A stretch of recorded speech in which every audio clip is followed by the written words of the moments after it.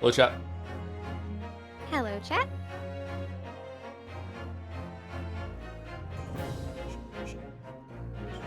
I have a request, Joe, since this is the last stream. Ooh, okay, what is your request?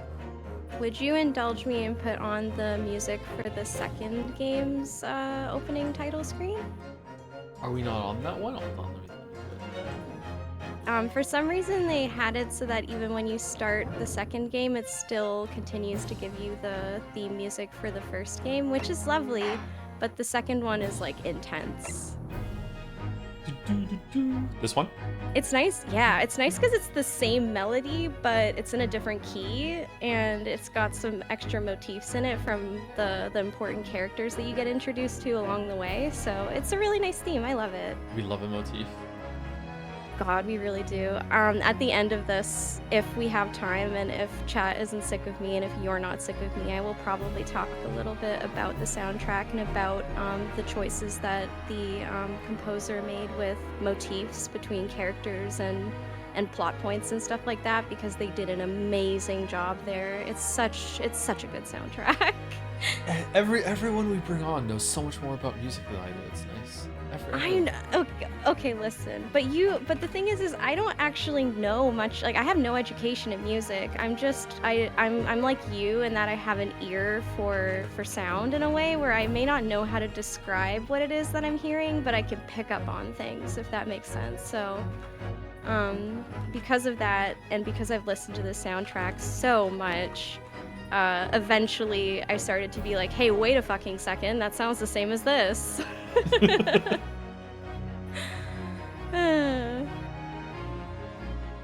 Yeah, I feel like I'm probably like this with everything. I just wing everything, and some things I've winged enough now that it sounds like I know what I'm talking about. Whereas it comes to streamer. No, it comes to music, like no, just not there yet. That's okay. Joe likes I can tell that you're boots. someone who genuinely loves music, and that's what matters to me, honestly. Not that I would be like, oh, fuck you if you don't like music. I mean, like, all that matters to me when discussing music with someone is just that they love the thing they're talking about. Who doesn't like music? It's like not liking dogs. You can't do that. There's no way. Okay, I agree with you on principle, but I did have a really good friend in middle school who, like, was one of my best friends in the whole world. I met them online, and unfortunately I eventually went out of touch with them, but they were one of my best friends for years. And one day, I don't know how it never came up before, but one day in a conversation, I brought up music, and they were just like, yeah, I don't really listen to music because I don't like music. And I was like, I felt like my brain screeched to a halt, and I was just like, beg your pardon? Are you fucking serious? You don't like music? And I still think about it all these years later because it was just so shocking to me. That was like over 2 decades ago, and I still think about it. It gotta be that just hasn't been exposed to right music yet, or just too young. How old? It's the mango conversation all over again. Yeah. It's mangoes all the way down. I think they were like 18 or 19 at the time, because they were older than me. That's old. Oh shit. Okay, yeah. Yeah, I know. That's a little too old to be like, oh, I don't like music. But that's how they felt, and I really respected them and their opinions as a person. So that's why it really shocked me to hear them say that. Yeah, someone in chat said, yeah, so I don't like hearing nice sounds. That's why it really surprised me. I was like, I feel like there has to be a kind of music for everyone, but I guess not. My biggest fear is that I will say "Beg your pardon" by accident IRL. Good luck with that, Meg Sketches. It'll be okay. Can we have a PowerPoint of yesterday's events? I don't know, Errol, can we? I mean, sure, if you want to do the stream solo while I do a PowerPoint, and then by the time it's over, I'm like, okay, I have a PowerPoint for yesterday, and then you're like, okay, great, now I need the PowerPoint for today, and then I'll be like, okay, bye, and then you'll never see me again, so... Missing the finale to make a PowerPoint of yesterday's stream. Nadja, where are you when we need you? How are your Someone's PowerPoint saying- skills, Nadja? Dustbloods looks oh, did the trailer come out? Are you gonna play Black Myth one day? Maybe, yeah. I think the next one we're gonna do for that is gonna be Kazan, though. I'm very tired today, chat. We were just discussing that before we went live about how it's almost like a Ace Attorney tradition for Joe to be really tired on the finale because of what happened last time. With no 10 no more no minutes. 10 more minutes, 10 more minutes, 10 more minutes. I have never been so tired at the end of a stream as I was at the end of that stream. My I god. think the closest you've ever come to being that tired again on stream, from what I recall, is the 13 Sentinels ending, where you got stuck in that massive, like, Oh epic god. battle at the end, and then had to Yeah. start it over again from the beginning because you lost.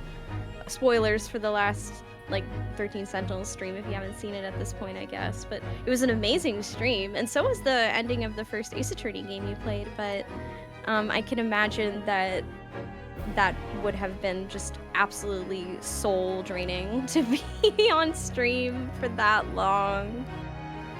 Reading too. Yeah, I was really mad at the end of 30. It's not the game's fault that I wanted the stream to be over. That's a conflict of a streamer being like, I would like this to be done, but you know, if I was playing on my own, I could just pause it and just step away and come back later, right? But it's like no, we have to finish it now because because it would be a bad break point to end with only like an hour of story left. Yeah. Yeah, that's one of the unfortunate things about making playing games part of like an online job experience. I think lots of wonderful things can come out of it, but at the same time, I'm sure it also does inherently change how you interact with and experience the games that you play live. I think it's almost always a positive change, to be honest. Not always. That's nice. But I think it is almost always, yeah. I think it makes me enjoy games more, yeah. It made you enjoy Expedition 33 more? Oh, sorry. It did, yeah. It did. Oh, that was so close. Oh, God. Oh. Yeah, that people was a were really talking about interesting thing to be in chat for. the 24-hour stream of Kingdom Deliverance 2. Yeah, I don't know, like, I guess, like, knowing ahead of time we're locked in for 24 hours, I did get really tired at the end of that stream, but it was like, yeah, we're okay. We're doing okay. What was your opinion of Expedition 33, Errol, without spoilers? Yeah, sure, without spoilers. Okay, so full disclosure, I have not played it myself, but I did watch your entire playthrough and I watched some of Mouse's playthrough, so I'm a fake Expedition 33 player, but I really enjoyed it. I did feel like it reminded me perhaps a little too much of some things that I experienced via watching your streams recently before that. So if I had played or watched somebody play Expedition 33 before a certain other piece of media, I probably would have liked it even more than I did. But because it reminded me so much of that other piece of media, I do think it changed my opinion of it in a way where I was like, this has been done better somewhere else. I still really liked Expedition 33 though. The ending, without saying any spoilers, some parts of the ending, harkening back to lines that are said at the beginning of the game, it made me cry a little bit because I remember, like, I had like that, it hit me like a train where I was like, oh my god, that's the same thing they said earlier, and the context has completely changed, but like the feeling is just so intense, like the grief of what's going on. It was really good. I liked it, and it's beautiful to look at too. It's a really very is. very pretty Yes. game. Yeah. The heads are too big though on the models by just a little bit. Right? They are. Do you agree that the sister looked like the girlfriend? Yes, I do Yeah. actually. Like not to the point where I would be like, this is absolutely just the exact same person. It's in a way where I was like, it feels like they used the same actress as like the inspiration for like designing these characters, or maybe they were a little too influenced with the sister. I don't know. They do look very similar, very very similar. I'm curious if they're going to make a sequel with their next game, or if they're going to do something else and then return to this later, or something like that. I would like to see them do something else. I think that the world that they created is very interesting and they could do a lot with that, but because they were able to create such an interesting idea within the story that they made, I would like to see what else they could come up with. As long as Ben Starr is still in it, that's my only. Oh, of course, yeah. Yeah. Doing a completely different voice. Yes. God, his voice is really nice. Yeah.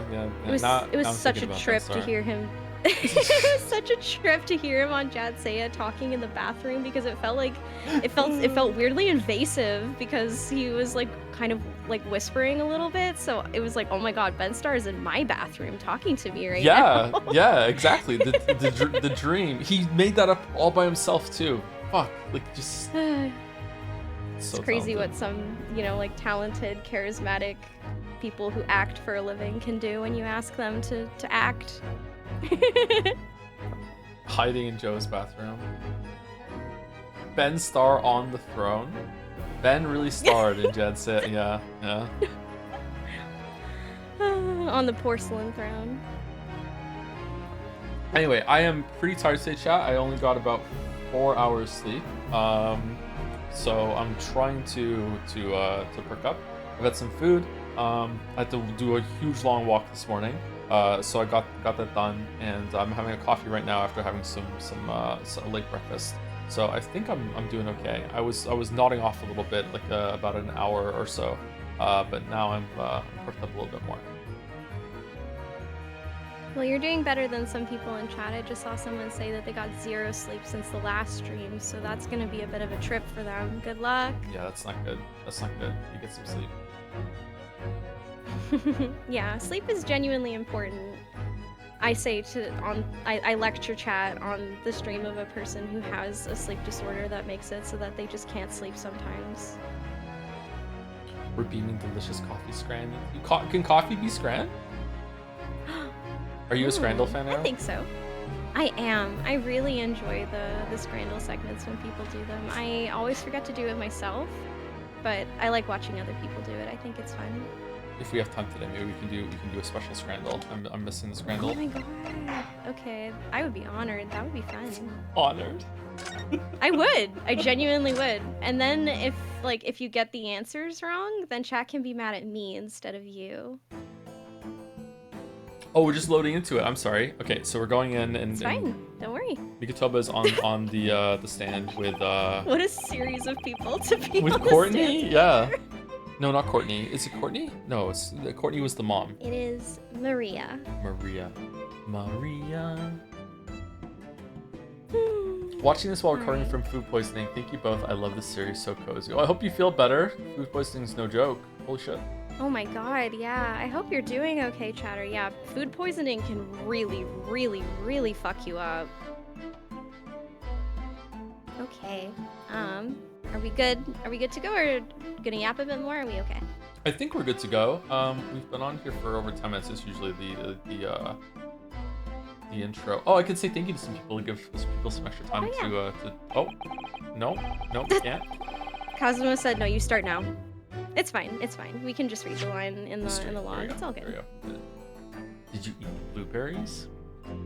Is there more stuff with food poisoning going around now? It was lettuce for a while. Wasn't lettuce contaminated, or was it just a theory that wasn't included? I'm afraid I really like blueberries. Don't tell me I can't eat blueberries anymore. Well, actually, I'm probably fine. I get my blueberries from farmers markets like a fucking bougie ass person, so. I just happen to be very lucky that we have a lot of farmers markets around here. Oh, the U.S. government. Well, don't worry. Have never been to a farmer's market. I should go. I always want to have that experience. The mythical farmer's market. They're fun. They're nice. They are genuinely pretty cool. They always have lots of nice stuff, like all kinds of things. They're at the farmer's market that my wife and I go to. There is an old Thai lady that sells her frozen curries and stuff. So you can get like you can just get like some Thai grandma's frozen curries to bring home. Oh, that's sweet. Yeah, oh, you actually it's buy really cool. like home cooked meals that are actually are home cooked meals. Oh wow. Yeah. So it's not just like, oh, here's 5 stands in a row that are selling you green onions, which can be awesome. Like don't get me wrong. I do enjoy perusing a green onion, but there are lots of people like that who also sell their stuff at farmers markets where you can just pick up like some grandma's soups or some frozen pies, like stuff like that. And that's really nice because you're supporting some local people, and also like the food is just gonna be better a lot of the time. And also, infuriatingly, food is so expensive now that It it's is. Yes. sometimes cheaper to get the same like produce at a farmer's market than it is to buy it at the grocery store, depending on where you live. It must be so confusing for the generation that's currently like, I don't know, like around 18, 19, 20, making the transition from leaving the home into cooking for themselves. Because like you always hear like, oh no, you should learn how to cook and you can make things cheaper yourself at home. And that's generally still true, but it's not as true as it used to be. It must be so difficult to get into that. And you need to make mistakes cooking. Like that's the whole process. Is like you're gonna ruin a bunch of meals learning this, yeah. I know. Yeah, and the stakes are higher than they used to be because food is so expensive that like you don't want to fuck up like 6 eggs in a row trying to make an egg dish. You want to get it right because that's a lot of money to be theoretically wasting. Yeah, it sucks. It's oh my god, we sound so old talking about this, but we really are living in an age now where there are so many things that you and I just kind of took for granted as like, oh, well, this is just a fact of adult living that are starting to slowly no longer become true, but are still kind of true sometimes. So like, what advice is accurate for young people? It's hard to tell. Man, it would suck to waste 6 eggs trying to drop them to crack correctly. Well, that's... Come on. Now this is how we give people time to come into the stream. We talk about egg dropping discourse. It works. It works. I believe you. I just have trouble like imagining it. You know what I mean? You believe me without trying? Wow. Okay. All right. I believe it works for you. We'll put it that way. You can interpret that as you please. I was gonna say about your farmer's market story that the closest I ever gotten to that was a little corner store in a small shopping mall in Toronto. Was like it would sell a bunch of imported stuff from Scotland. It was like it was for like oh, that's awesome. British people would go there and they would get a bunch of stuff from Scotland, and there was like 2 or 3 ladies there that would make homemade pastries and like Scottish pies and stuff like that. And that's the closest I've ever gotten to that. And one day I was there buying some again, and she said to me, you know, like they're sold cold. She's like, if you reheat that, make sure you put it at this temperature in the oven. That's the best way. And I looked at her and I said, actually, I put them in the microwave. And she, oh god, she had this look on her face and said, but if you do that, they're gonna get all soggy instead of crispy in the oven. So you should put them in the oven to make them crispy. And then I doubled down and said, I actually prefer them a little soggy. And oh my god, you probably ruined her whole day. All the hard work she put into making those pasties, and you just fucking desecrated them. Evil. I know. Evil. I meant it too. That's the worst part. Oh is that god, I meant it. that is the worst part. How could you do that to her? It's fine. It's fine. Honestly, people have probably done worse things. This was to the very same food. I'm so they just old don't tell her about it. This is before air fryers. Okay, so if I had an air fryer now, maybe it'd be better. Okay. I don't know. It just seems so wasteful to heat up a whole ass oven just to cook like Ann pie. You know what I mean? Like it's so. I'll be honest. I agree with you. It's such a huge thing to heat up. I will admit, it's air fryer talk now. I will admit that I actually haven't used my oven in I think 3 years because my wife and I got this is not an ad, but we got a Ninja Air Fryer XL oven unit where you can cook like an entire like whole chicken in it. It's that big. And it has like an opening door at the front with glass so you can even watch it, and that thing heats up in like literally like 30 seconds. So I have absolutely no reason to use the oven unless I'm trying to cook for like more than 3 people at the same time, which I don't need to do yet, or if I'm trying to cook a big meal all at once. So because I don't really need to do that, it's honestly perfect. I don't need an oven. Not an ad, but that really sounded like an ad. I also have a Ninja air fryer. It's not that one though. Oh no! I have the one that has like it loads from the top, and you like put it on top of like this like glass. A basket? Yeah, like yeah, you put it on, and it's also glass, and you can watch the food cook, which is kind of hypnotizing sometimes when you look through and just watch it become food. Like yeah. It's kind of soothing, yeah. I mean, watching things become food is a chemical reaction, right? When they're cooking, so you are literally just watching a chemical reaction, and I think that's neat. You know, it's science.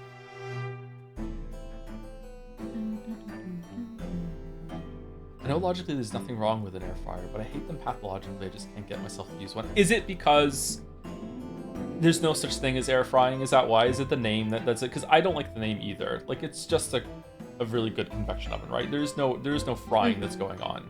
You can't fry without oil, right? That's the whole point of frying. Yes. Yeah. Yeah, it's not the same thing as a deep fryer. They call it an air fryer because it's just like a commercial advertising term, really. It's because you can get an approximate like crispy kind of texture to foods. You can lightly crisp them in a way that you wouldn't be able to do in a traditional oven because the airflow inside of ovens is not the same. So it's essentially just a small oven unit that has fans that use it to move the air around and distribute it in a way that helps like to crisp up food and quote unquote fry it. That's really all it is. Joe is correct. It's really just a convection oven. I think some people get confused when they get the air fryer and they actually do put some oil in with it. And there might be some uses for that. Sometimes you want to put a little bit of oil in your food to crisp it up a little bit better. But you're definitely not putting like oil in the bottom of the air fryer when you're using it, unless the recipe calls for it somehow. Yeah, putting like a whole bunch of oil into it just sounds like a nightmare for cleaning it afterwards because it has like fans and stuff, so you'd have to get into the like grill of the fan and stuff like that, and that sounds like an absolute nightmare. Oh, now there's a poll. Do you own an air fryer? Oh no. Oh god, I'm sorry. I didn't mean to turn this into air fryer talk. Who was last person I said thank you to yesterday? Was it Pincerata? Was it Ro Tyler? I think it might have been Pincerata. Thanks for the great streams. You're welcome, Pincerata. Hopefully I said thank you to you yesterday. I think it was 60 months. Master Elliot has resubscribed for 25 months right before the stream started. She grate my attorney till I hold it and object. She ace on the till I too. What? By the way, are you watching the Gamescom shows next Tuesday during stream hours? I think. I don't know. Should we? I don't know when I'm streaming next week. I'm streaming Sunday and Monday and maybe a full week after that, but I'm not sure. So I don't know what day that is. Gamescom show. Let me see. Gamescom. Excuse me. Gamescom 2026 kicks off with Gamescom opening night hosted by Jeff Keighley. Is he in all of them now? Is there? Oh my god. What the fuck? He's everywhere. Everywhere I look, I see Jeff Keighley. He was in the credits of Dispatch too, eh? I noticed that. Was he? That was a full-on Canadian A there. Oh, sorry. Sorry. Sorry. Yeah, Jeff Keighley, he was so in the special thanks section near the end. I noticed because they were talking about they were crediting the cats of the people who worked on the dispatch team, which I thought was really cute. So I was paying extra attention to the credits at the time, and then it showed like special thanks, and fucking Jeff Keighley's name was in there. I didn't see that one. Shit. Yeah. Maybe someone had a cat named Jeff Keighley. Cool. Okay, well. That is theoretically fucking. Actually, that would go hard as a name for a cat. I'm thinking about getting a full black cat. Should I call him Jeff Keighley? You're gonna name him Jeff Keighley? And then at the vet, they're like Mr. or Mrs. Jeff Keighley, whatever, like insert last name. Because at the vet, they usually will just give on file the pet the last name of the owner. So that would go hard. That'd be super funny. Putting tiny sneakers on my cat named Jeff Keighley. It's either Jeff Keighley or it's Gatsby. To go with Gatsby. Gatsby is a wonderful name. I know. I'll be honest. It's an awesome name, isn't it? Yeah, I think I'm gonna have to go with Gatsby. Gatsby and Gatsby. I think so.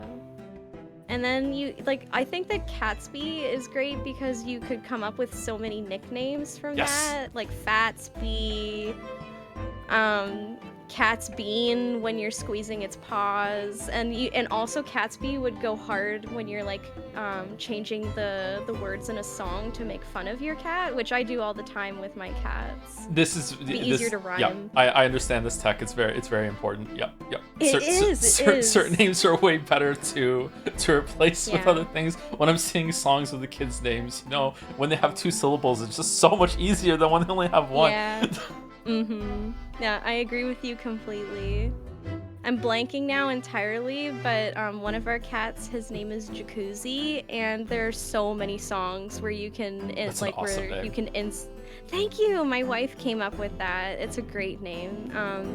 And there's so many songs where you can replace some of the words with Jacuzzi, and it still works. So, yeah, I highly recommend that tech to people. I thought you hated cats. It I is don't a hate Bacano cats. reference. I prefer dogs, but I was just talking to Seraph about this actually. That it's like people like pit cats and dogs together against each other because like they're the typical pets that people get, but they're so different really. They may occupy the same spot in your heart sometimes, but they're just such different animals. They have different places. Yeah. It is a legitimate apples and oranges situation to me, where I think that it's doing a disservice to like animals to treat all pets as if they're essentially the same creature because they can be a pet. You know what I mean? I don't know if that makes sense or not. I think it does make sense. Yeah. Thank you. I was taking a big gulp of coffee when you said that. Sorry. Oh, it's fine. I mean, you and I were talking just the other day about how cats and dogs as pets, they offer a lot of things that are similar, but they also offer a lot of things that are very different. And the unconditional love that dogs can provide for someone is absolutely wonderful, and they deserve the whole world. But there is also something really special about how most cats require some patience and some understanding and some time to be able to trust you. And when you reach that point where a cat really trusts you enough that they'll just come up to you and chill with you and sit on you, or they want your attention, that feels like you really earned it. Like there's like a sense of like pride and accomplishment that comes with that. It's its own kind of special bond, and I think that's really nice. I'll go one further, and maybe this is kind of what's the word? I don't know. Maybe this is not a clean take, but I like it when an animal is vicious to other people but loves you. Like you're the special chosen one. Like I had a stray cat when I was in my 20s who was a stray, and she only had one eye, and she was like vicious to everyone except for me. She loved me. Aww. So like yeah, Sophie. Sophie was her name. And like I don't know, Sophie's a nice name. there's something kind of nice about, like yeah, this is my cat, right?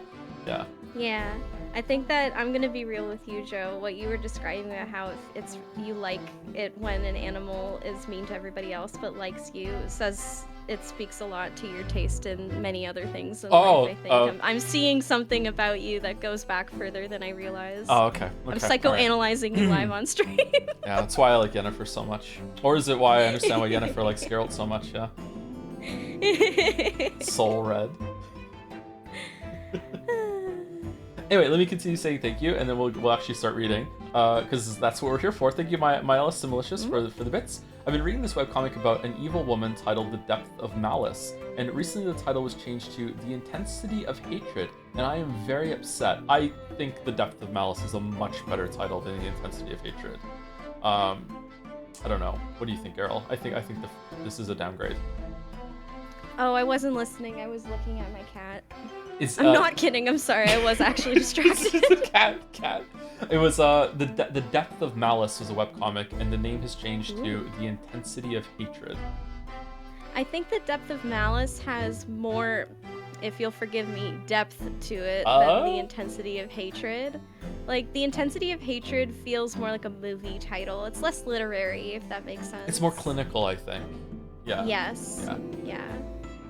The Depths of Malice also feels like malice as a word to me, I think implies more than what hatred does. Hatred is like a more pure, raw emotion.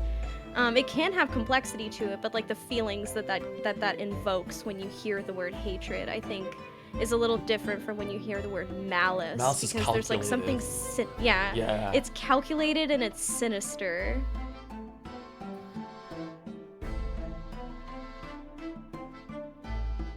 Death implies it could have double meaning with it in a physical dimension. Oh, that's true. Yeah, I don't know what the webcomic is about. Hopefully the title, you know, is indicative of other changes that are going on. Wonder why they changed it. Huh? That's a weird thing to do. Usually titles don't change that way. That introduction. Thank you, Huli Godot, for the 37 months. I still don't know if I'm saying your name right, by the way, but hopefully I'm somewhere close. Thank you, Burgos for the new sub. Right when the stream started. Thank you very much, Burgos. Thank you, Iktit, for the 6 months with the dancing jobs. Thank you, George Washing Machine, for the 53 months. Can't watch live too often because I'm employed now. Huzzah, congratulations on the employment, but thanks for another month of great entertainment. It's kind of been a sporadic 2 months now, but, you know, I'm doing my best. I should say more clearly again that the next stream is going to be on Sunday. There's no stream tomorrow. There's no stream Saturday.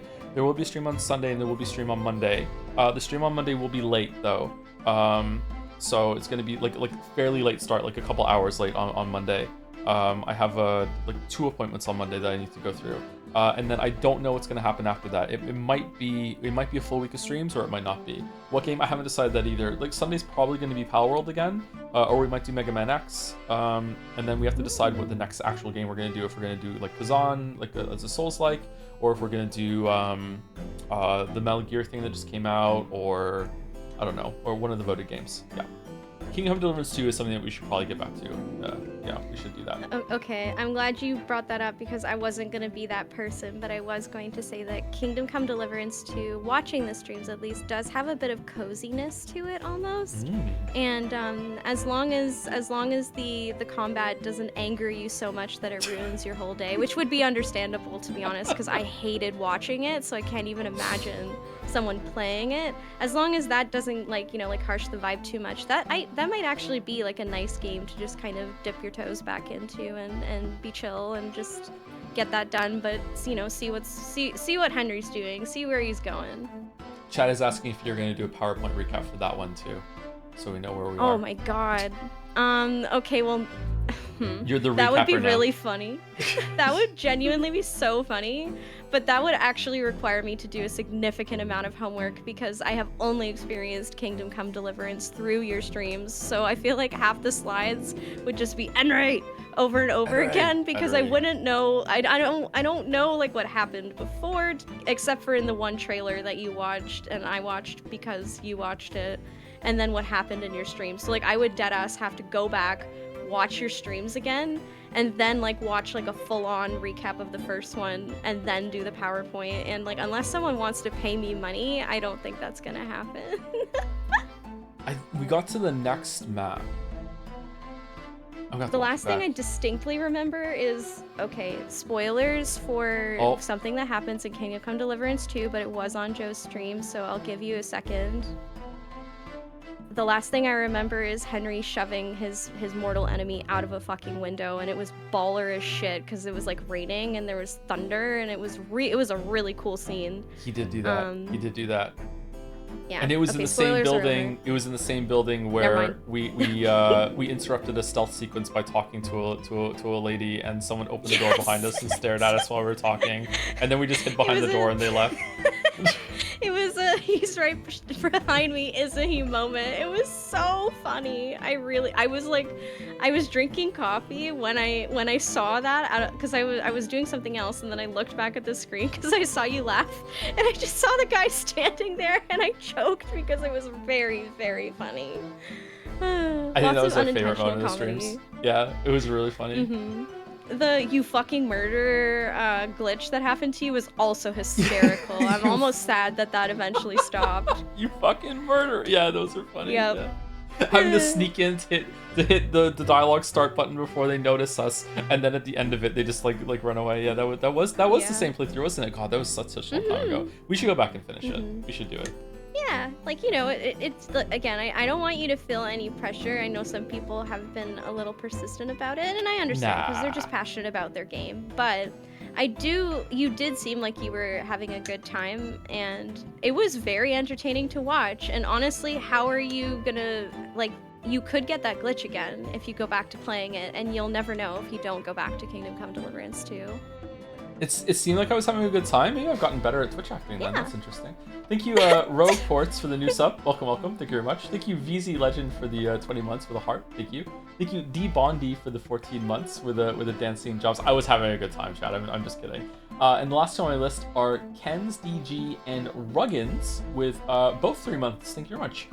Ken's DG says, "Hey Joe, really happy to see you back and finishing off Great East Attorney. I've watched most of the presentation part of the previous stream, but oh my god, it is absolutely hilarious. 10 out of 10, no notes. Super excited to watch and refresh myself on how this incredible game ends." That is very nice. Regan says, "I'm very glad that you happen to be streaming this finale on the same day I'm finishing Ace Attorney 3 myself. Lol, thank you so much for playing these games. 2 Ace Attorney stories ending simultaneously? How are you keeping them in your head? Damn." Wow, that's awesome. I'm impressed. And I think with that, we can finally start reading. It's we stalled for another 20 minutes. Go us. We're so good at this. Hell yeah. We are. It's almost like it's not on purpose or something crazy. I know. I so many times in the stream, I'm like, this is the day we're gonna go on, we're gonna start, and we're gonna just like play the game within 5 minutes. And sometimes it works, but other times it's like, oh god, it's another hour. Fan art is like that. Fan art, for a reason. It's just, I want to wait for everyone to be here before we start fan art, so the fan art gets the best showcase, and then I end up yapping for 45 minutes. Yeah, well, I mean, it's almost like you care about your community, and you're also always absolutely amazed by the marvelous work that people make for you, or because they were inspired by you, and you want to give that the due attention it deserves. Thank you. I tried. I sound like I'm just glazing you, but I actually do mean that, because most people don't show the fan art that they get in that way, and I'm sure that for a lot of people it's because they just don't have the time, and that's totally okay. I understand that, but it's a nice little feature because then it becomes like this community thing where everybody is enjoying and appreciating it together with you, so it's fun. Oh, thank you for the raid, Okay, we Kaylee, should probably start reading. Oh, sorry, Kaylee. Hello, Kaylee. What was Kaylee playing? Do you want to keep the same voice assignments as yesterday? And also, I'll take Mikitoba, and you can take Maria? Yeah, sure. I think that sounds great. I'm just gonna check something really quick. Yes. Okay. If any other characters show up later, you can just figure out assignments for that too. Yeah. If. Okay, that sounds great. All right. So, witness, please state your name and occupation for the court. I think you should take the ghost of Clint. So when Clint and Baroque are talking, it's not just me. There we go. But that would be funny. You could give him the same voice, but like give him, like kind of like a Valley Girl accent, because he does kind of look like he'd kind of slay in that way. So. Forgive the discourtesy of me overfilling my chalice as I'm talking to the ghost of my dead brother. Ooh, hello, Baroque, I'm back. It's like, both voices, if you fucking still. Anyway, Eugene Mikitoba, lecturer in forensic medicine at the Imperial Yumi University in Tokyo, Japan. Oh. Gory. Oh, thank you for the gift subs, Hayden. And delaying even more. We love to see it. Thank you very much, Hayden. Really appreciate that. Thank you, Haydener. That's extremely nice of you. I hope you're doing well. When did the underscore get in the name, Haydener? Got a capture on the VODs. Thanks for being you. Thank you so much, Haydener. Hope you enjoyed the VODs. Alright, and Professor Mikotoba, the young lady beside you is... This is Dr. Maria Gori. Scotland Yard's practicing coroner, daughter of Dr. Syed, I understand. Is there a pun in like Maria Gori, or is it just because she's a coroner, Gore, like Gory? Is there anything more than that? Okay, so I'm actually Sabletooth in chat said it's Mariah Carey, and that took me out. Sorry. Okay, I actually don't know. So for me, I always thought it was like Maria, like Maury, Mary, or like hell yeah, I love gore, like kind of like pun to it, and then Gory is just because like, well, that is technically a last name, so I'm not sure if it has more meaning to it than that. Usually I would be able to mansplain or I guess Ace Attorney fansplain the like the pun to you, but if there's something more to it than that, I don't know what it is. Bloody Mary is Chaz saying? Bloody Mary, Maria Gory? Maybe? That's a little bit of a stretch, but sometimes they are stretched like that. Mm-hmm. More gory? She's Memento looking at his hat like Mori. she's wondering if it's edible. Oh, Memento. She's looking like that, yeah. Yes. Dr. Okay, Sai. someone checked the wiki and they said her English surname is a play on Gorey and possibly a reference to Edward Gorey, an American illustrator known for his macabre works. Also, I don't know. Also Bloody Mary. Was Bloody Mary an urban legend when you were growing up? Yes, it was. Oh my god, it still was when I was in school, and I was actually legitimately really afraid of it. I was too. I thought it was real. It was yeah, real. yeah. I was afraid to go into the bathroom and say her name, and she appeared in the mirror. Yeah. Yeah.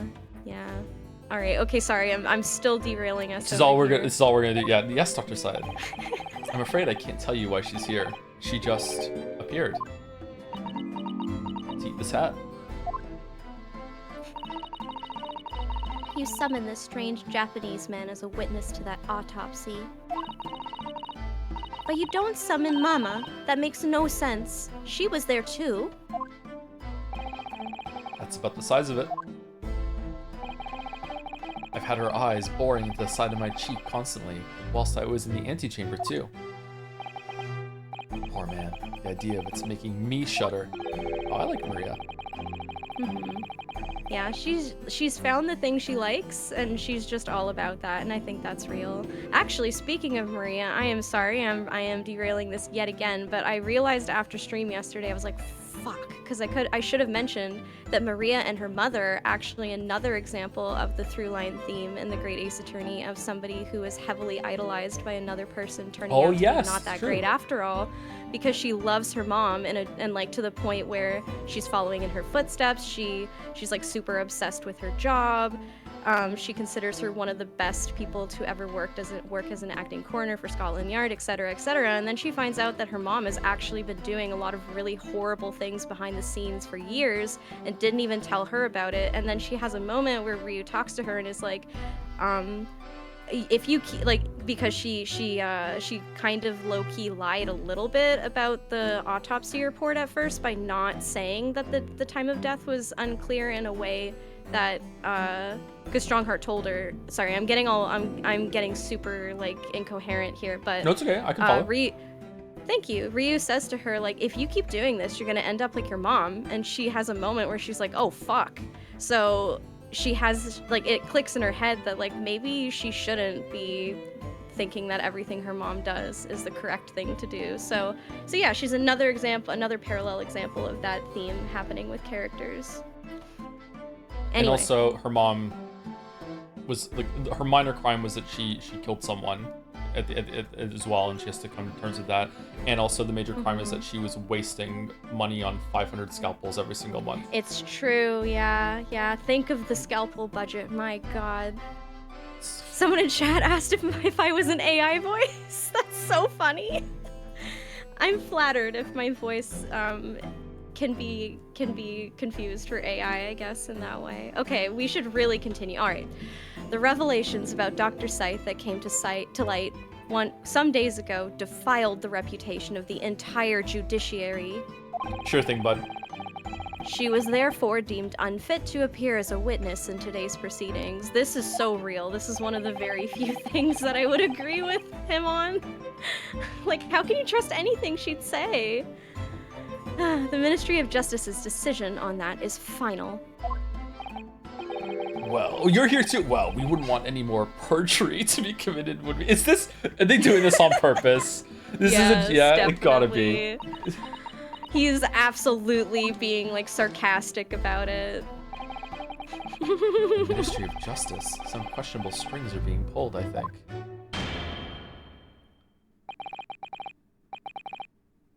I remember you, Dr. Mikodova. But I certainly never expected to be meeting you under these circumstances. Yes, it's been a long while, Lord Strongheart. Use it. The prosecution understands that you were a visiting student of forensic science in London until 10 years ago. That's right. I studied under Dr. Wilson at St. Sinners. So you were present at the autopsy of my brother, Lord Clint Van Zeeks. I was, yes. I assisted Dr. Wilson with the entire procedure. Mama is far more skilled than any Japanese man. More racists? Well, Dr. Wilson asked me to be his primary assistant on that occasion. Just a feminist. And this autopsy report was actually penned by you, I believe. Yes. I noted all of the doctor's findings, and when we were done, he read through the document and signed it. Poor Mama. As secondary assistant, she wouldn't have had such a good view of all the innards. So, Professor, do you remember Inspector Gregson? Mama just killed a man. Yes, of course. If it wasn't for his insistence, Lord Van Zeeks' autopsy would never have happened. But he was absolutely convinced it would reveal decisive evidence against Genshin, you see. So Lord Strongheart had to entreat the nobility to allow it to take place. And then he must have planted some evidence in his stomach to conveniently find or something like that. That's what I'm guessing happened here. Do correct me if I'm wrong, my lord. It was as a result of that autopsy that a mass murder was apprehended and justice was done. But Gregson admitted it before he was killed. He admitted that the results of the autopsy were fabricated.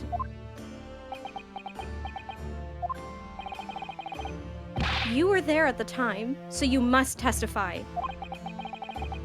You have an obligation to tell the truth about what really went on. Sound okay, chat, by the way? We didn't do a sound check, sorry. Absolutely, that's precisely why I'm here. And that's why I'm here too. Very well then. You will give your formal testimony now, witness. But before you begin, a word of warning. Oh? You will state truthfully and accurately what you saw and what you heard at the time. Oh, he knows. Okay. I wouldn't dream of doing otherwise, my lord. The moment your testimony verges on supposition, I will expel you from my courtroom. Remember that.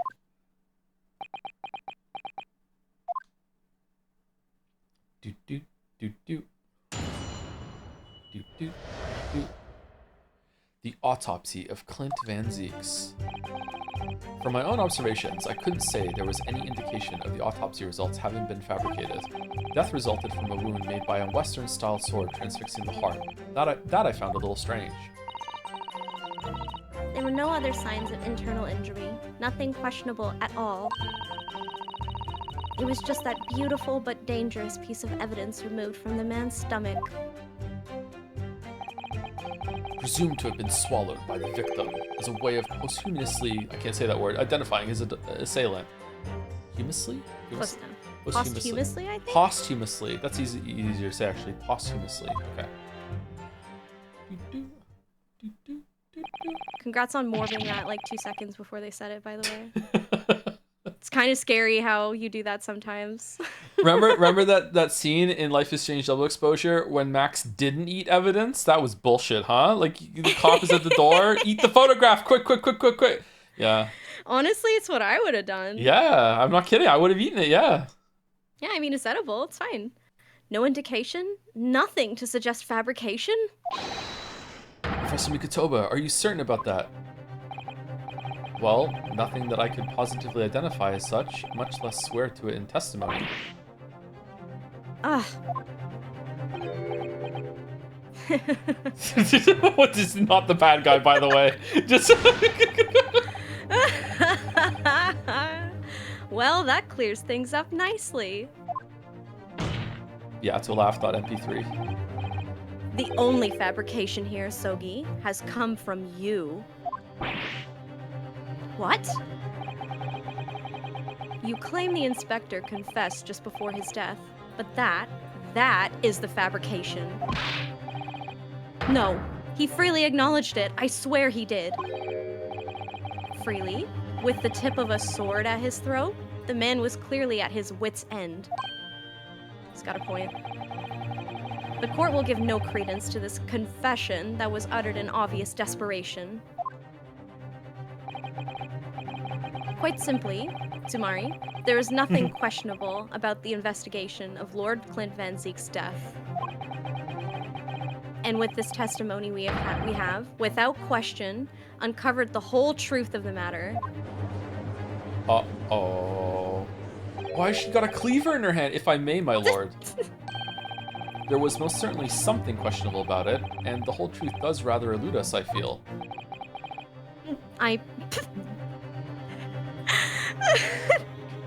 Sorry, the period at the end instead of the question mark took me out. For some reason, it's so much funnier with a period. I beg your pardon. It's not a question if I can, it's a statement that it's gonna happen. Stand aside. No. I beg your pardon. Well, you're obviously aware of the facts of this game. All 4 of the professor's previous victims died when an enormous beast was set upon them that ripped out their throats. Oh shit. Oh, such horrifying crimes. But curiously, the killer's last victim, Lord Clint Van Zeeks, suffered a different fate. Yes, you're right. He was stabbed through the heart with a sword. That's enough. I believe I warned you about this, witness. I promised to curtail your testimony as soon as it entered the realms of supposition or speculation. Humph. Very well, my lord. In that case, the defense will pursue a conclusion to this during the cross-examination. What? What? I have the right to cross-examine every witness after testimony. What? And I still haven't used my token for musical chairs. So we can all switch places for a bit, and Susie can be the judge. And I fully intend to exercise that right. Hell yeah. Ryunosuke. I'm afraid that even the presiding judge has no authority to contravene the letter of the law. As I'm sure every member of the judiciary present in the gallery would agree.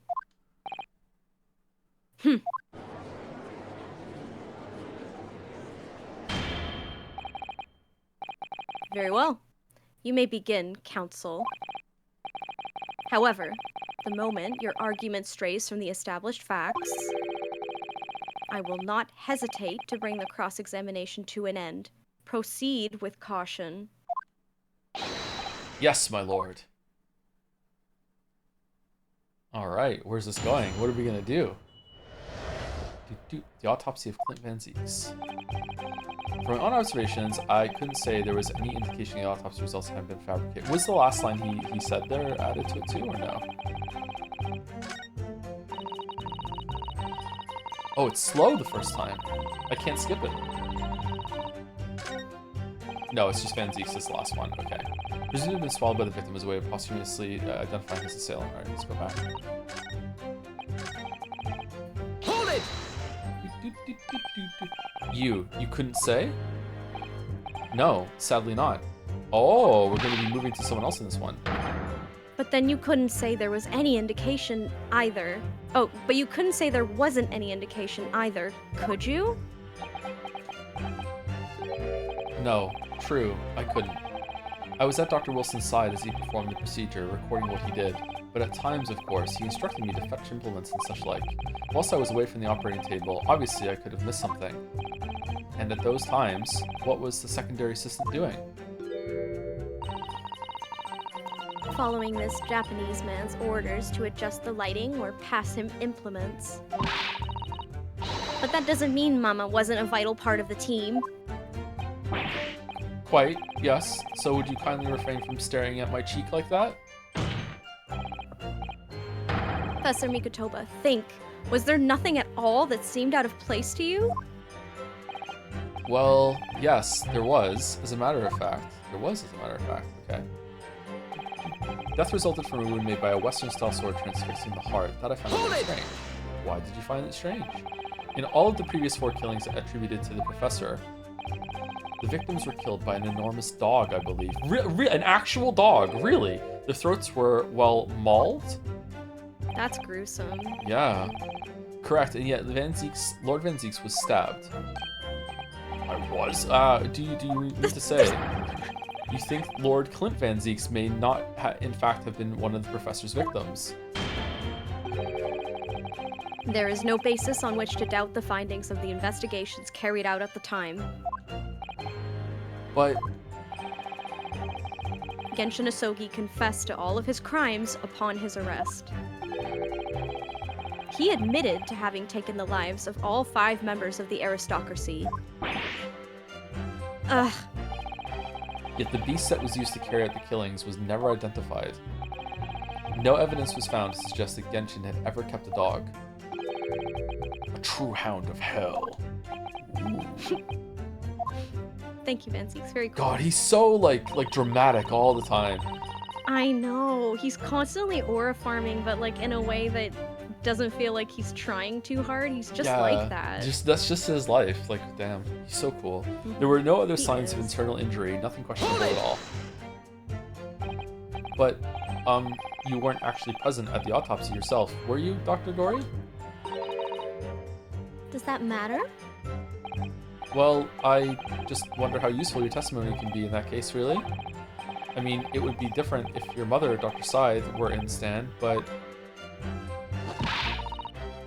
I've read all the paperwork about the case, and Mama's told me the story countless times. The statement I just made is exactly what's written in the autopsy report. I did confirm that myself at the time. It's true. Besides the stab wound, there were no other signs of internal trauma. I see.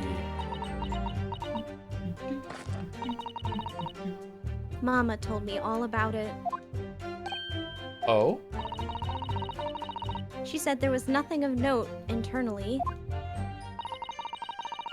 But they did find an amazing piece of evidence. Something unbelievable. Unbelievable? What do you mean? Come on, Dr. Gory. What was it? Bro is just like chomping at the bit, just like begging people to give him something here. I mean, he is gonna get arrested after this, so... True, that is true. They're really teasing what they found in his stomach, huh? They're building it up. Hold it! Mm-hmm. What exactly was it, though? What does beautiful but dangerous mean? Well, it was sparkly and round with a hole, as if it might slip over a finger, perhaps. It was a ring, belonging to Genshin Asogi. My father's ring was inside the victim's stomach? At the time, Genshin wore a large ring on the digitus quartus of his left hand, the 4th, or ring finger. Okay, we know you're a... Alright, but yeah, I know. Buddy. Yeah, alright, yeah. Holy crap. I understood it was some sort of keepsake. When my father left Japan for London 16 years ago, I was 8 years old. But I remember that ring. You do? My father's possessions were sent to our family home in Japan after his death, but the ring wasn't among them. Obviously not. It was a key piece of evidence. It remains under lock and key in the stores at Scotland Yard to this day. After the autopsy, Genshin was summoned by the police to check for the presence of his ring. It wasn't on his hand, of course. Moreover, there were deep abrasions on his finger where it had been pulled off. They arrested the man there and then, right before my eyes. How could they? I brought the ring along with me today. Evidence. Add it. Let's go. What? Oh, shit. Here it is. A bit dusty from years in the stores.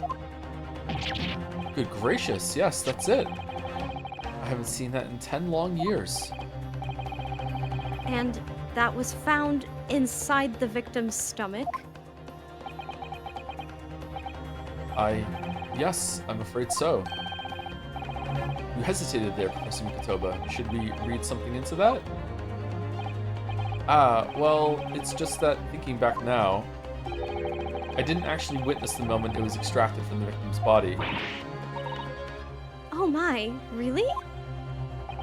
Oh dear. At that precise moment, Dr. Wilson had asked me to dear. fetch him a new scalpel, you see. See, this is why. It's a long story, part of their heritage that they're wasting scalpels.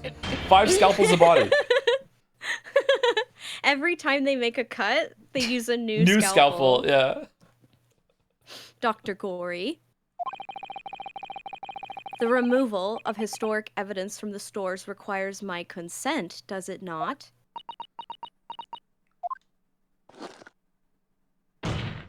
Talk to the mask.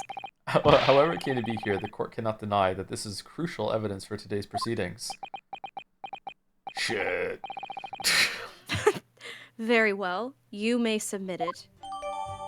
Mr. Sogi's ring has been entered into the court record. Is this the last entry to the court record, or are there going to be more? Mr. Sogi's ring. A ring belonging to Genshin Sogi found in Lord Clint Van Zeek's stomach during the autopsy. The claws clasping the gem look sharp enough to cause a very nasty scratch. It's not the sort of ring normally seen in Japan. They almost look like claws protecting that jewel. We must examine it very carefully, Mr. Naruhodo. Very carefully indeed.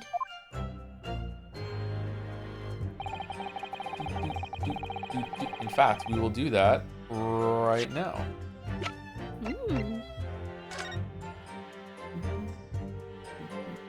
I wish men still wore, like, insanely ornate rings like this. I think guys should be allowed to wear cool-ass big rings, too.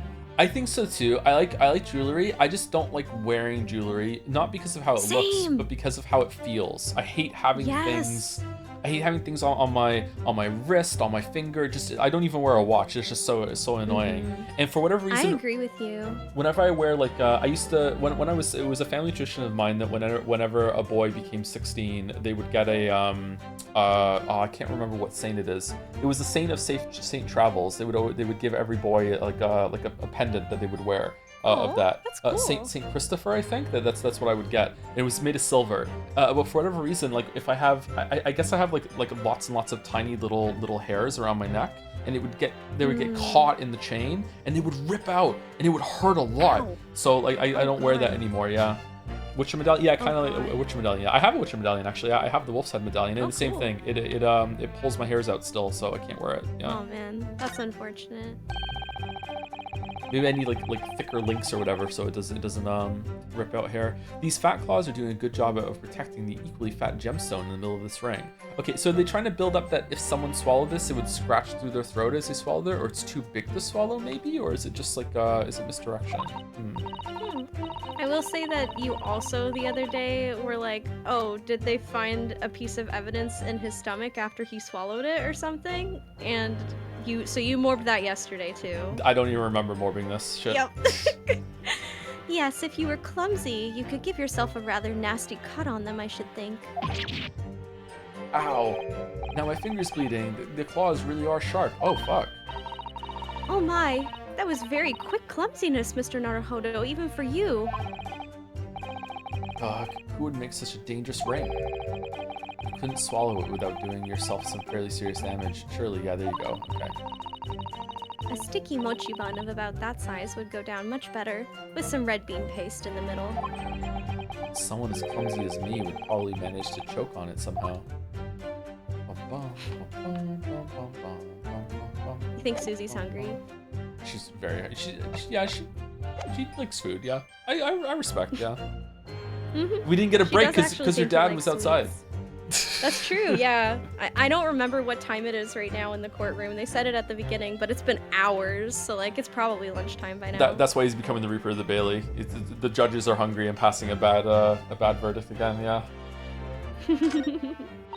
I fucking love jewelry, says Aldo in Feet Picks. I've considered picking up goldsmithing as a hobby. How can you get started on something like that? That sounds like a fun thing to do, actually, but I don't know. Oh, sorry. I didn't mean to interrupt you. No, it's okay. Go ahead. Oh, you're fine. I was gonna say that I think you didn't press this statement, and, you know, it is your man, so We did this one, right? Yeah, we did this one. We didn't press this one. I'm sorry, I'm not trying to backseat your No, experience. no, It's just if you can I have more accidentally lines hit of the thing, Van yeah. Zieks talking. Hold it! We're good, we're good. Apprenticeship? Yeah, but can you take an apprentice? I guess you could, yeah. There must be classes about it. And that was the decisive piece of evidence that led to Genshin Isogi's arrest. Correct. After further investigations by Scotland Yard, the man admitted to his crimes. That's a lie. My father was no killer. That's a lie! No! Farouk Van Zieks, it was you. You twisted the truth to suit your purposes. Bro. Your hatred of me doesn't change the facts that were established 10 years ago. My brother Clint had closed in on the professor. In the end, he exposed the man and put a stop to his lethal rampage. In the way only a man of my brother's caliber could. I like that Van Zieks' facts, not feelings, is Kazuma right now. That's everything, is it? Poor father, he looks so troubled. Perhaps because 10 years ago, something happened that's been weighing on his mind. Oh, I couldn't say with his words. That phrasing was very deliberate, I'm sure. I wonder if he's had his suspicions all these years. If that's the case, we need to use this cross-examination to prove what really happens, and remove any trace of doubt. If we could establish that Kazuma-sama's claim of fabricated evidence was true... We can't shy away from this now. Even if what we might uncover could lead to total calamity. Don't worry, Mr. Naruhodo. I'll be right beside you, whatever may happen. Thanks, Susie. Love you, Susie. Yeah. So hungry. Okay, yay. From my own observations, I couldn't say there was any indication the was supposed to be fabricated. Death resulted from a wound made by Western Soldiers. A little strange. There were no other signs of internal injury, nothing questionable. Okay, it's that one. It would have done internal injury. We're going the long way to the ring. Okay. Objection! The court has heard that the ring was extracted from the victim's stomach, but you didn't actually see it being removed, did you, Professor Mikotoba? That's right. As I said in my testimony before, at that moment, I was fetching a replacement scalpel that Dr. Wilson had requested. In other words, Sumari, you can neither confirm nor deny whether this ring, in fact, really came from the victim's stomach or not. What are you suggesting, Counsel? That the ring was never in the victim's stomach to begin with. It's entirely feasible that Dr. Wilson fabricated that detail about the autopsy. What are you saying? That Dr. Wilson... That Dr. Wilson was in possession of the ring in advance after it was somehow stolen from Mr. Isogi. And he produced it during the procedure, pretending to have found it there and then in the victim's stomach. Objection! Really, bro? Really? Supposition at best. What possible evidence do you have to support such a rash claim? This evidence right here. That's the autopsy report. It's explicit in that report, Counsel. Other than the ring, nothing unusual was noted internally, so I'm not sure how you intend to prove your point. You've already done it for me, my lord. Ooh, the lack of internal injury says it all. What? To swallow a ring of this size would require considerable effort and determination. And in addition to its size, there are the sharp claws around the gemstone to contend with. My brother was a determined man, and on the brink of death, even more so, I'm sure. He could swallow anything. He would have stopped at nothing to ensure that evil killer was brought to justice. Such a judgmental there. But if he really had swallowed that enormous ring, it's inconceivable that no traces of its passage down his throat would have remained this internal trauma. No! No! They're packing heat in that Osoki family, damn. And there, Sorry. you've arrived at the sticking point. Don't be sorry, it's funny. That's precisely why I had my doubts about the findings myself 10 years ago. Then why didn't you say something at the time? I did. I I still remember the conversation I had with Dr. Wilson in the laboratory that day.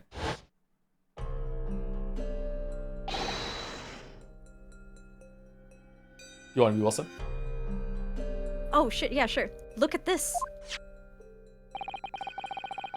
Now, this is a very curious thing to find in a man's stomach, wouldn't you say?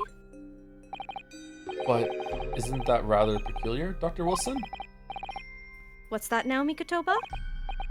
Well, if you swallowed a ring of that size with those sharp metal claws that it has, surely you'd expect to see damage to the throat and esophagus, torn mucous membranes at the very least. Dr. Mikotoba, may I remind you that I have vastly more experience than you. I'm terribly sorry. I can think of plenty of ways to explain why no injuries would be seen. I won't tell you them, though. I'll just say that they exist. No, let's say this. The victim would appear to have ingested the item as evidence to identify his assailant. Sucked it right off his finger. Go ahead, write it down. I do Slurpin' actually think Clint, they called him. Oh my god. I was gonna compliment the writing for a second, and then you came out with Slurpin' Clint. Sorry. It's okay. Okay, what I was going to say, excuse me, was that I think that it's actually kind of cool that it turns out Dr. Wilson, the guy who got killed in the first case of the game, was actually mega sus the whole time. Yes. And was wrapped up in this whole thing. But also, at the same time, he was such good friends with Mikotoba that Mikotoba invited him over to Japan to study, at the same university as him. So they were really, they were on good terms. So, what the fuck was going on with this guy? It's like a found family falling out and reviewing their crimes and just being really tragic all over the place. Is that also the first line that Wilson has spoken in this whole entire story? Yes, that is the first time he has ever spoken. He has only ever been talked about by other people, and then we saw his corpse at the beginning of the game, but that's it. Yeah, he's like a character without being a character. Yeah, and I think that's kind of cool. I like it when there are characters like that in a story. Alright, so I was right. Dr. Wilson deliberately fabricated the results of the autopsy to implicate my father. Whoa, hold on there, Kazuma, maybe not. Also, thank you to Strungolio for the 19 months with the message, what? I'm disappointed, Counsel. That argument is nothing more than speculation. That's your favorite word today. What? What? Dr. Wilson was Britain's leading authority on forensic science and autopsy work. There is no scientific basis on which to doubt the man's expert opinion. Pardon the interruption, my lord, but damage to the mucous membranes of the throat is easily identified even in living subjects. Using a device called an endoscope, recently demonstrated in practical use in France. I want one. The government can pay. I've been scoped like that. It's very unpleasant. Oh god. It sucks. It's really bad, yeah. I don't think so. And Dr. Gory, rest assured that your removal of evidence from the stores without permission will not go unpunished.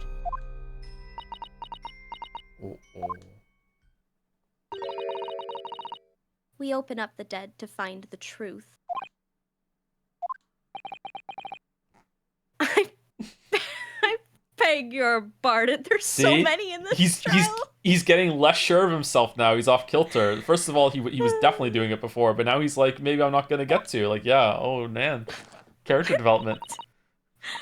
But Mama, she chose to stitch her corpses up with all her secrets inside. That's wrong.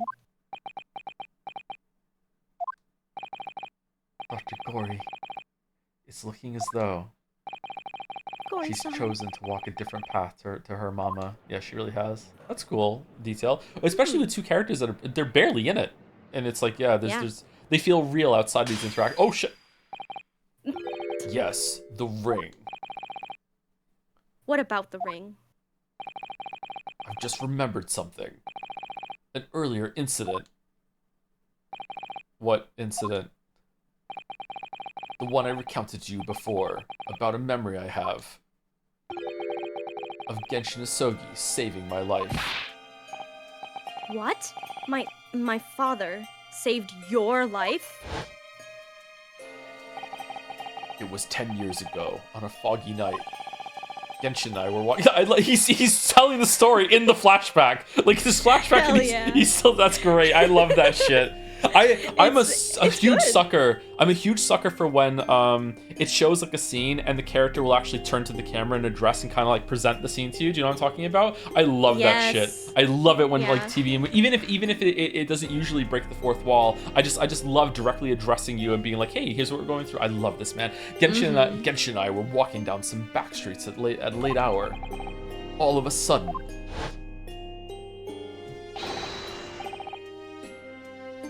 Don't make a peep. You're coming with us. Oh, nice. Sorry. No, it's okay. You did it better. All of our assailants were armed with pistols, their faces obscured by scarves.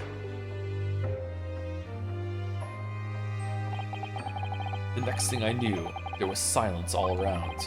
Genshin lay on the cobbled street. Blood was seeping from his left hand. He'd shielded me. It was on the ring finger of his left hand that he used to wear that ring. Sorry, it was on the ring finger of his left hand that he used to wear that ring. That he used? I think he's trying to say he used to wear the ring on that finger and it's gone now? I'm not sure. Yeah. Yeah, I think so. Are you saying? I've always believed those thugs were after me, but now I'm starting to question if perhaps I wasn't the intended target after all. It actually just hit me while we were looking at that flashback image now that you can actually see the ring on Genshin's hand in the photo, and they framed it in a way where it draws your eye to it a little bit because it's glinting. Oh. That's kind of a cool detail. Wait, but... Gatsby's here. Hi, Gatsby. Hi, Gatsby. Genshin was arrested 2 days after that attack. And in that short interval, the decisive evidence needed to indict him was miraculously found. You mean the ring was stolen from him? You think that's what those thugs were after that night? Uh-oh. Objection!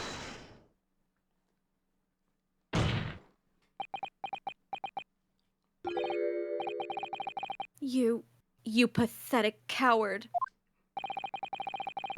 You expect me to believe that you weren't involved? What do you mean by that? It was you, wasn't it? You're the one who took it. You stole my father's ring.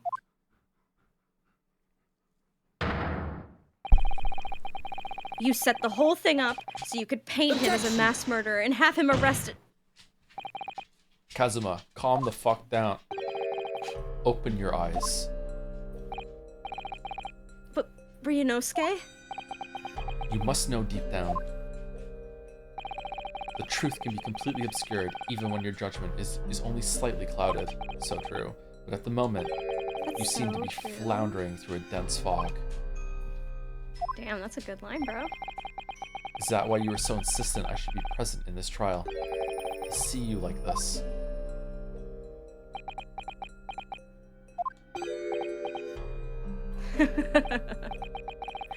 Well, this is an amusing spectacle. What a grandiose expression on your face, as if you were Lady Justice herself. It seems you've thoroughly convinced yourself of this alleged fabrication of the autopsy results. So much so that you're apparently blind to the blatant contradiction that would be born out of it. What? Though it's extremely hard to believe, let us imagine that hypothetically speaking, let us imagine that there was some misconduct during the autopsy. If I Thought did experiment. By strong heart. If that were the case, why would Isogi not have disputed the findings in his trial? Oh. In the closed court hearing 10 years ago, the defendant never once denied the claims against him. Well, we don't know that because it was a closed court. Aha, checkmate. Got him. Isn't that right, Lord Van Zeeks? Yes, that is indeed correct. Upon hearing the verdict of guilty, he merely closed his eyes, quietly accepting the judgment. The actions of a man who has accepted responsibility for his deeds and is resigned to his fate. But then... Oh my, that is very strange. If Mr. Asogi did nothing to oppose the charges against him, then... that would surely mean there was no fabricated evidence. An obvious conclusion at which you should have arrived many minutes ago, Prosecutor Asogi. Your twisted loyalty and clouded judgment are hampering your ability for logical thought. Ugh. Genshin Asogi's silence at his hearing can mean only one thing. There was no fabrication of evidence during the autopsy of his final victim 10 years ago. Ah! Straight into the back. Damn. If that autopsy was all above board, there'll be nothing to stop Lord Strongheart bringing this trial to an immediate conclusion. Objection!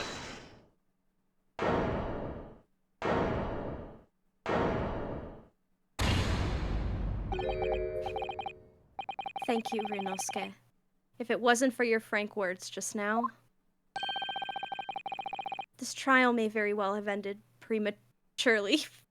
Sorry. Really? Really? That's the one. That's the D20 you really, really. I'm Kazuma? sorry. What's this latest absurdity, Council? My lord, your reasoning is perfectly sound, but for one giant hole. I heard that. Shit.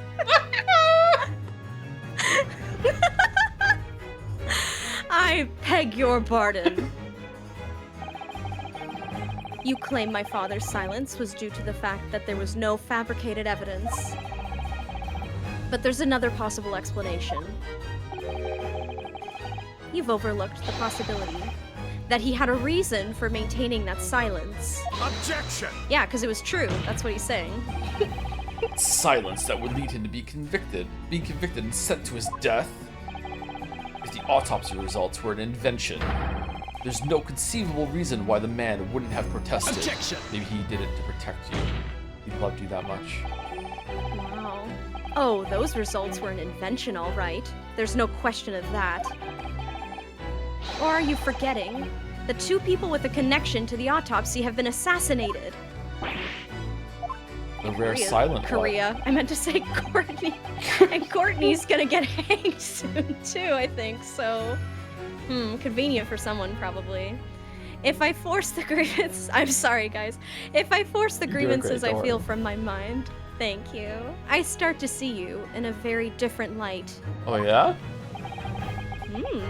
I think perhaps it's you who's been living in delusion these 10 years. Shut the fuck up, Kazuma. Come on. Me?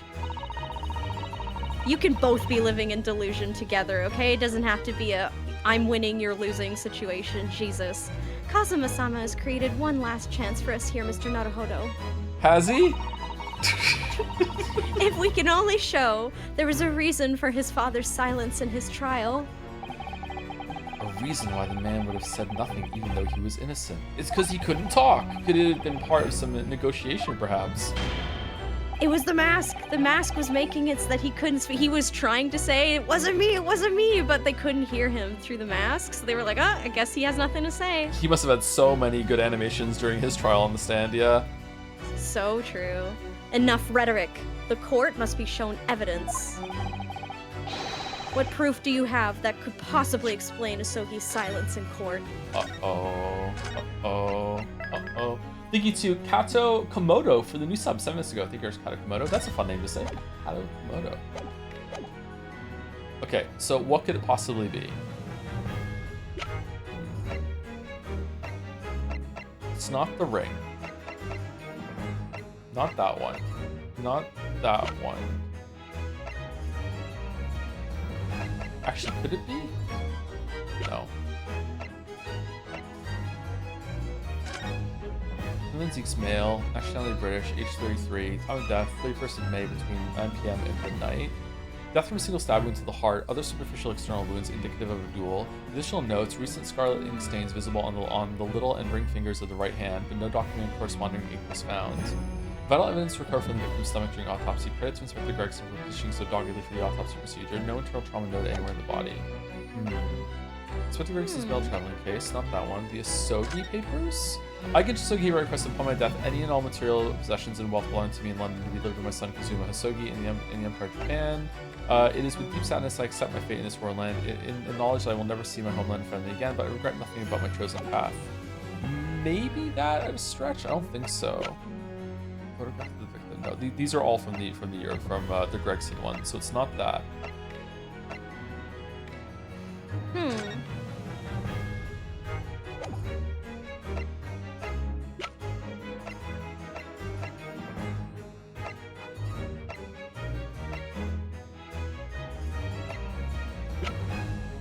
This is a good theme. It is. Sorry, you're looking at stuff right now. I just wanted to say I actually really like that Kazuma's prosecutor theme is the same march, like the march melody from his original theme, but it's got a different key and it uses Western instruments instead of Eastern instruments. So it's like sinister sounding. It's cool. I like it.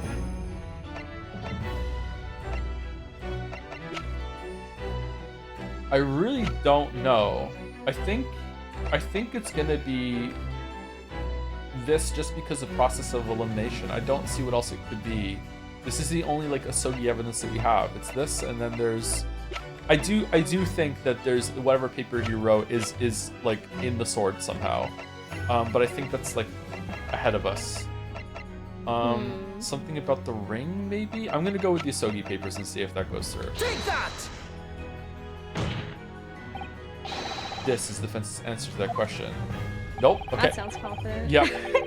As I indicated before, my patience for rhetoric is growing thin. You could have at least accompanied that penalty with an explanation of why that answer was wrong. If Kazuma-sama's father knew that the evidence being used to convict him was fabricated, why would he have said nothing in his trial? If it were me, I'd have protested my innocence until I was blue in the face. So if we're right about the autopsy results, there must have been a strong reason for his silence.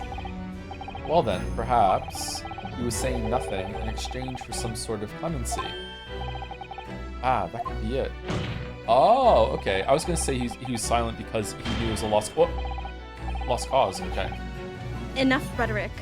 The court must be shown evidence. What proof do you have that could possibly explain Asogi's silence in court?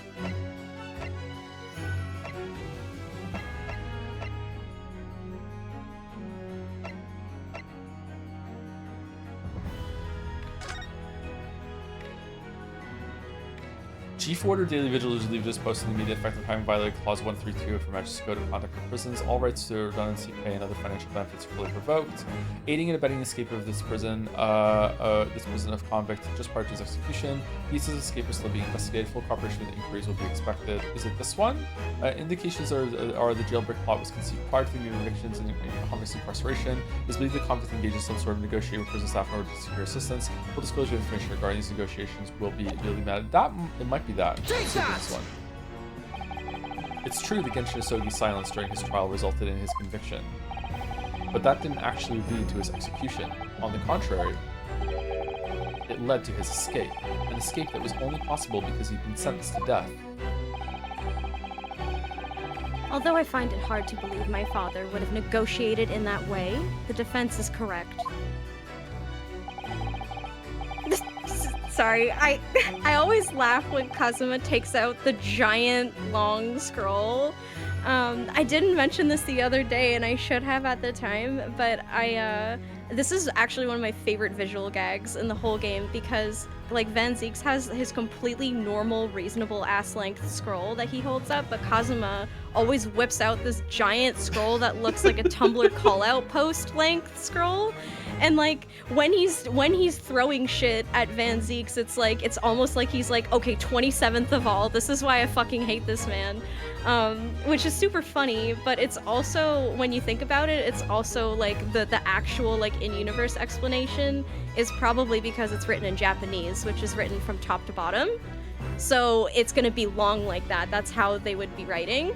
So it's like, it serves like a purpose on like a visual comedy level, but it's actually also like a characterization thing because Van Zieks' notes are written in English from left to right, and his are written in Japanese from top to bottom.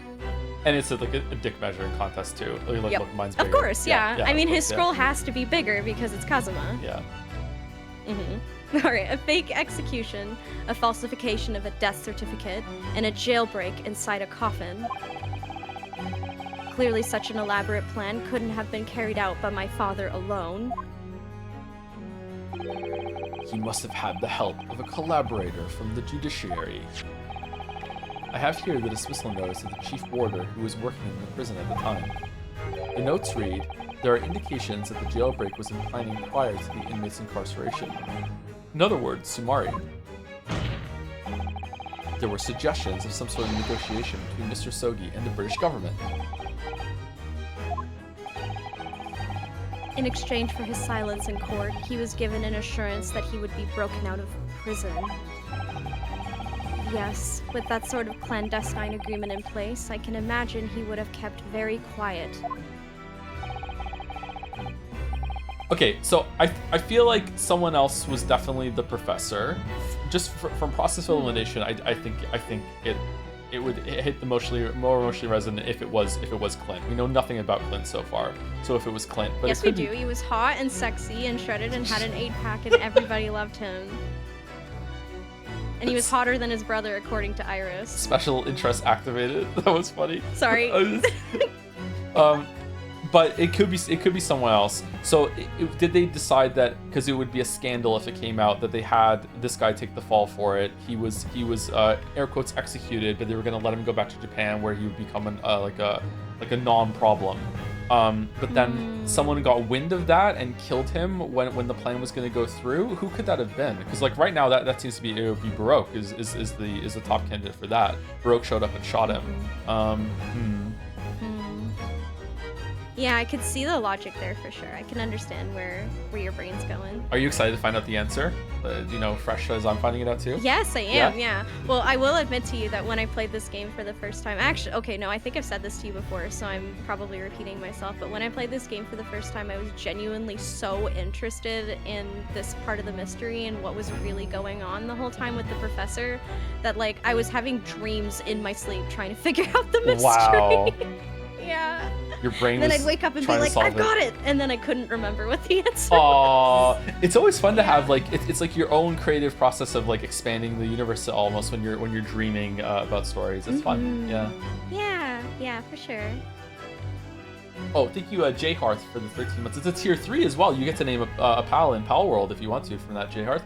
Getting used to jewelry is kind of the same as getting used to Coke Zero. So true, not sponsored. Coke Zero is a great thing to get used to, yeah. Yeah, I don't know if I could ever get used to like a watch or something like that, but maybe a ring. I'm not sure. Straight to the coal mine. I would go further than that. In fact, I would say that the elaborate jailbreak of Mr. Sogi can be explained in no other way.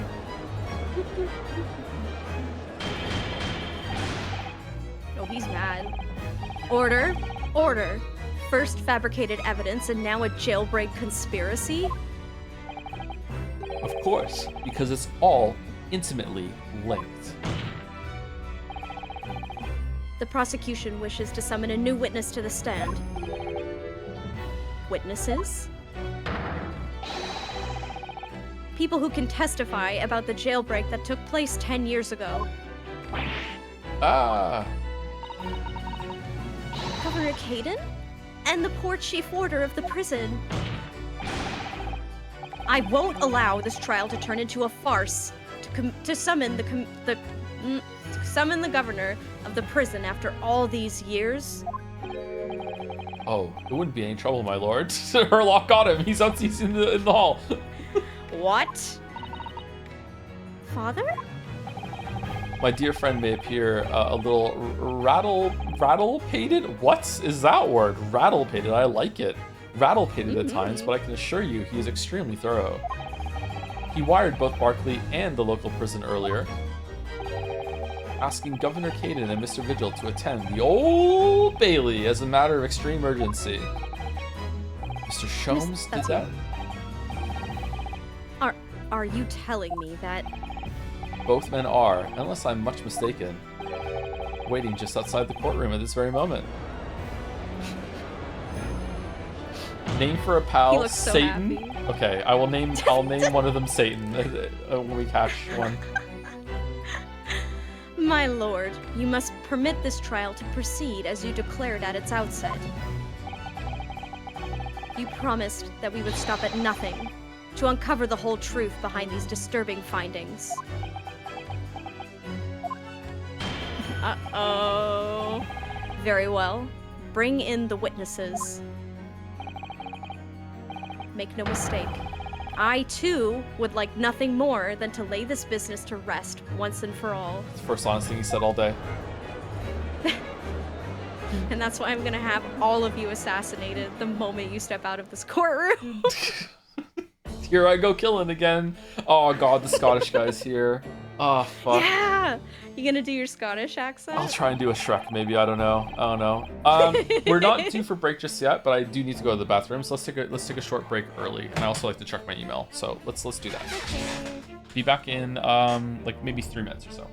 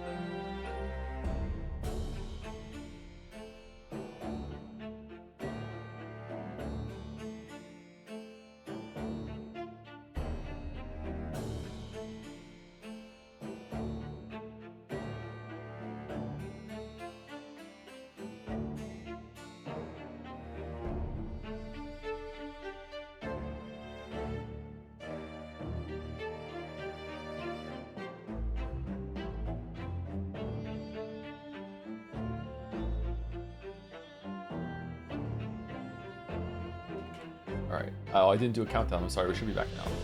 Hello, chat. Yay. Hi. King Paints, go to the bathroom.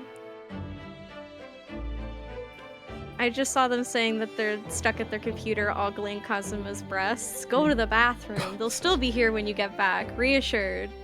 He does have an impressive chest, though, considering he looks like he works out while wearing clothes, and that's the dream. That's the goal, is to be able to look like you lift while, you know, you have clothes on. Yeah, for sure. I know, it's so annoying. To be fair, he is in a white outfit, and it's like, it's vacuum sealed to his body like a sous vide steak. Like, he's like packaged meat in a supermarket. So it's kind of impossible not to notice his muscles. Do you think he has one of those like nozzles on the back of his shirt, and he commissioned Iris to like make like a vacuum cleaner and just sucks all the air out of him after he gets it on? Oh my god, that's so funny. I could see Iris inventing something like that. That's amazing. Yeah, there's like a plug in the back that you just suck all the air out through.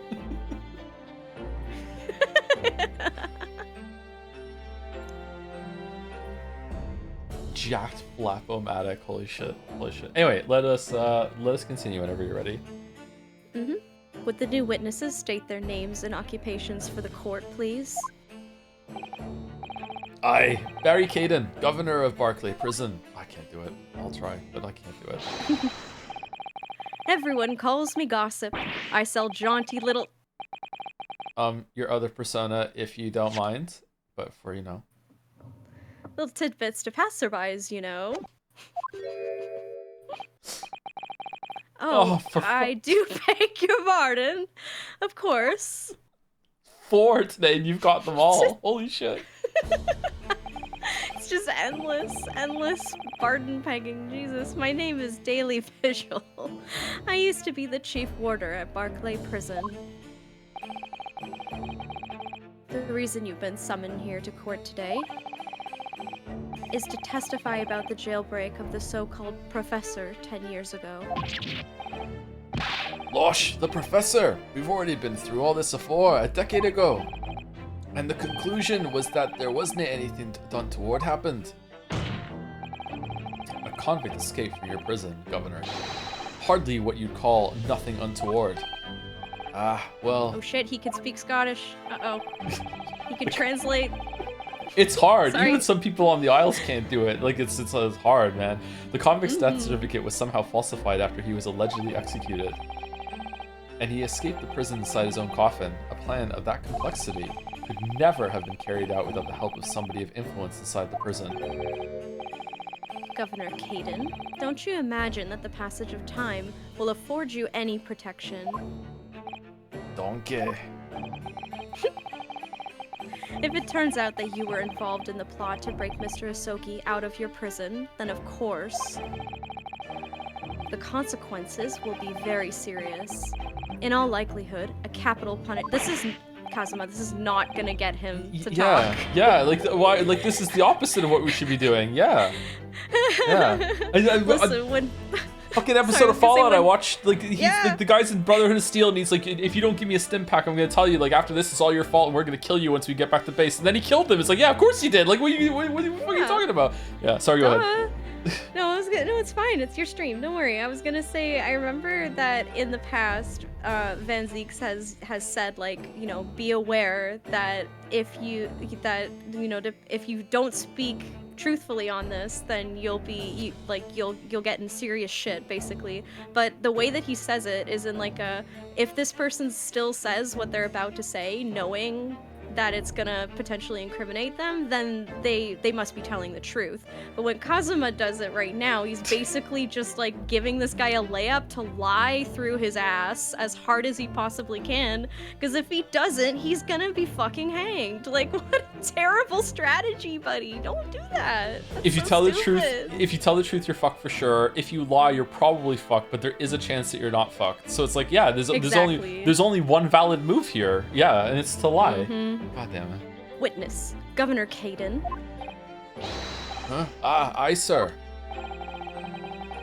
You have a critical role to play in the public safety of our country, a great responsibility to shoulder. The significance of your testimony in court cannot be understated. Therefore, think carefully before you speak. And Prosecutor Asogi, if you threaten the witness again, you will be held in contempt of court. My apologies, my lord. There's no disputing the fact that an intricate jailbreak plot was enacted 10 years ago. Clearly, you were both involved in some way. So you will testify before the court now and explain exactly what took place. Very well.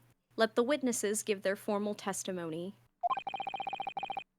Tell the court everything you know of the plot to break Asogi out of Barclay 10 years ago. It's called effective management, like firing the worst performing member of an actively improving team. Yeah, no story would ever do that. That would just be stupid. The jailbreak plot. It was the day that Japanese jock was found guilty. The directive came in from the prosecutor's office. I assigned the convict to the chief ward of vigil here and put the plan into action behind the scenes. I was responsible for Asogi right up until the night of his execution, but I knew nothing of any plot.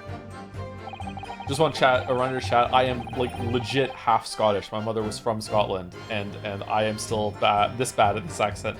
I didn't ken if there were some negotiations between the convict and the prosecutor's office.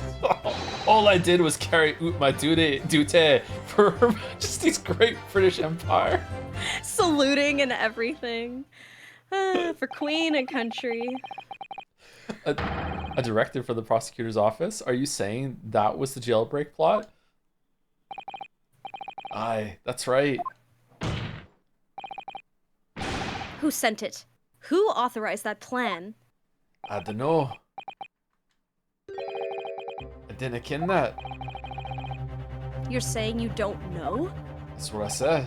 Listen, there was nae a thing about the professor case that wasn't it unusual in some way. I didn't ask any questions. I just did what I was told to do. More than that, I couldn't tell you. I see. But if the jailbreak plan originated from the prosecutor's office, then one thing is very clear.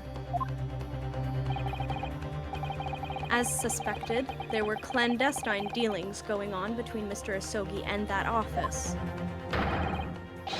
The jailbreak was promised in exchange for Mr. Asogi admitting to crimes he didn't commit.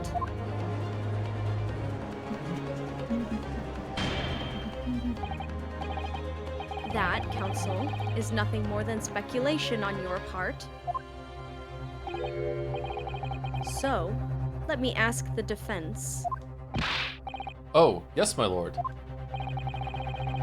I failed to see how these witnesses have any more pertinent information here. Bro. Do you intend to assert your right to a cross-examination? Absolutely. I have no intention of squandering a single opportunity, my lord. It seems all you Japanese are fiercely tenacious. Very well. Proceed, counsel. People are saying we need to turn you up a little bit. Is that true or no? Oh, that might have been my fault, because I rolled my chair away from my desk maybe a little bit. How do I sound now? Am I okay? I can turn you up a little bit too if you want to like be comfortable like that. Oh, okay, yeah. So it was genuinely just that I was too far away from my mic. Sorry. I think I do that I'm new at sometimes this. too, and I don't realize. Let me move a little bit closer to the microphone. Okay, here we go.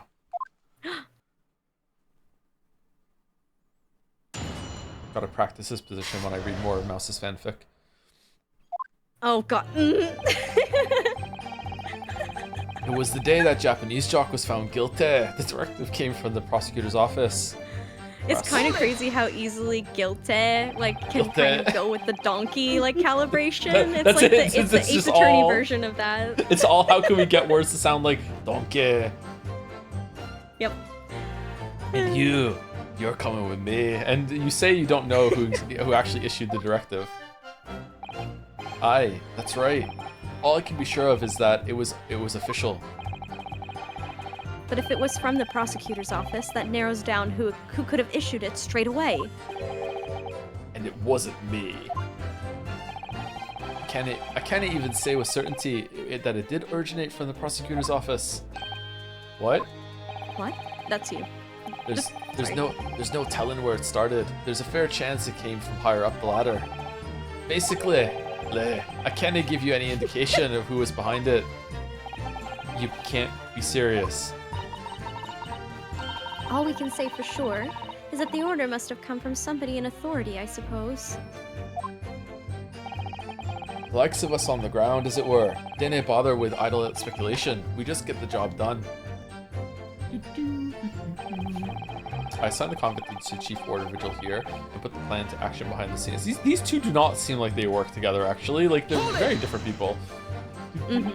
So, Mr. Vigil, you didn't know anything about it at all. That's right. My only role in the scheme was as a scapegoat. That's right, isn't it, Governor? Some poor beggar had to take the rap for it. Womp womp. You made this guy jump out of a window. Are you gonna apologize? Nope, I guess not. Alright then. Nope. Well, Sorry. yep. Sorry. Sorry I made you jump then. out the window. Alright then. Who else did know about the plan? I've no the first idea, laddie. My part in the whole business was basically just dealing with the aftermath. But I wouldn't be surprised if there were other folk in the prison service who've been given similar orders. So you don't know who else was involved. That's right. All I can tell you is that the night it actually happened, the person at the reins was Dr. Stevens. Dr. Courtney Stevens. Or Dr. I'm gonna be real with you. I feel like that's the perfect voice for Daily Vigil, actually. Yeah, do you like, wanna... that suits him super. I can't Do you wanna do switch? a goofy voice. Sure. I'll try my best, donkey. Okay. Or Dr. Scythe, she's known now. Wow, why did I have to get caught up in such a terrible business? I was responsible for Asogi right up until the night of his execution, but I knew nothing of any plot. Did you not notice anything unusual happening in the lead up to that night? Unusual how? Oh, everything was unusual, exception after exception. After all, it was the professor. The man had terrorized the country as never before with his crimes. Let's become more southern, but gosh. In order to hide his identity, he was forced to wear an iron mask over his head. Hideous treatment. The fellow was surprisingly... Nope, I can't... That was southern too. You recalibrated me to southern. I don't think I can do this. Do you want to... Do your best donkey and then try. Donkey. The fellow was surprised. Nope. I immediately lose it. It's harder than it seems. It's way harder. It is, yeah. Donkey. The Yeah. fellow was surprisingly docile for someone who'd taken the lives of 5 of the country's nobles. Being the chief warder, I was the only person permitted to approach his cell. I can still hardly believe that I was duped by my own country. I believe you jumped from the window of the governor's office when the jailbreak was blamed on you, didn't you? Oh, Losh Vigil. I can't apologize enough. Oh, there we go. No, Governor. I don't believe you can. It won't change what happened. And what else can you tell us about the situation, Governor Caden? How many modifiers can we stack to make Joe blue screen? Gorsh! Ari, wake up! Meow, I'm a dumbass meme, laddie. Wish I could read. Yeah. Fucking hell, what the fuck monster was that he made me say, Mary? I didn't kin if there was some negotiations between the convict and the prosecutor's office. You already acknowledged that orders came from the prosecutor's office to arrange for the man's escape. There must have been some sort of negotiation. It's the only explanation. Well, be that as it may, I didn't ken nothing about that. The witness stand is no place for telling what you don't know for sure. I ken that much I do. Then I presume you also know this. Not telling what you do know is a criminal offense. Yeah, he knows. You told him. Chill out. Uh-oh. So you were just following orders, is that it? I'm afraid that won't absolve you of guilt here. It depends on who gave the orders. I don't know about that. Like, I'll be real with you, buddy. Like how high up? Like, is there a queen or a king at this point in British history? Is it a queen? A king? Well, this is called the Victorian era, so that can be a little hint to you about who's currently the reigning monarch. So yeah. King Victoria, like if King Victoria showed up and said orders, I think you'd get a royal pardon. If there was a high enough like up the chain, like anything equivalent like prime minister, like for sure, yeah. Yeah, I think that would make perfect sense. So. The royal pardon. Sorry. The royal pardon is amazing. Yeah. We've ruined so many more words this year already. Fucking hell. A man was still killed illegally, even if he was a condemned criminal. You may very well be found complicit in murder, Governor. So that's what it's to be, is it? Even with the threat of conviction, you won't break your silence.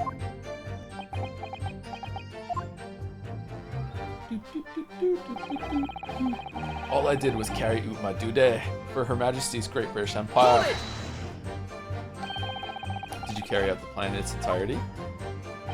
I did everything I could at the time. As you know, Genshin Asogi was shot dead in Logate Cemetery after the escape. Tell me, was that part of the plan too?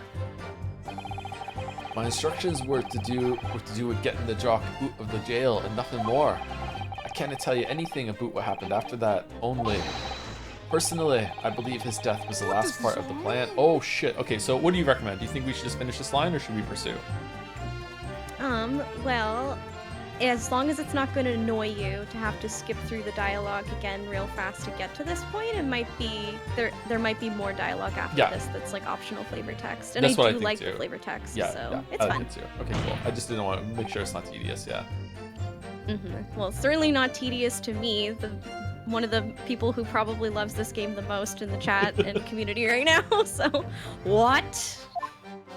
What? We're a rum do. Nothing about it. What the fuck is a rum do, my we? But you have no mind. I have never heard that. You have to mind. They were special circumstances. It was to protect the British justice system. That's just how the execution had to happen. I think fucking Vigil is like crashing out live right next to it. God, yeah. You're saying that Mr. Asogi's murder in Logate Cemetery was his capital punishment? You realize Mr. Vigil tried to take his own life as a result. Well, that's another story. Who was it? Who shot my father in the cemetery that night? I've no answer to that question. However it happened, the convict's life was destined to end that night. The moment the execution order was signed, his fate was sealed. This court will not pursue the identity of the individual who carried out the order. Wait, what? Dude. Oh. Huh.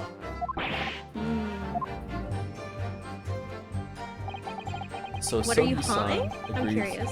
It seems like he was admitting that there was like a contract that was taken out to kill him in the cemetery there. It's like whoever, it's like instead of it being just happenstance, it's like no, that was an order and they did it. Yeah, that's how it felt. Oh, okay, I see. His wording is a little sloppy there. It's less like calculated than a lot of the other things that he said so far. Like my intended read there, or sorry, my read of his intentions there is that he was slated to be executed, and just because someone killed him in the cemetery, who cares? He died anyway, right? He's even though it was a crime technically that someone killed him like out of procedure, he doesn't give a shit. He's like he just still deserves to die. Yeah, instead of he's a very Like, he seems like a very ends justify the means Yes. type person, and because he's real mad right now, he's basically just like showing his whole ass, being like, who fucking cares? He needed to die and he died anyway. Yeah, and that's really the quality you want in Attorney General. Yeah, for sure. Yeah. So, Oh yeah, of justify the course. means. Who gives a He fuck? has my vote. Thank you to Super Scoot for the 21 months with Stuck in Wildland, but still, thank you, Errol. Thank you, Errol. Oh, thank you. Thank you back.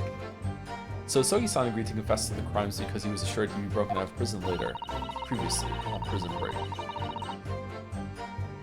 I really don't think that Kazuma-sama's father would have engaged in such negotiations. And perhaps something compelled him to agree? What a terrible thing, using the law to legitimize such underhanded dealings with a desperate man. Only to double-cross him in the end. It's quite the opposite of justice. I can't help feeling there's something about this apparent negotiation that doesn't quite add up. Something doesn't quite add up, Mr. Naruhodo?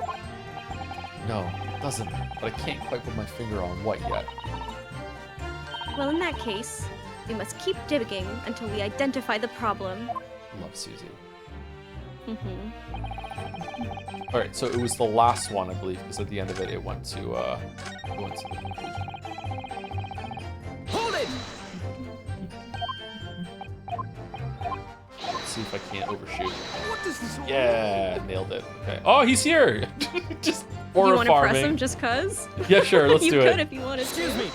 I forgot he was here, I won't lie. Lord Van Zeeks, let me guess. Is there something about the witness's last statement that troubles me? Is that what you wish to ask? Yeah, exactly. You're very perceptive.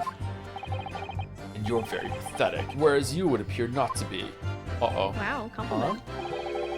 You really need to learn how to read your fellow man, my Nipponese friend. Oh, we're back to that? Read them or reap them. Damn. Whoa. Oh no, we have to go through this again. Okay.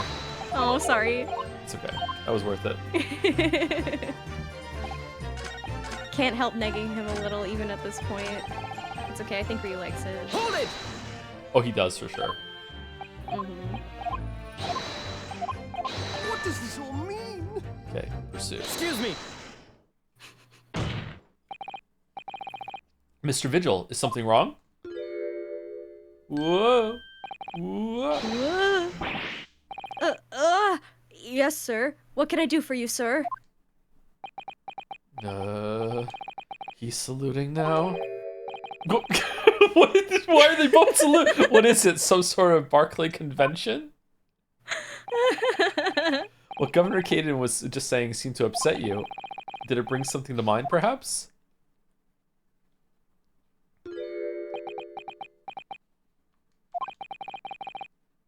For the last 10 years, I've completely blotted out the memories of that time from my mind. I was betrayed by my superiors in the name of my country.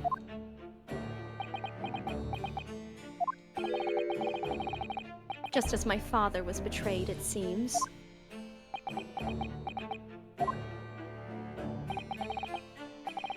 But you see, thinking back now, I really can't imagine that the shooting of Mr. Asogi in the cemetery was ever part of the plan.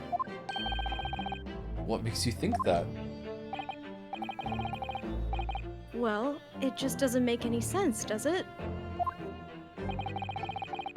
To make the man admit to crimes he didn't commit with the promise of a jailbreak, only to kill him in the end. That's treachery of the worst kind. But the point is, if the intention was always to betray him, why would there be any need for all the chicaneries of an escape? Uh-oh. Yes, that's quite true. That's so true. If whoever negotiated with Asogi never intended to keep his or her end of the bargain. Oh my god, he's so Wow. progressive. Feminist queen over here, it would have been far simpler just to let the man be executed in prison as dictated by his sentence.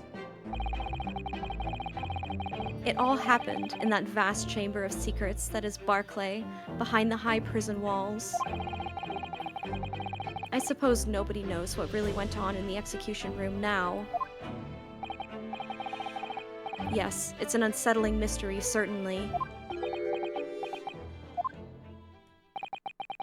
Truth be told, there is a wee matter that's never quite made sense to me. If you believe there was some kind of negotiation behind the jailbreak between Asogi and a body at the top, it doesn't quite add up, does it? Governor Caden, I must insist that you explain these doubts that you have by amending your formal testimony. Gads, aye. Go on then. Oh. Uh-oh. It seems to me that the Japanese fella didn't have nothing to bargain with. Hold it! Admitting to the crimes? That was what he had to bargain with, surely. I can't see that myself. After all, did the prosecution have conclusive evidence against the Carly, eh? Sure, yeah. This, you mean?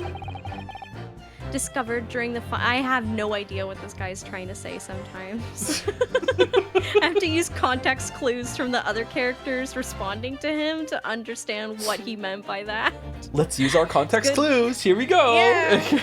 It's good localization, honestly, because like, yeah, you wouldn't be able to understand some of the slang and lingo that these people are using. This, you mean? Discovered during the final victim's autopsy? There's every possibility this conclusive evidence was fabricated by Scotland Yard and the prosecutor's office. Objection! Possibilities are all very well, but nothing has been proven. You can holler about misconduct in the trial 10 years ago all you like. But if you can't establish that it happened with hard evidence, no one's going to listen. You gonna give us some kind of evidence? Hard evidence. Aye, that's right. So what I'm saying is, a bit flustered now, holy crap. The convict had nothing he could use for any kind of bargaining at all. The witness makes an astute point. Logically, it would seem no negotiation could have taken place. He just like says, yeah, it's so true to the last person who agrees with him. It's really funny.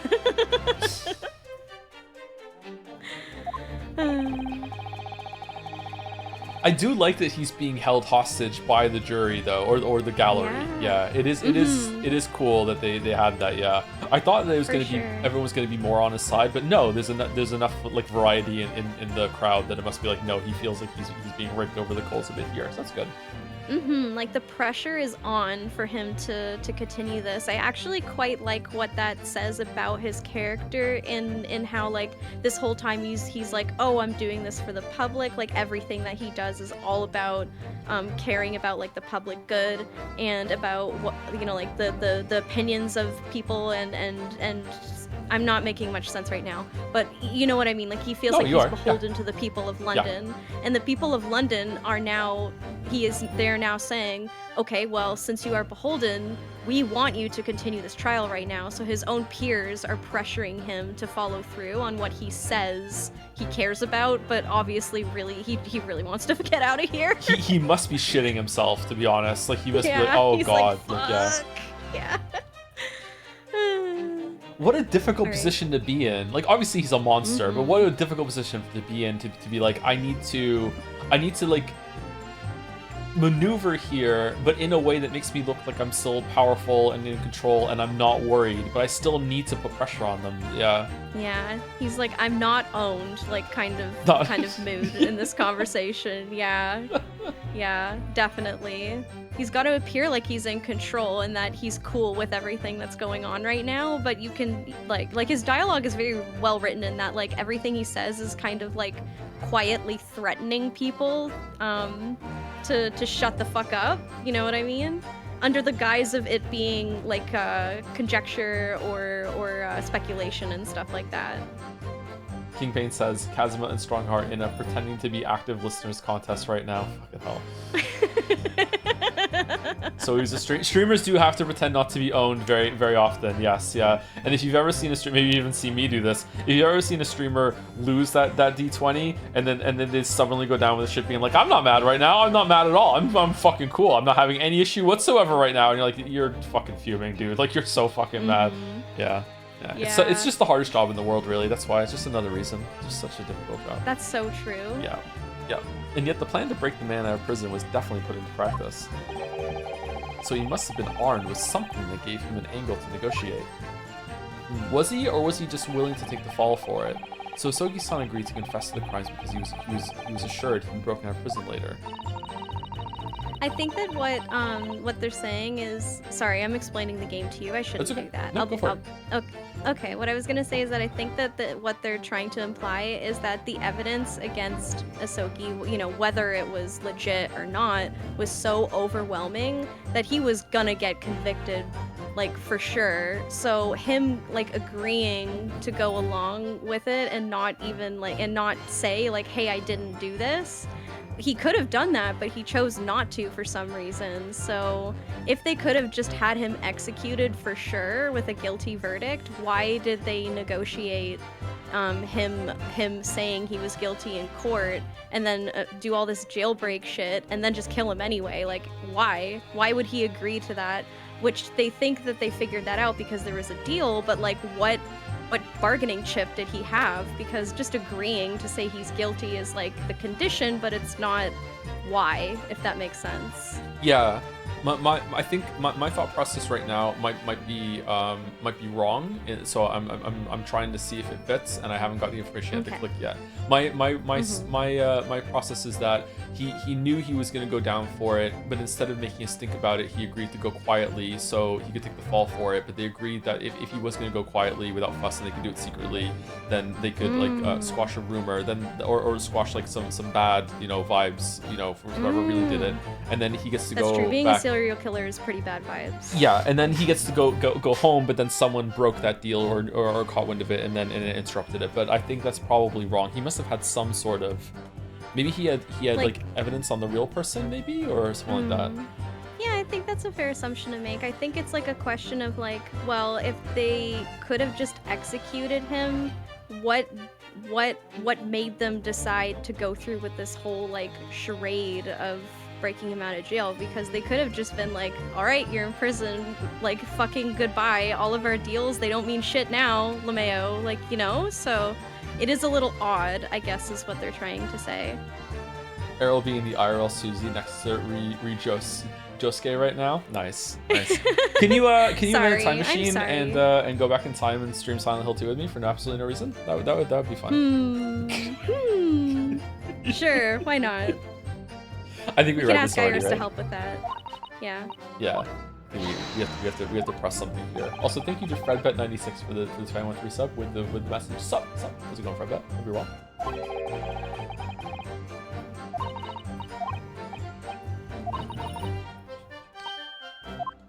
Okay, so what are we going to be pressing then? I think we're going to use the Asogi papers, and we're probably going to be pressing the new one that came up, because that's what we usually do.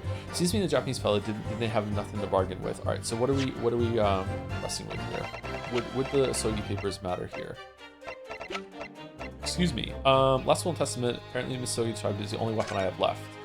I get Sogi Kibara requested upon my death any element of material possession and wealth belonging to me in London be delivered to my son Kasuma Sogi in the Empire of Japan. It is with deep sadness I accept my fate in this foreign land and acknowledge I will never see my homeland family again, but I regret nothing about my chosen path. But in the description it says, apparently Mr. Sogi described it as the only weapon I have left. Okay, I'm going to press Objection! Confessing under oath to murders he didn't commit on a verbal assurance of later being broken out of prison. Genshin Sogi was taking an incredibly risky gamble. Very true. So true. There was nothing to stop the British breaking their word and executing him behind closed doors anyway. True, Mom. True. Under normal circumstances, no man would stake his life on a gentleman's agreement like that. Which means that Mr. Sogi must have had a trump card.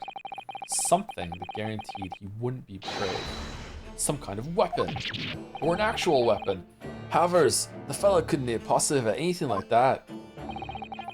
But know that he did, Governor. Oh, thank you for the 5 gift subs, Grad Zilade. It just lit up the screen to my left there. Thank you very much. Yeah, thank you. The Asogi paper is the name given to the last will and testament of Genshin Asogi. Ah! It turns out that Mr. Asogi was hiding his will in his cell at Barclay. Chief Warder Vigil caught him with it one day. You squealed, did ya? You wee rat. Did I no tell you to keep that a secret? Oh. You can't touch me now. He is right now, buddy. Grr. When Mr. Vigil caught sight of what that will through the bars of the convict cell. Okay, it makes sense. I'm just being slow. Mr. Asogi pleaded with the warder. All right then. But what's on that paper? A last will and testament. This will is the only weapon I have left now. A weapon! And after the convict had been killed following the elaborate pretense of the jailbreak, that document mysteriously disappeared, didn't it? Sorry. Well, yes. It's okay. All the prison warders searched through the belongings in his cell, but that will was just nowhere to be found. As I understand it, an exhaustive search was made for the document, which became known as the Asogi Papers. Governor Caden, I believe you ordered your prison staff to find it at all costs, didn't you? Eh? Would I be right in saying that you knew that the so-called Asogi Papers had the potential to make great waves somehow? Jings! What? Donkey! Jings! What the blazes are you blethering about? The will was found, right and proper. In the fella's cell where I said it would be. But how can that be? Where in his cell? Did he just slap his hands on the bench so hard that he hurt himself? Yeah, he was like shaking his wrists out. Yeah. We all searched the place from top to bottom. Well, you didn't do a proper job, eh? You peely wally galoot. Fucking. You can't criticize me now. I showed it to you afore. Did I know, yon lawyer? Hark, a lawyer! Yes, you did. I have the document here. It's written in Japanese and reads, The Last Will and Testament of Genshin Asogi. Which means everything is as it should be. Not quite, my lord. You see, there's an undeniable inconsistency here. What? What inconsistency? Mr. Asogi described this document as the only weapon he had left, and yet this will contains nothing of significance at all, nothing that would have given the convict any leverage. Are you suggesting, my learned friend, that the last will and testament stored at Barclay Prison all these years is actually a fake? That or incomplete. As has clearly been demonstrated already, what went on at Barclay Prison was far from above board. True. So true. That last vilification by the defense was an affront to the entire British legal system. This absurd notion of a weapon is something for which we have only the former chief warder's word. The man could quite easily be lying, or at the very least, sorely mistaken. What? No, I definitely heard him say that, I swear. Clearly, we need to get to the bottom of this. We need to know exactly what happened with these so-called Asogi papers. A waste of time. If the will was fake, where's the real document? Objection! I don't know if I can remember anything that was said to me with that clarity 10 years ago. 10 years is a long time. 10 I know, years. right? Yeah. God. Yeah, it kind of makes you think about how it's scary how sometimes like court cases can get dragged out for literally years and years and years, and they'll Yeah. have to use witness testimony. And like, I can't even remember what I ate yesterday for breakfast. And I know people like will say that all the time when they talk about this issue, so that's a very cliche thing to say. But genuinely, like, it kind of scares me sometimes to think about how witness testimony can be very unreliable. But you also want to believe people when they tell you something that happened to them. So I don't know. I It's an guess it's all interesting just dilemma. like summaries and vibes and stuff like that, just the gist. Joe, you can barely remember what happened last week. I needed a PowerPoint preparation for 2 months ago for this. Yeah. Yeah. Yeah. Unironically, playing Among Us taught me how difficult it is to keep track of just colors of the people that Yeah. you see like walking around. Just wait, hold on. Was it brown? Was it red? Is that person dead? Who was that again? Just even there is like whoa, like yeah. Oh, thank you, A Reasonable Horse, for 25 gift subs. Holy shit, that's a lot of gift subs. And a lot God, thank on you. the pile from Unreasonable subs from A Reasonable Horse. Thank you so much. Yeah. Thank you, an unreasonable horse. Eyewitness testimony is unreliable even a couple hours later. It's only circumstantial, not enough on its own. Unfortunately, it still is given quite a lot of weight. Yeah. Mm-hmm. But what's the alternative though? Just like you can't prove anything, Lamayo, right? Like, Yeah, I guess that's why in most cases, witness testimony is insufficient for like a total conviction. Most of the time, you need something else to make sure, and it's like kind of like so it's considered like circumstantial evidence in a lot of cases. I love this song. Oh, it's It's so good. Yeah. tension. Mr. Vigil was stabbed in the back by the judiciary 10 years ago. He lost everything, very nearly his own life. And now you're going to do it again. You're ready to brand him a liar and turn your back on him without even letting him defend himself. Look at this from Ryu is stunning. Like wow, he's manipulating the whole entire audience here to be like this is wrong, this is an injustice, and he's doing it so Yeah. confidently too. The progression here on him, wow. Mm-hmm. Yeah, it the sweeping shot, yeah. nice, yeah. It's clear that Barclay Prison is hiding something. It's clear that the jailbreak was masterminded by somebody in the prosecutor's office. This is his moment, man. It's clear that some illicit negotiations took place. Is your lordship just going to gloss over these obvious and something facts? Yeah, no, I totally agree with you. His character development in terms of gaining confidence in himself is really nice because you can see from the very beginning that he is very articulate when he gets into the mode. And he's got a natural like talent for this for sure. But he's genuinely so sure of what he's saying and about how he needs to advocate for these people who are being unfairly like the justice system is being unfairly manipulated against them, and he sees that happening right in front of him, and he's like, no, I am not going to let you get away with doing that to these people. It's pretty good. What did you say? Testify. We should hear more from the chief warder. Have him testify again. The trial must go on. The man's voice must be heard. I still have popcorn in this bag. It would seem that a vocal few here are utterly blind to the truth. Oh, he's really losing momentum if he's saying that. Oh, shit.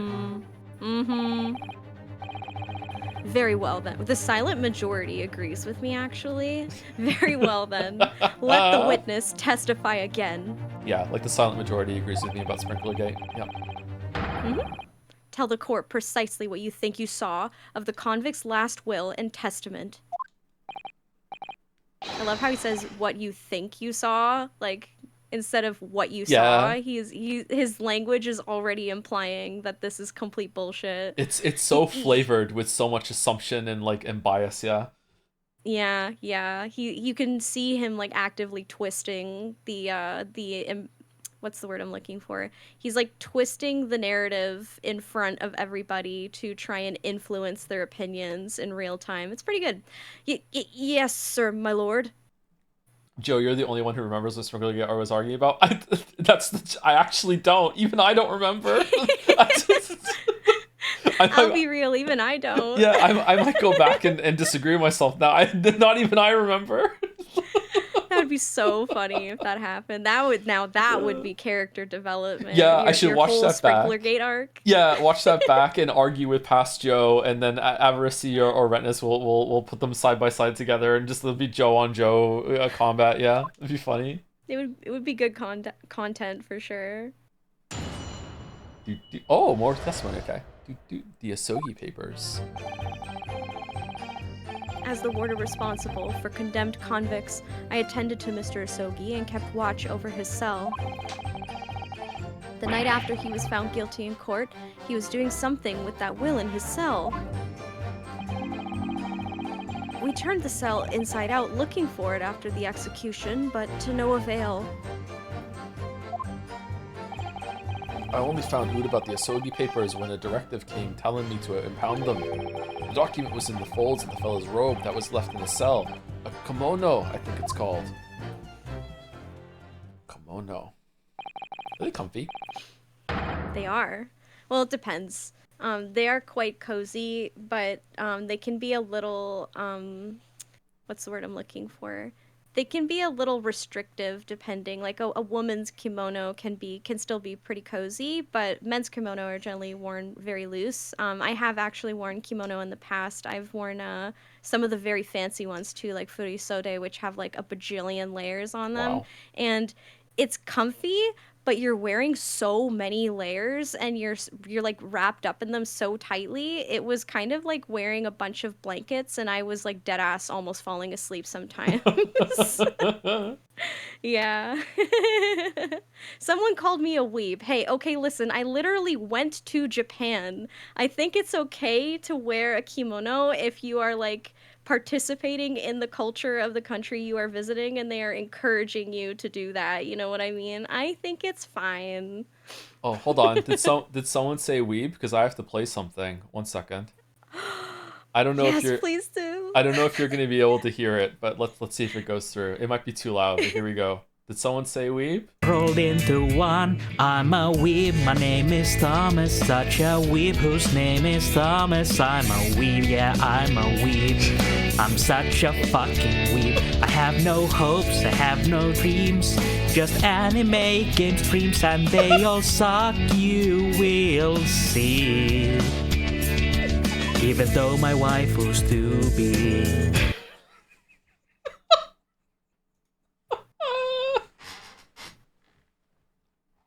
Thank you for doing that, Balder. Holy shit. I want you to know I didn't hear that at all. Oh, But you I did didn't? see chat lighting up with Oh, just okay. endless people laughing and saying it overlaps so well, which is super funny. I'm gonna have to listen to that after. Oh, it's so good. It's so good. Yeah. He is pretty good at singing. Holy shit. Balder's really good at singing. Yeah, yeah. Mm-hmm. You have to warn me before you play my voice so I can take my headphones off. That wasn't enough of a telegraph for you? Like, what? How did you get through all the Boulder, you rings? should Sorry. have known exactly what was coming when he said that. Sorry, not to victim blame. My bad, Boulder. Ooh. Okay. Sorry. In Anyway, his continue. Yeah, sorry. Sure. No, it's fine. No, it's fine. It's the people needed to hear that. It was really important. In his kimono, that's a lie. We searched every inch of the man's cell. We looked through all his clothes. It can't be true. Were you no satisfied with calling me a liar the once Yowie Waffinger? What? Huh. Waffinger? There's nothing you can do about it now. You don't have any hold over me anymore. Oh, aye. Here I go. Other than the hold you like to take on my cravat, of course. Is that what you're going to do? Is it? He's doing it by himself. Are you going to give me a good shake again? Or are you too scared? He's going faster.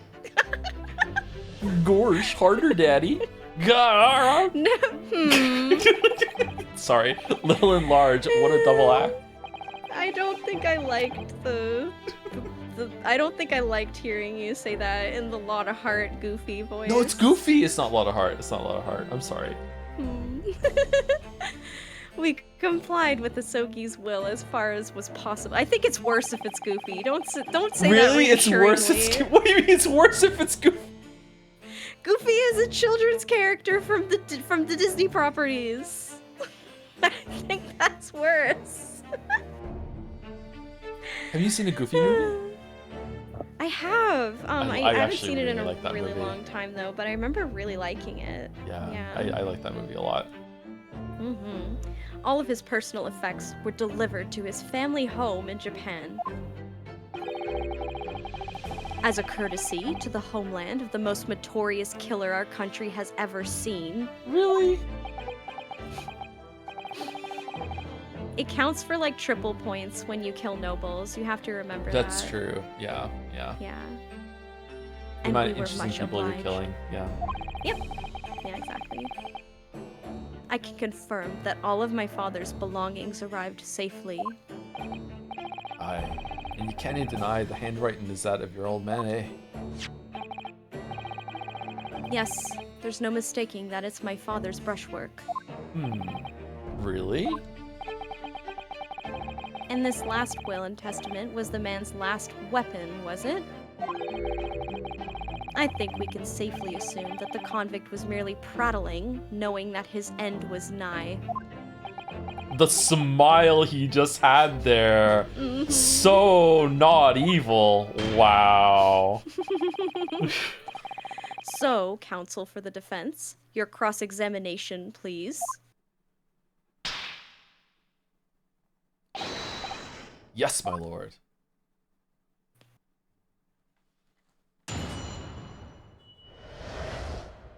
The Asogi Papers.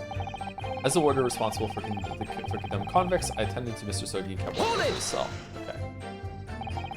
So, would that mean that you converse with Mr. Sogi? Nope, certainly. Yes, certainly. There was... Sorry. Yes, certainly. Though there was precious little time before his execution was due.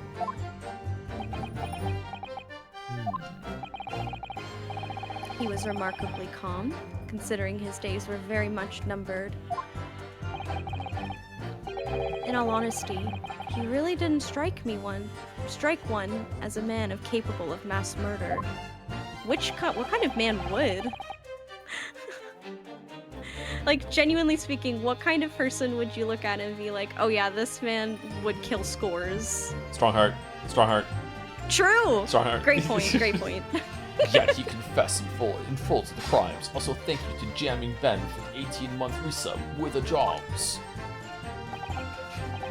Fancy voice for that. I know. That's why I felt compelled to ask him one day. I can still recall his reply. Oh, sure you can. Okay. I'm guilty of the unforgivable crime of ending another human's life. Yes.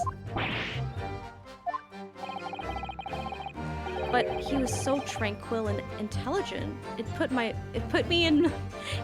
in mind of an Eastern holy man. Vigil, what are you talking about? And what about the will you saw with him? What can you tell us about that? I don't know. This is the era of like Orientalism and stuff, where people were fascinated in like a kind of weird, cringe way with what they were doing over in the East. So it's probably coming from a little bit of that. It tracks. It was the beginning of all the drama. I remember it very well. Yes. It's going more Yusuke. The night after he was found guilty in court, he was doing something with that will in his cell. Hold it! And he pleaded with you not to report him, didn't he? Yes, that's right. And like the bandpot you are, you didn't tell me. A blatant breach of trust that was.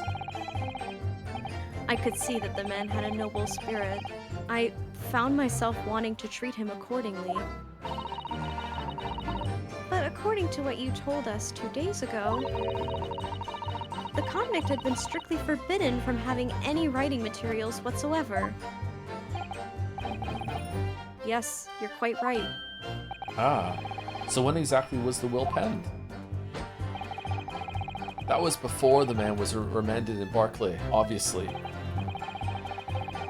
Yes, at the prosecutor's office under supervision of the relevant authorities. I personally instructed Asogi to make a will for the benefit of his family in his homeland. Oh, that was nice of you. In that case, Yeah. why was it found in his cell? What do you mean by that?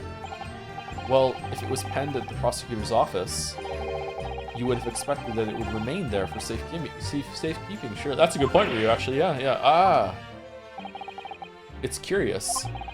There doesn't seem to be any obvious explanation for why it was subsequently found in the convict cell. Ugh, well... The defense makes an astute point. Well, Governor? Must be so easy to be Kazuma right now, cause like Ryu's just doing his job for him. Yeah, I know, yeah.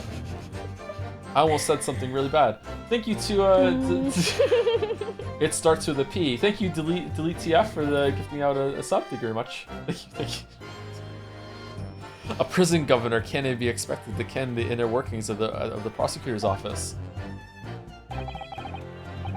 In that case, Lord Strongheart, perhaps you can shed some light on the matter? I'm unable to offer an explanation here and now. Wow. I would have to consult with the notary responsible for the will at the time. Dodging the question. The fact that my father's will was discovered in his cell is clearly inconsistent with what was expected. I want to know why. Don't worry, Sherlock has the notary outside. You know, everyone's ready. There's a huge line outside. It's like 50 people, they're all lined outside the courthouse. Another inexplicable mystery then.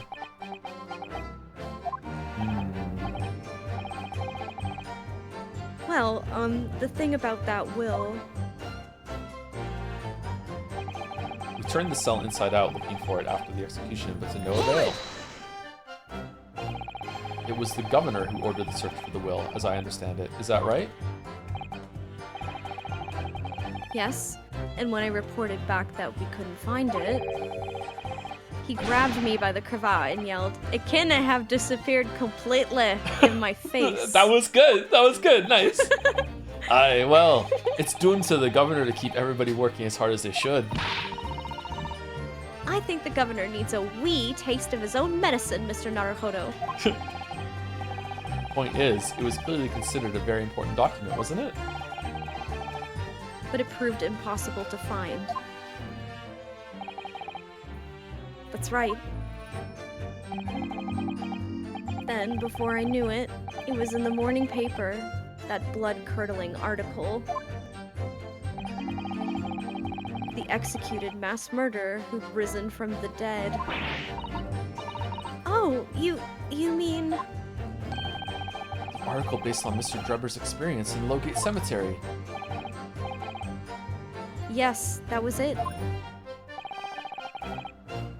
The day after I'd read that news, I was summoned to the governor's office.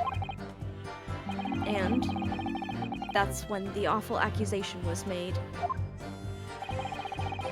That you'd aided Genshin Asogi to escape from the prison, resulting in your immediate dismissal. I'm afraid I really don't remember anything after that. Kazuma, I dare you to call bullshit. I dare you. I dare you. As the governor of the prison, I had no choice. I couldn't have done anything else. Really? Are you sure? Hands were tied. I only found out about the Asogi papers when a directive came telling me to impound them. And that directive came from the same source as the one instructing you about the jailbreak? Aye, from the top levels of the prosecutor's office. What name was on it? I didn't ken afore, and I didn't ken now. All I can tell you is that my orders were to do everything in my power to find that document. The director said it had to be somewhere inside the fellow's cell. Document. Under the... What was that wording? Document, not will? Aye. That's what it said. Am I clutching at straws here? I just wonder if it was really Genshin Sogi's last will and testament that the sender of that directive was after. He's in his mind palace. He's trying to come up with new dialogue tree options that he can have his pre-prepared answers for. Continue with your testimony then, witness. The document was in the folds of the fellow's robe that he left that was left in his cell, a kimono, I think it's called. Hold it! In Mr. Asogi's kimono? Aye, the one he brought with him when he was locked up. Yes, he was permitted to have his personal effects with him during his incarceration, I understand. That's right, he was granted as much freedom as possible during the few days before his execution. Indeed. He had a number of items of personal significance, I remember. He was very reluctant to part with them. Some books, that kimono, his sword. His sword? They let him have a sword in jail? Karma, the famous sword of the Asogi clan. It bears the soul of my family. Crazy that they let him keep it. Yeah, I know. I don't doubt it, but I wasn't really getting at that. Forget it being the soul of the clan. Could the man have had a more obvious weapon? Have some respect, Ryunosuke. Respectful silence? The warders carry firearms at all times, and the inmates have shackles around their ankles, so it's fine. Just give him 5 swords. There's nothing they could do about it. He couldn't have hurt anybody with that thing. Sure, still, he was allowed a sword, but no writing materials. Aye. Pens might. He wrote that all before he needs to stay with us at Barclay C. They didn't want to be culturally insensitive, so they let him keep his sword. Crazy work. Dr. Mikotaba was asked to bring the necessary Japanese writing implements to the prosecutor's office. A Suzuri inkstone, black sumi ink, and some Hanshi rice paper, no doubt? I was present when he wrote it, but I'm sorry to say, the letters just look like a right? squirming mass of jet black earthworms to me.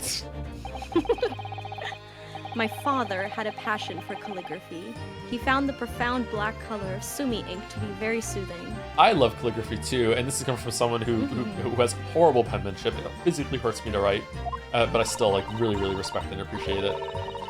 Yeah, beautiful writing is in and of itself an art form, I It think. really is. Yeah. I'm sure that cursive Japanese script must look utterly incomprehensible to English eyes. Anywho, that's the document that was found in the fellow's kimono. Despite the seriousness of his crimes, he was treated in a gentlemanly fashion until the end. When he was callously betrayed and shot dead in a dark cemetery in the middle of the night. Yes, the gentlemanliness of it is overwhelming. He's mad. Can't blame him, but still. Super bad. The testimony doesn't give much away. So this will really was penned by Kazuma-sama's father. I wonder what he could possibly have meant when he described it as a weapon. It's starting to sound very much like Mr. Sogi actually had nothing. But the plan to break him out of jail went ahead, which means he must have had some bargaining power.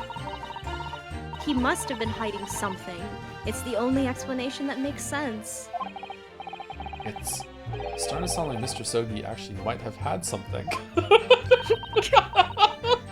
Which is it, Mr. Naruhodo? Thank you, Susie, for calling him out on that. Nice. I'm not sure, but I feel as though I'm on the brink of understanding all this. Let's listen, and also on the brink of giving up. Let's listen to all the information again and see what more we can learn. We can't overlook even the smallest detail. Absolutely. He had his own "it's so over, bros. Never mind, we're so back" moment in the middle of that. Okay, so we're pressing until we get to Hold it! the interruption.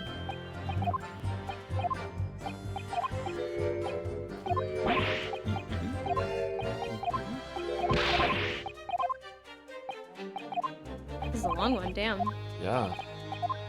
Forgot. Is that right? There we go. Venti- no. Excuse me. Are you feeling faint, Mr. Vigil? Mr. Vigil! Sir! It was Scarlet, sir. What? Oh, I'm terribly sorry. I didn't mean to blurt it out like that.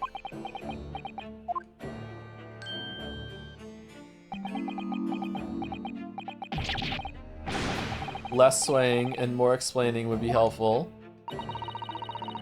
Is Is it something about the testimony we just heard? Have you recalled something of importance? Something of importance. Possibly, or possibly not.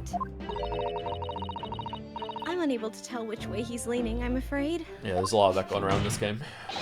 My lord, the defense asks that Mr. Mitchell That was a really good one. be permitted to supplement this testimony with this possibly or possibly not important detail. Permission granted. Really? Wow, okay. Go ahead, Mr. Vigil. Yes, it was Scarlet. As I remember it, the document was written in scarlet ink, but perhaps I'm mistaken? Hold it! Hold it. Thank you also to Chitalian for the 40 months with the message, NL been talking about Moncton a lot today. What, really? NL knows about Moncton? I didn't even know that. Most Canadians don't know anything about Moncton. I thought you were gonna say, I don't even know about Moncton. Yeah. He's coming? Is he gonna visit Moncton? Because I could just like run into him then if that's the case. Moncton's a pretty small ass place, yeah. Thank you to That's Isle scary. Place Dine-skate for 23 months with Hola Jose, ¿cómo estás? Glad to see more guests on stream. Hola Ari Hola. Ari now. Oh, thank you. Thank you all Place Dine-skate. IRL stream hunting down NL. What, like he's wild game? Yeah, Jesus. yeah. He's somewhere. We're gonna find him. That's not creepy at all. Scarlet, you say? Well, yes. I mean, I only caught sight of it for a brief moment, of course. But even by the dim light in his cell, I remember thinking that it was an unusual color. At the very least, if I'm quite sure it wasn't black. Uh-oh. Oh. Witness. Is that really what you saw? Oh, did he write it in blood? Well, sir.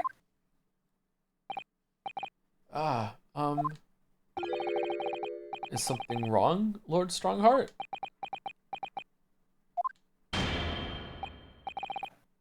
I apologize. Continue. Whoa. Uh-oh. What do you make of that, Mr. Naruhodo? For Lord Strongheart to be so visibly shaken in that way? Fuck. Didn't have her. You can plainly see the writing here. It's as black as the Earl of Hell's waistcoat.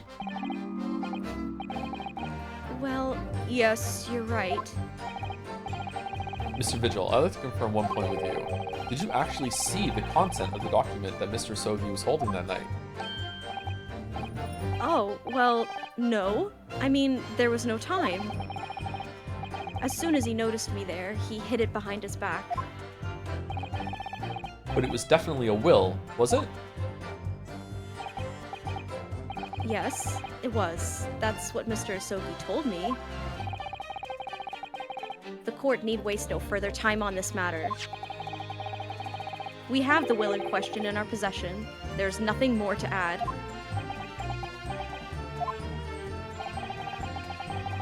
A will written in scarlet ink. What did Mr. Vigil really see Kazuma's father holding, I wonder? If you have an inkling, Mr. Naruhodo, you must present it to the court at once. +2, Susie. +2, Z. That testimony doesn't give much away. +2Z is really good. It's Oh, cute, I isn't really it? like that. It's cute. +2, Z. So this will really was penned by Kazuma-sama's father. I wonder what he could possibly have meant when he described it as a weapon. Oh wait, we already did this, I think. Yeah, it is. Yeah. Yeah, it's the same thing. Okay, so we have to press something somewhere, probably on the new one that was there. Okay. I believe you just pressed the new statement.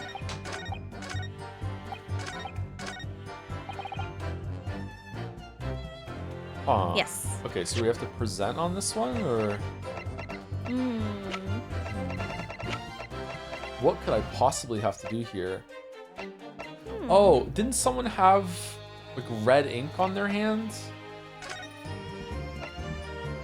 Recent scarlet ink stains visible on the little and ring fingers of the right hand, but no document and corresponding ink was found. Well, that's Clint. What? Okay, I guess it's that then. Objection! Scarlet-colored writing is what you said you thought you saw, Mr. Vigil. And I believe that's exactly what you did see. What? Havers again. You've no evidence to say that. Actually, I do. Have a look at this report. That's my brother's autopsy report.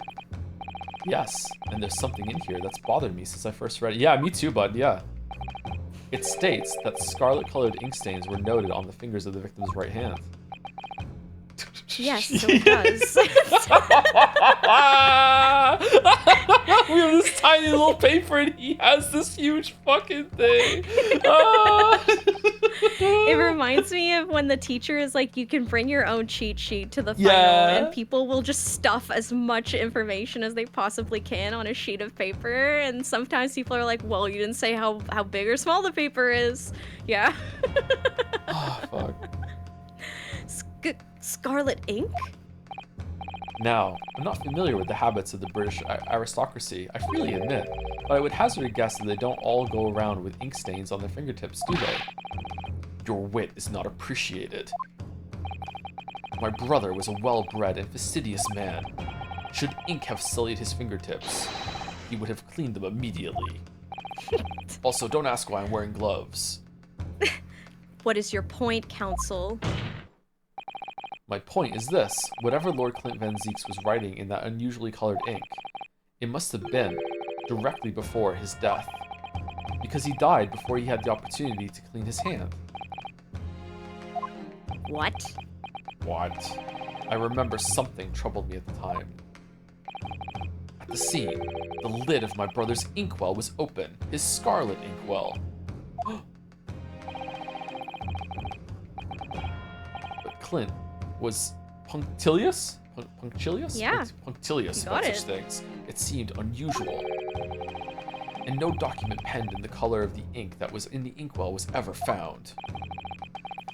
So the document had disappeared. Are you suggesting that the document my father had in his hand that night in his cell was... The same document that Lord Clint Van Zieks was writing moments before his death. Then it was... Ooh. If Mr. Vigil's testimony is to believe, it can only mean that, yes, Mr. Vigil, Sir? when you spotted Mr. Sogi with a document in his cell, his precise words were as follows, were they not?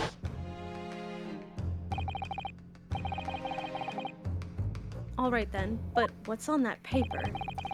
A last will and testament. This will is the only weapon I have left now. It's Zeke's last will and testament? A last will and testament? Ah. If the conversation really did go as Mr. Vigil says, then what we now know completely changes the meaning of what Mr. Sogi said. Oh, you really think? Mr. Vigil did indeed see the convict with a will, but it wasn't that of Genshin Asogi. It was the last will and testament of Lord Clint Van Zieks. No. What? Objection! This is madness. My brother's last will and testament? That would mean that he had chosen to die. That is what it would mean, yes. Oh, I guess I'm wrong. Shit. No, impossible. That is utterly out of the question. Lord Van Zieks. Clint was pursuing the professor. It consumed him day and night. Whatever happened, he would never have abandoned his investigation before its conclusion. Never. He wouldn't rest until the job was done. Until the killer was caught. The idea that he would willingly accept his own death, it's obscene. Objection! And yet, we can be sure that he was writing his will moments before his death. Because Rio said so, and that Genshin Asogi came into possession of that document. So what could the will possibly have contained? Clearly something that couldn't be made public under any circumstances whatsoever. because armed with that document, my father was able to negotiate with the judiciary for his life. It was something so damning that it prompted the powers that be to enact that daring jailbreak plot. Yes, there can be no question that the will contained information of the utmost secrecy. Information of the utmost secrecy. Ah, no, it couldn't be.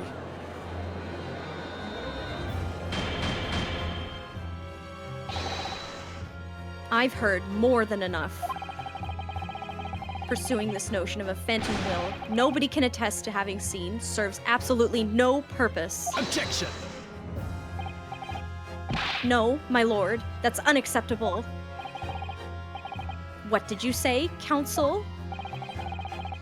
The last will and testament that Genshin Asogi had in his possession was that of Lord Clint Van Zieks. All the testimony and evidence presented to the court has logically led us to that as a possibility. We have a duty to pursue the line of reasoning to its conclusion. But with no possible means of knowing the contents of the document, there is no line of reasoning to pursue. Oh, he's like really upset. Yeah. I think he's starting to, like, I think he's on the same page as Ryu right now. Yeah, he is pretty smart.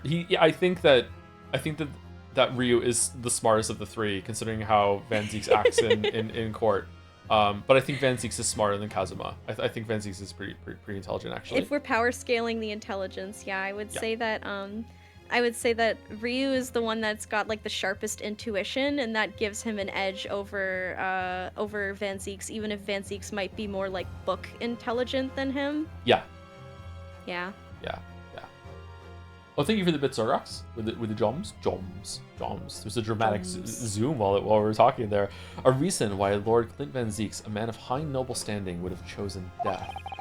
Information so secret, people in the judiciary would be willing to negotiate the jailbreak of a condemned killer. The only explanation that fits those facts is an unthinkable truth that turns absolutely everything on its head. But it's just too hideous. Mr. Naruhodo, however difficult the situation might become, you work with your client in pursuit of the truth. That's what you resolved to do when you entered the courtroom this morning, if I'm not mistaken.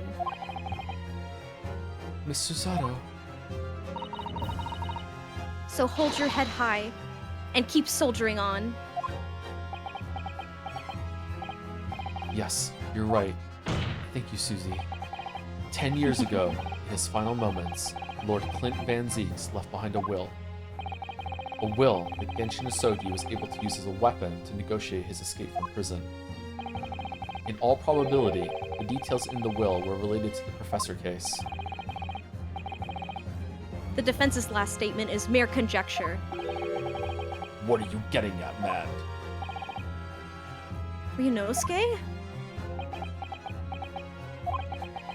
As soon he as these doesn't wanna words say come out of it. my mouth, there's no going back. Yeah.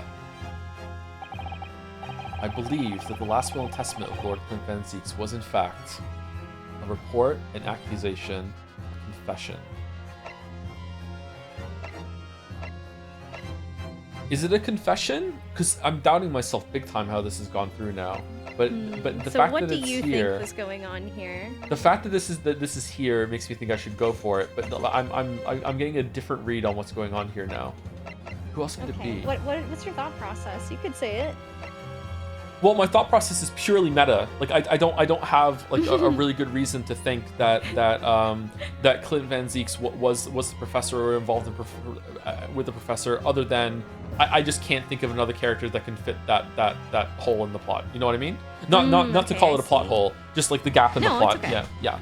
Should be fine even if you did say that, but I get what you mean. Yeah, it's like you're having a moment of like, I understand the themes of the story, and now the themes of the story are leading me to like meta try and guess what I think the answer is. Yeah, Yes, I get what and you're saying. Clint Van Zieks is hugely on a pedestal to Baroque. So it's like this is gonna be like everyone has this moment of in the story of that happening. And the entire country's probably gonna have that happen. I'm sorry if I gave you too much of a layup by mentioning that. No. It's I'm not okay. telling you if you're right or not. I'm just saying that like I don't want to influence your thought process too much. I think it could be that, but I also think it could also. It's definitely not an accusation. Well, it could be a report. And accusation could be the same thing actually. A report that leads you to believe to go for someone. Yeah, ongoing confession.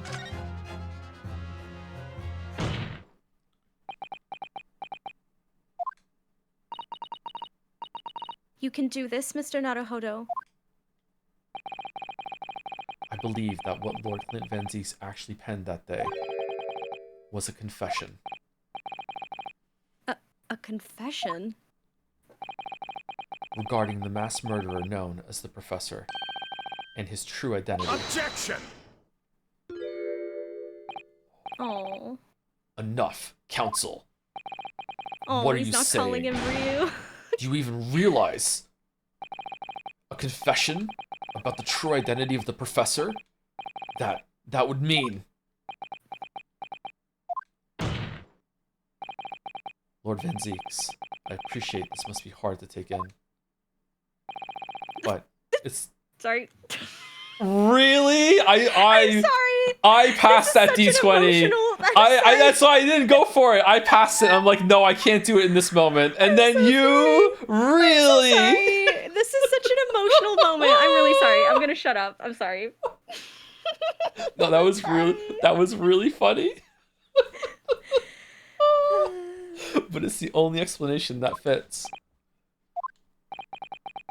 The killer that terrorized London a decade ago and became known as the Professor. The man believed to have murdered 5 members of the aristocracy. It wasn't Genshin Asogi at all. No. You can't be suggesting. It was in fact the man believed to have been the 5th victim. Lord Clint Van Zieks himself. Grrr. Ah! Oh shit. This guy really is having the worst week possible. It's finally open, is it? Pandora's box. The great Van Zieks family, they've been thoroughbreds of the British judiciary for years. And Lord Clint Van Zieks, he was a paragon of justice in the capital. But he was actually a mass murderer, a perpetrator of atrocities of the vilest nature. If the general public ever found out, law and order in this country would be finished. My brother. Oh, this is too awful. Poor Lord Van Zieks. I wonder though, did he never suspect? Mr. Naruhodo? Lord Baroque Van Zieks is a brilliant prosecutor. Is it conceivable that he didn't realize what his older brother really was? You have a blind spot to family. Yeah, you can honestly like be looking at such blatant, obvious proof that they did something and still find a way to bend over backwards to excuse it if you don't want to believe it. It's so hard. Not speaking from experience about that at all. Order! Order! Order in the court! Lord Van Zieks. Is that his family crest he's clutching there? Is that what's on his shirt? Or overcoat? It's actually Clint's prosecutor brooch. Oh, it's even worse then. Oh my god. Yeah. Oh, yeah, damn. He inherited it from him when he died, because like you get one when you become a prosecutor. It's actually in Clint's portrait in his office. It's the same one, yeah. Oh shit. Oh, that's a and really he wears good it like detail over then. his heart. Yeah, it's the- good symbolism, yeah. Yeah. The professor made use of an enormous hound as his murder weapon. Tell me, did your brother own a dog? Yes, he did. Balmung. Balmont, he was a well-known hunting dog. People called him a giant. That's an awesome name for a dog, I can't lie. God damn, it has so much aura. Balmont. It's like naming your dog Ragnarok or some Yeah, shit. it's a demon name. Like, you say it 3 times, he's gonna show up. Holy fuck. I don't believe this. When my brother would go hunting in the forest of the grounds behind the house, always took Balmont. After Clint's death, the creature passed away too, almost as if he were following his master. Oh. He was a magnificent hunting dog, worthy of the jewel-studded collar around his neck. The jewel-studded collar? That's right. Though sadly, some years ago now, it was stolen by a thief who broke into the house one night. A jewel-studded collar stolen by a thief. It so happens that myself and my colleagues have come across such a collar during our time in London. How could you? There was an old emblem attached to the collar too, made of pure gold. It was topped with a small crown and bore an ornate capital letter B. It's just the most amazing dog collar ever. I didn't even realize it was literally a dog collar. My god, look at that. It's beautiful. What? An emblem bearing the initial B. Oh my, you know it? It's the insignia of the Baskerville family. What? Oh wait, that's you. The Baskerville? Why is that name coming up now? Baskerville is the family name of my late brother's widow. That pure gold emblem was an heirloom which Clint acquired upon their marriage. There can be no doubt then, the collar you've described was Balmont's. The family insignia of Lord Clint Van Zeeks' widow? There was a considerable amount of blood on the collar when we saw it. Oh, was it revenge? Was there a bunch of people that killed his wife, maybe? That were responsible for it? Do we have any information about who the professor killed at all? Yes, we do. If you want me to refresh you on that, Strongheart actually had a very hilarious, many people are saying this speech about how the members of the aristocracy that were murdered, most of them were considered by the public to be kind of like corrupt assholes who were terrible people. So a lot, like, there's a not insignificant portion of the general public of London who kind of feel like the professor was doing something good for society. Like a Dexter situation, a little bit. Exactly. Yeah. So okay. people are kind of, some people, it's like controversial for that reason. Yeah. Okay, interesting. Okay, Matt, I don't remember that at all. Thank you for the refresher. It came. Oh no, it's okay. It also came up because Baroque himself was like, it doesn't make any sense that my brother was killed because he was a great guy. Like, everybody loved him. He never did anything wrong ever in his entire life. So why was he killed also? It doesn't make any sense. Doesn't fit the pattern. Yeah. Okay. Yeah. Since we know the dog was used for hunting, it could have been used it could have been from its quarry, of course. But it could equally have been from human prey. So is it true then? Clint Van Zeeks really was the professor? Impossible! These Japanese are making it all up to exonerate their own. So in fact, the person responsible for these murders of nobles and royals was a noble himself.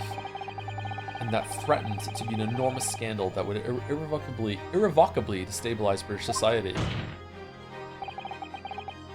My father knew that, and was using it to negotiate his way out of the unjust charges brought against him. But at the very last hour, those he'd bargained with betrayed him, slaying him mercilessly on foreign soil. Uh-oh. Well, can you deny it, Lord Strongheart?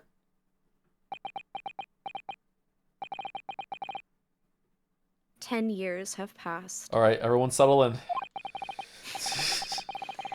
And still now, the 6 million inhabitants of our great capital rest easy believing that justice was done. That though his anonymity remains, the diabolical murderer was caught and executed.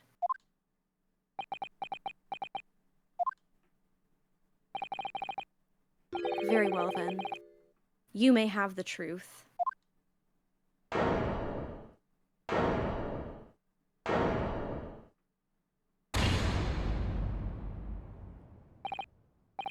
Tell me then. Tell me what Clint really was. Lord Clint Van Zieks was too pure of heart. When he became a prosecutor and went in pursuit of the black roots of crime, he drove himself into a corner. He came to the uncomfortable realization that to fight the most fiendish of criminals requires one to become even more fiendish oneself.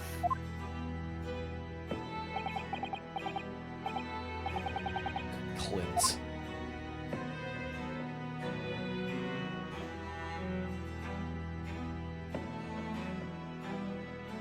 Man. The 19th century. Oh, sorry. Go. I think this is Strongheart. The 19th century was a truly miraculous 100 years for... Oh, okay, we're good. I thought I was going to keep going. The 19th century was a truly miraculous 100 years for Great Britain, and indeed the whole world. New industry, new technology, and with the birth of the Metropolitan Police Service, new law and order. But these dazzling new developments meant ever deeper shadows were cast on society. Water sullied by factories, air thick with noxious fumes, and crime growing daily to fill the darkness. Lord Clint Van Zieks made it his mission to combat that darkness. But as time went on, it slowly ate at his soul until eventually he was consumed.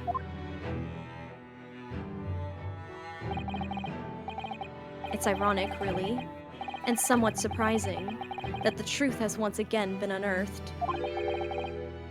By a Japanese. Once again? What do you mean? 10 years ago, your father, Genshin Asogi, turned up at my office one night.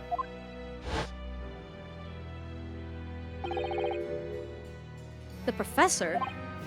Yes, beyond all shadow of doubt. You must issue a warrant to search his home at once. Don't be absurd. The man comes from one of our country's most illustrious families. He's a paragon of justice here in the capital. Yes, that's the point. That's why none of you British can see it. He's using his noble status as a diversion whilst he commits these atrocious crimes behind the scenes. Do you have evidence? Nothing definitive as yet, but he keeps an enormous savage hound on the estate. We need the full support of the judiciary for this. We're up against a member of the aristocracy. So a large family estate has a fierce guard dog. You should know that's commonplace here in Britain. I'm sorry, but I can't possibly put Scotland Yard onto this based on the tenuous accusation of a visiting student.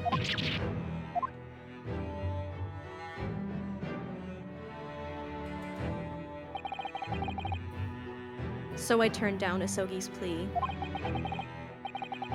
And as a result, he took it upon himself to visit the Van Zieks mansion on his own. We can only imagine now what happened between the two men. Though we know the outcome, of course, Lord Clint Van Zieks perished. That was a difficult one. I don't believe this. So in actual fact, Kazuma-sama's father did... He made the late Lord Van Zieks meet the same fate, and put a permanent end to the professor killings by taking the drastic measure of ending the perpetrator's life.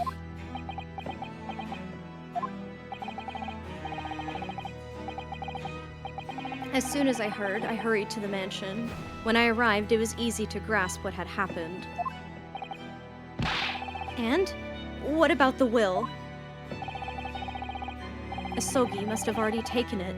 Nothing of that nature was found at the scene. We had no idea of the existence of such a document at that time.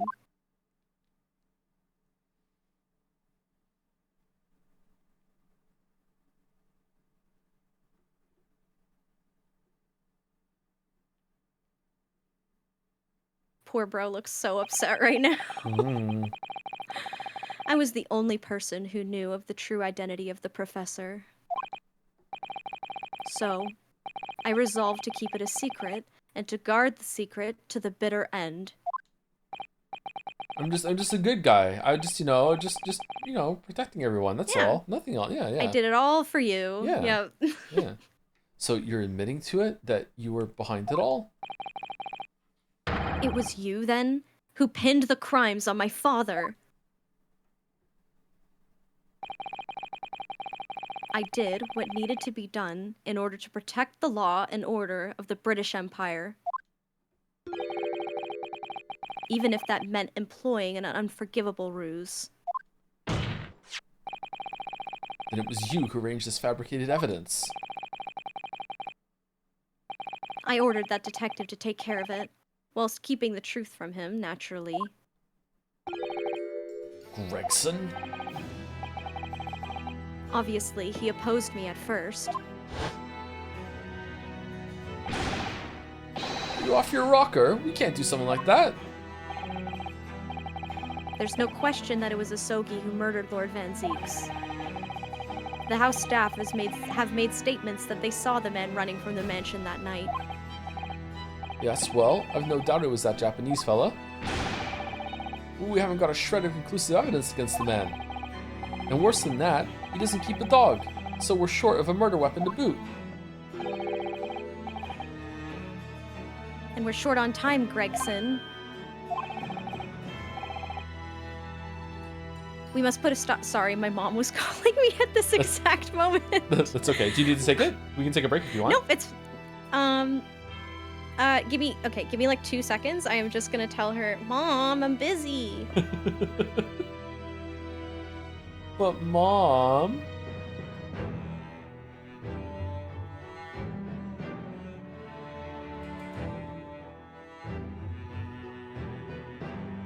Okay, sorry for killing the momentum like that. You know, moms It's are okay. like that.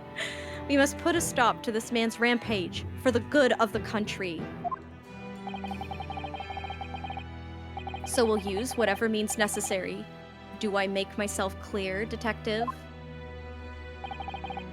Blimey. A rare sullen, sad blimey.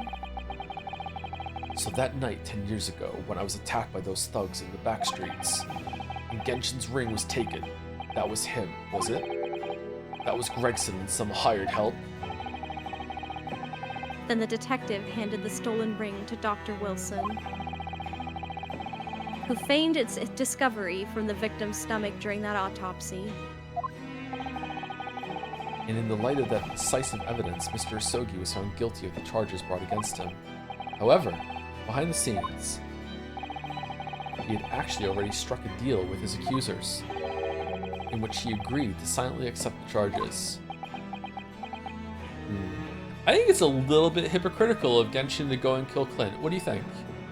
I agree, actually. I was waiting for a good opportunity to bring that up if you weren't going to. I'm relieved that you agree with me about that, because, again, like, we've got that theme going on of characters who've been idolized by others turning out to be not so great after all.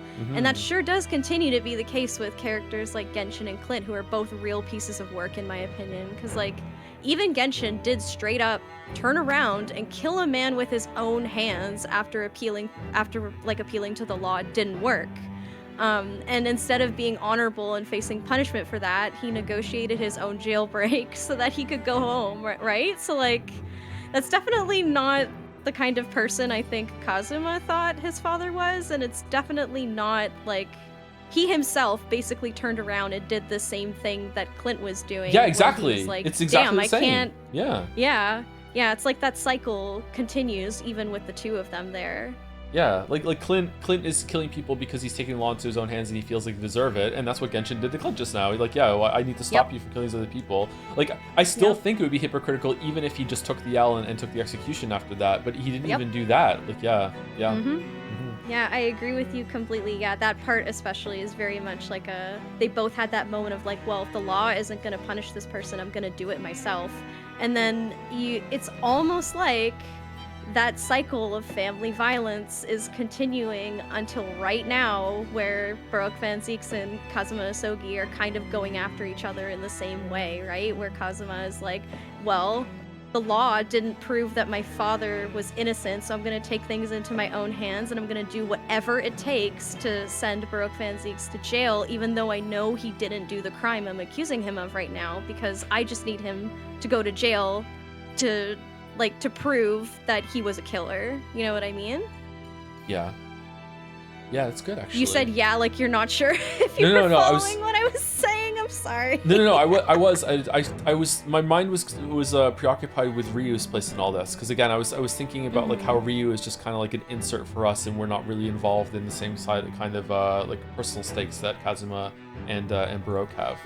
Yeah. I think that Ryu is, so this is just my read in the story, but I think that Ryu, so all of these characters, particularly Baroque and Kazuma, who are very integral to the plot, their problem is that they are stuck in the past, and they are so stuck there that they can't actually see the truth that's right in front of them, and they can't move on.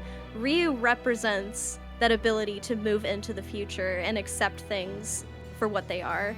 And without him being there, they wouldn't be able to do that. And I think him being somebody who has no personal connection to either of these families, it's like they need him to be the person that can see it, if that makes sense. Mm-hmm. Yeah. Okay. Anyway, that's just my opinion, though. I'm sorry, I'm mulling it over. It is kind of funny. I'm still in the midst of this with everything that just happened. It's okay. He loves it, Chad. He loves it. He's thinking about the story. Oh no, I hate it. It's so bad. It's just, it's really disappointing. Yeah. But I just don't believe that part. As far as I knew the man, my father despised such underhanded dealings. It was extremely easy to make him comply. You see, he had one crippling weakness. What weakness? You. Isn't it obvious? You, Kazuma Asogi. Me?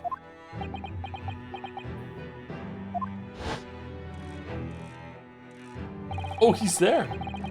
Mm-hmm. Winding his watch as he does. Perhaps you have no desire to return to your homeland, Asogi. What? Though I hear you have a 14-year-old son. Agree to cooperate and accept your guilt without contention, and you will see Japan and your son again. You scoundrel. Whether you choose wisely or not, it will be a closed trial by order of Her Majesty. So whatever rash claims you might make in court will have no trouble in stifling them. There's only one outcome for you, Asogi, the gallows. Don't forget that I still have a weapon at my disposal. A document revealing a truth that I know you're desperate to keep hidden. Yes, it hadn't escaped my mind, which is the only reason I'm willing to bargain with you. I only want to protect this country's law and order. You understand? So, what's it to be, Asogi?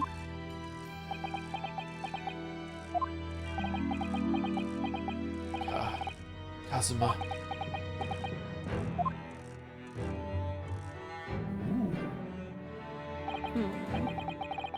He did it for me.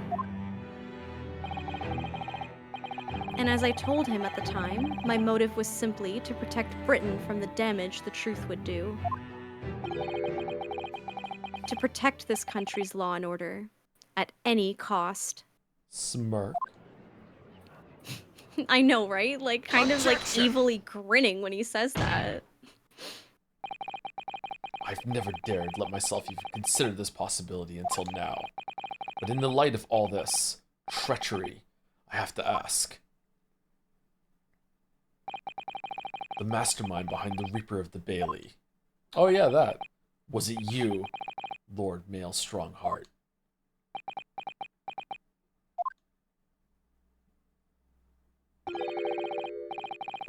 A rather brilliant idea, wouldn't you say, Lord Baroque Van Zeeks? He's just admitting it? Insane! That the spirit of your late brother, that paragon of justice, should return to reap justice for his sibling. Could there be a more appetizing tale for London's masses, I ask you? What brazen? I knew that you'd play the part to perfection. But your role really wasn't that of some embodiment of death. No, you were London's guardian angel. An angel with bloody hands? I think not.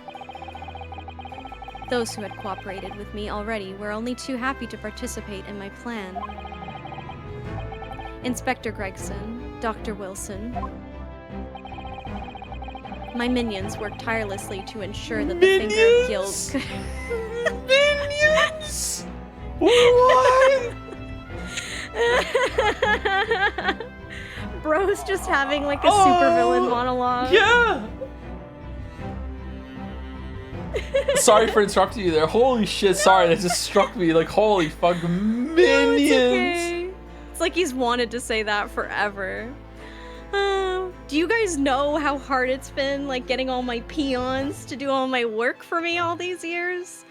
My minions worked tirelessly to ensure that the finger of guilt could never come to rest on you. It's all thanks to them that you were exalted as the demigod the Reaper became. But Dr. Wilson left Britain 4 years ago when he was invited to work in Japan. That's right. So I had to employ the services of his young protege after that. Dr. Courtney Scythe. Dr. Scythe. So what with the execution of the professor and the subsequent reign of the Reaper of the Bailey, I've successfully safeguarded law and order in our mighty capital for the past decade.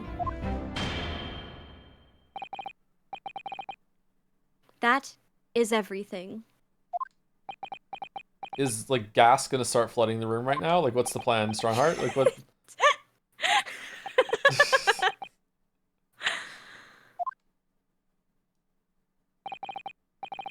My lords, ladies, and gentlemen, I do hereby confess, it was I who sired the concept of the Reaper.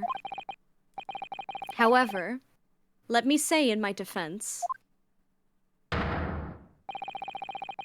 it was all for the preservation of law and order across the entire empire.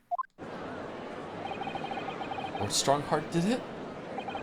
An unforgivable collection of crimes, but still, all those who died at the Reaper's hand were rotten to the core anyway. If it was all in aid of keeping London safe. Really? I guess, to be fair, every single person that, like, so Van Zeeks only did, like, capital crimes until Ryu came along. So, like, they make a point of being like, oh, he only prosecuted the worst of the worst. So I think they're like, well, those people deserve to die anyway. It is crazy that the judiciary is kind of maybe low-key agreeing with him, though. Sorry, this song slaps, by the way. There is no one left now who can reveal the precise truth of what happened 10 years ago.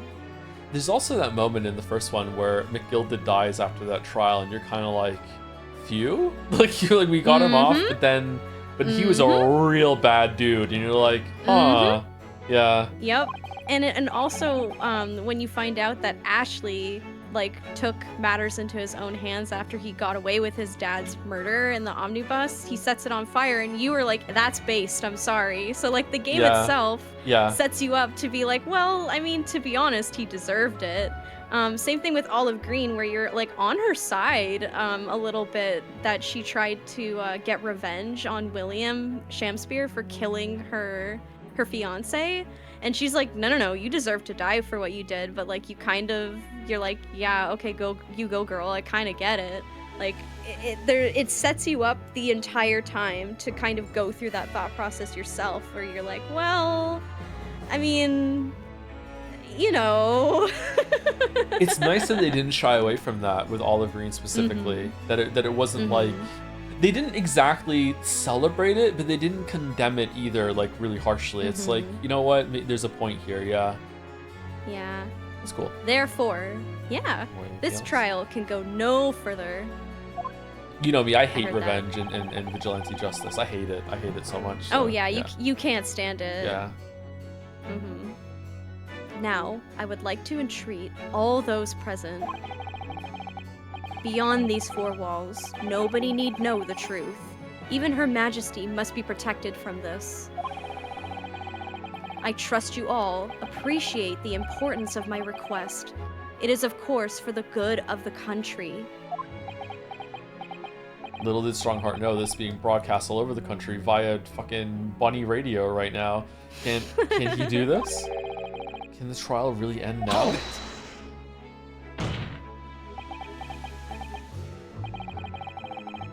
I have one last question. For the accused, Lord Van Zeeks. What? Of course, I know that you're a highly accomplished prosecutor. So I find it hard to believe that you didn't have any doubts at all. That you never suspected your older brother.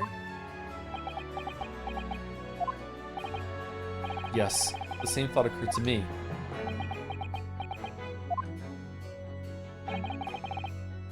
It was only once, but yes, I couldn't say that I never had my doubts.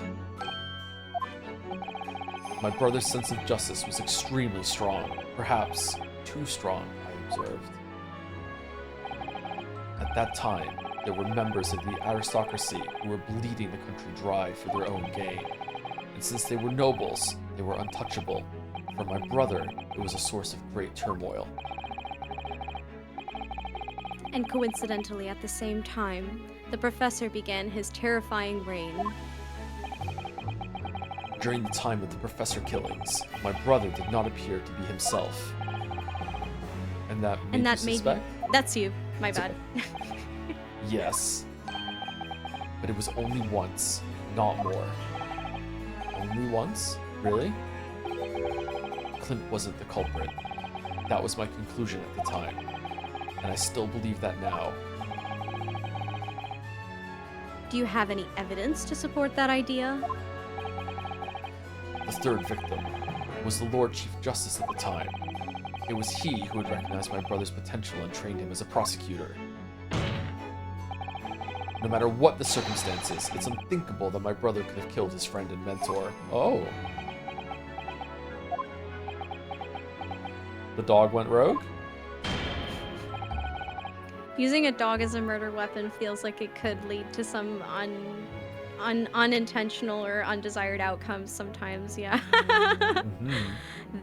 That will do.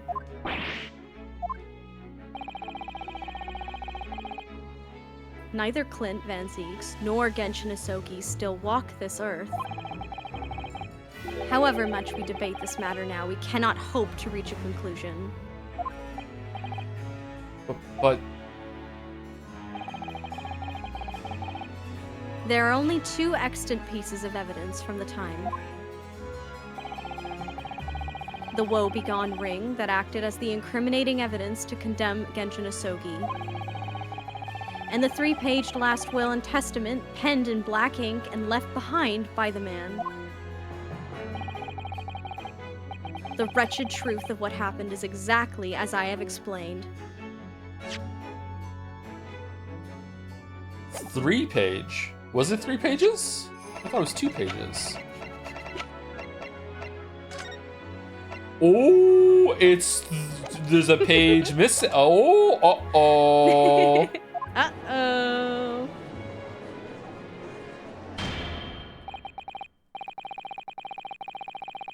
Later today, I will present myself at the Ministry of Justice for whatever sanction is deemed appropriate. I don't believe you, but okay. That is all. Court is adjourned. And then he runs to the SS Grouse, takes Judge Jigoku's lodgings. He's gone. He's gone. He hides in the suitcase.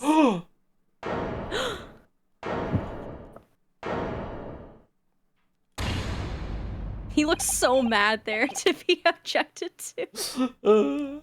Thank you, Kazuma. And also thank you to Bidu for Life for the 51 months. Thank you very much, Bidu for Life. Thank you for the resub. Me? If it wasn't for you, I wouldn't have made this 11th hour discovery. Pro's actually calling it an 11th hour discovery. Okay. What discovery? My lord, I'm afraid. I must insist the trial continues. It just never ends. I beg your pardon. As the court has been reminded today already, we must stop at nothing to uncover the whole truth. And to that end, one particular statement made by somebody in this courtroom moments ago revealed a very subtle contradiction. What contradiction? But all I did was ask the accused one simple question. Well, began with Lord Van Zeeks and his recollection about his brother. But Lord Strongheart didn't permit the defendant to speak at length. I merely pointed out that we can draw no further useful conclusions here. So where on earth is the contradiction? He's down to our level right now. This is funny. He's like, yeah, what was it? He's in the pit. We're all brawling. God. Yep. One of them definitely just said something contradictory. It's time to identify who. Is it the page thing? Lord Strongheart. It was Lord Strongheart, I'm sure of it. Something he said was slightly off. Come on, Rinosuke. Think back over his words. Find the problem.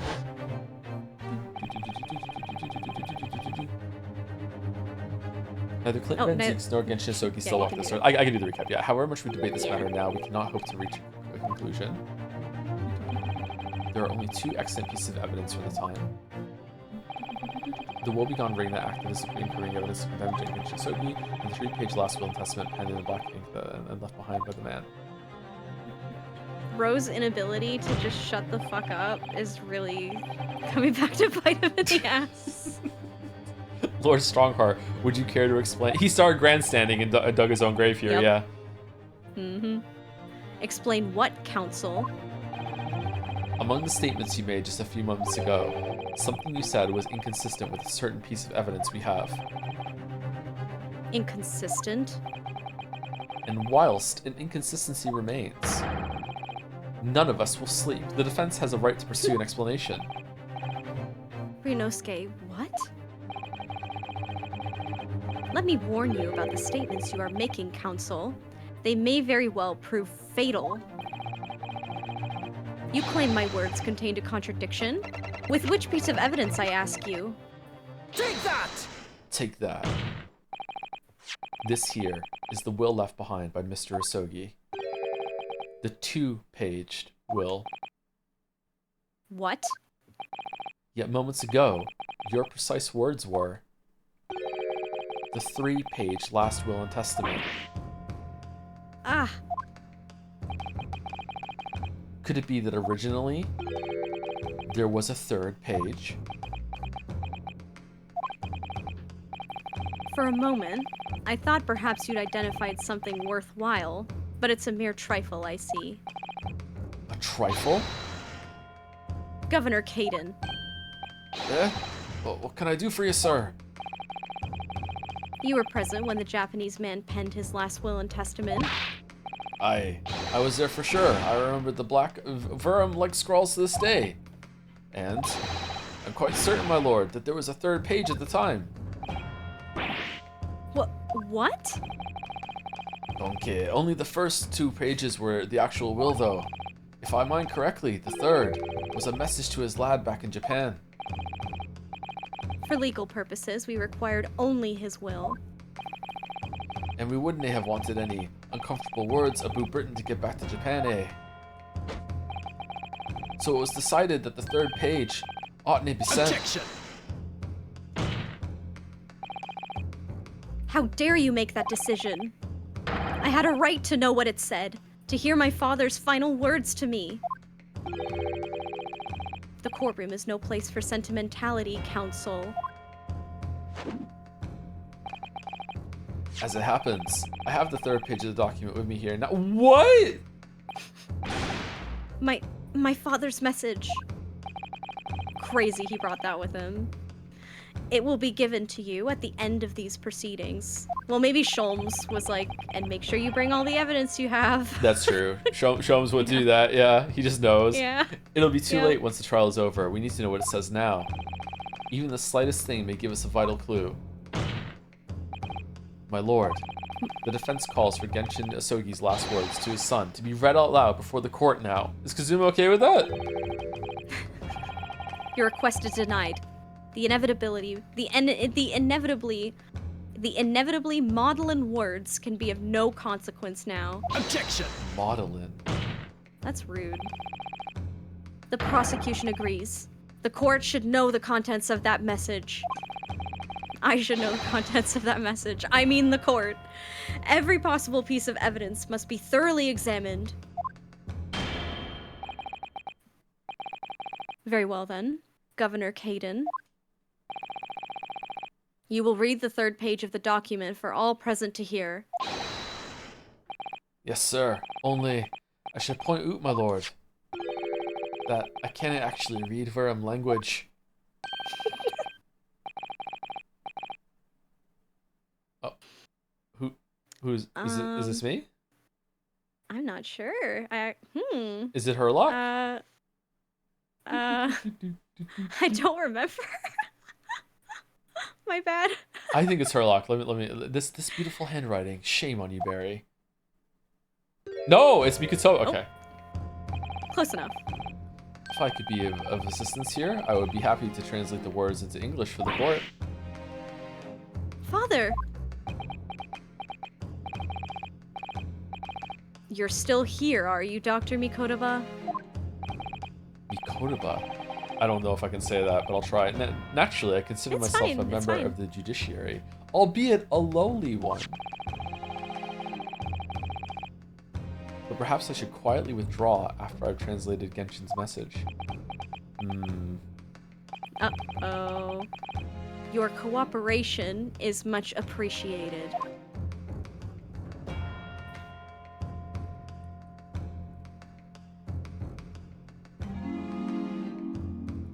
Kazuma, the truth is shrouded in darkness, and darkness only our clan's great sword can pierce.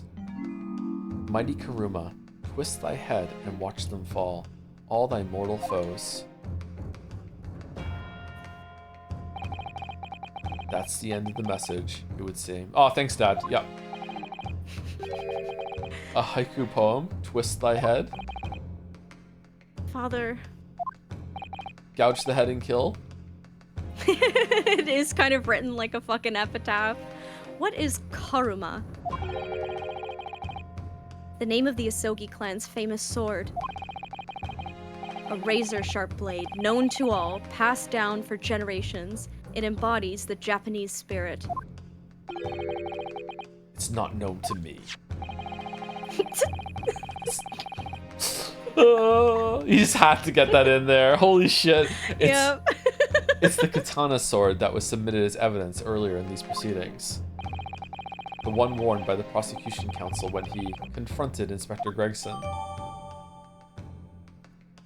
Details of the Asogi papers have been updated in the court record.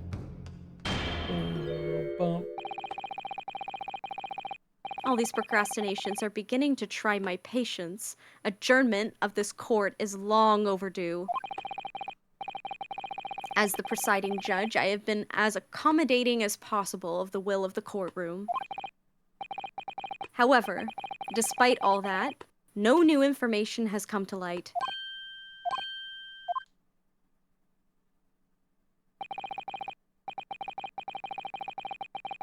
In pursuit of justice, Lord Clint Van Zeeks tragically lost all sense of morality. When he murdered his former mentor, clearly he was already devoid of his normal faculties. Objection! How dare you? I refuse to believe that of my brother. Too much time has passed. We cannot ever hope to know more than we do now. Especially since the alleged will that he penned in his final moments appears to have been lost forever. Arr. Lord Strongheart, you appear to be in something of a hurry to wrap things up. I wonder why. We've heard you state time and again during these proceedings that everything you did was in the interests of protecting British law and order. And I stand by that. Without the Reaper, we could never have achieved the reduction in crime the capital has seen. Objection! What about Inspector Gregson then? And Dr. Wilson. They were no criminals. You used them to achieve your ends, and then you had them killed. They were a little bit criminals, however you dressed it up. There was nothing fair or just about that. They were just following orders. True, true. Lord Strongheart, what exactly is it that you're hiding? God, what else is it that you're hiding? Dr. Mikodaba, were you not to quietly withdraw after the translation of your former associate's will?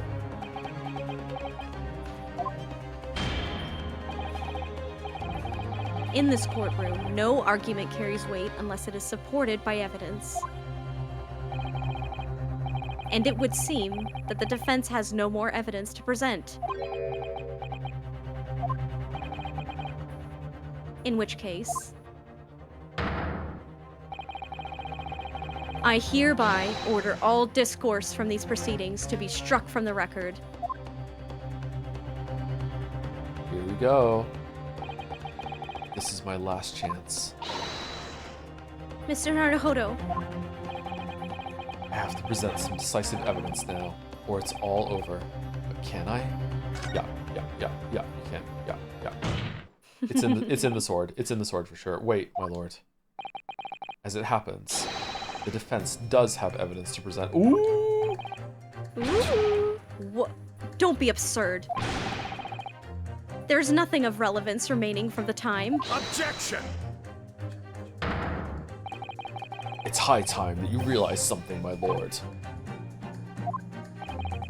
This gentleman has an uncanny habit of producing evidence at the final hour that had escaped everyone else's attention. Finally, someone is noticing. Yeah. Nonsense. It's gassing us up. What is it, Ryunosuke? What do you have? Do. I dare say. I don't know, but give me 5 minutes. The final decisive piece of evidence that will reveal the whole truth about this rotten tale. How can you... Decisive? Well, it would appear there's no escaping it now, my lord. Let it be so then. Present what you think you have that can settle this decade-old enigma, if you're capable. What exactly is this evidence that the defense claims to be so decisive? The old save. Just in case it's an instant fail, because for the last time, I think, because I think it's the last one, I'm a lawyer. I'm a lawyer! What did I say, counsel? If you're capable were my words. And this evidence clearly demonstrates you're not. You're capable only of destroying your own argument. Oh no! But I'm a lawyer! Come on, Ryunosuke. We know that Asogi-san negotiated with Lord Strongheart 10 years ago, using the last will and testament of Lord Clint Van Zeeks as bargaining power.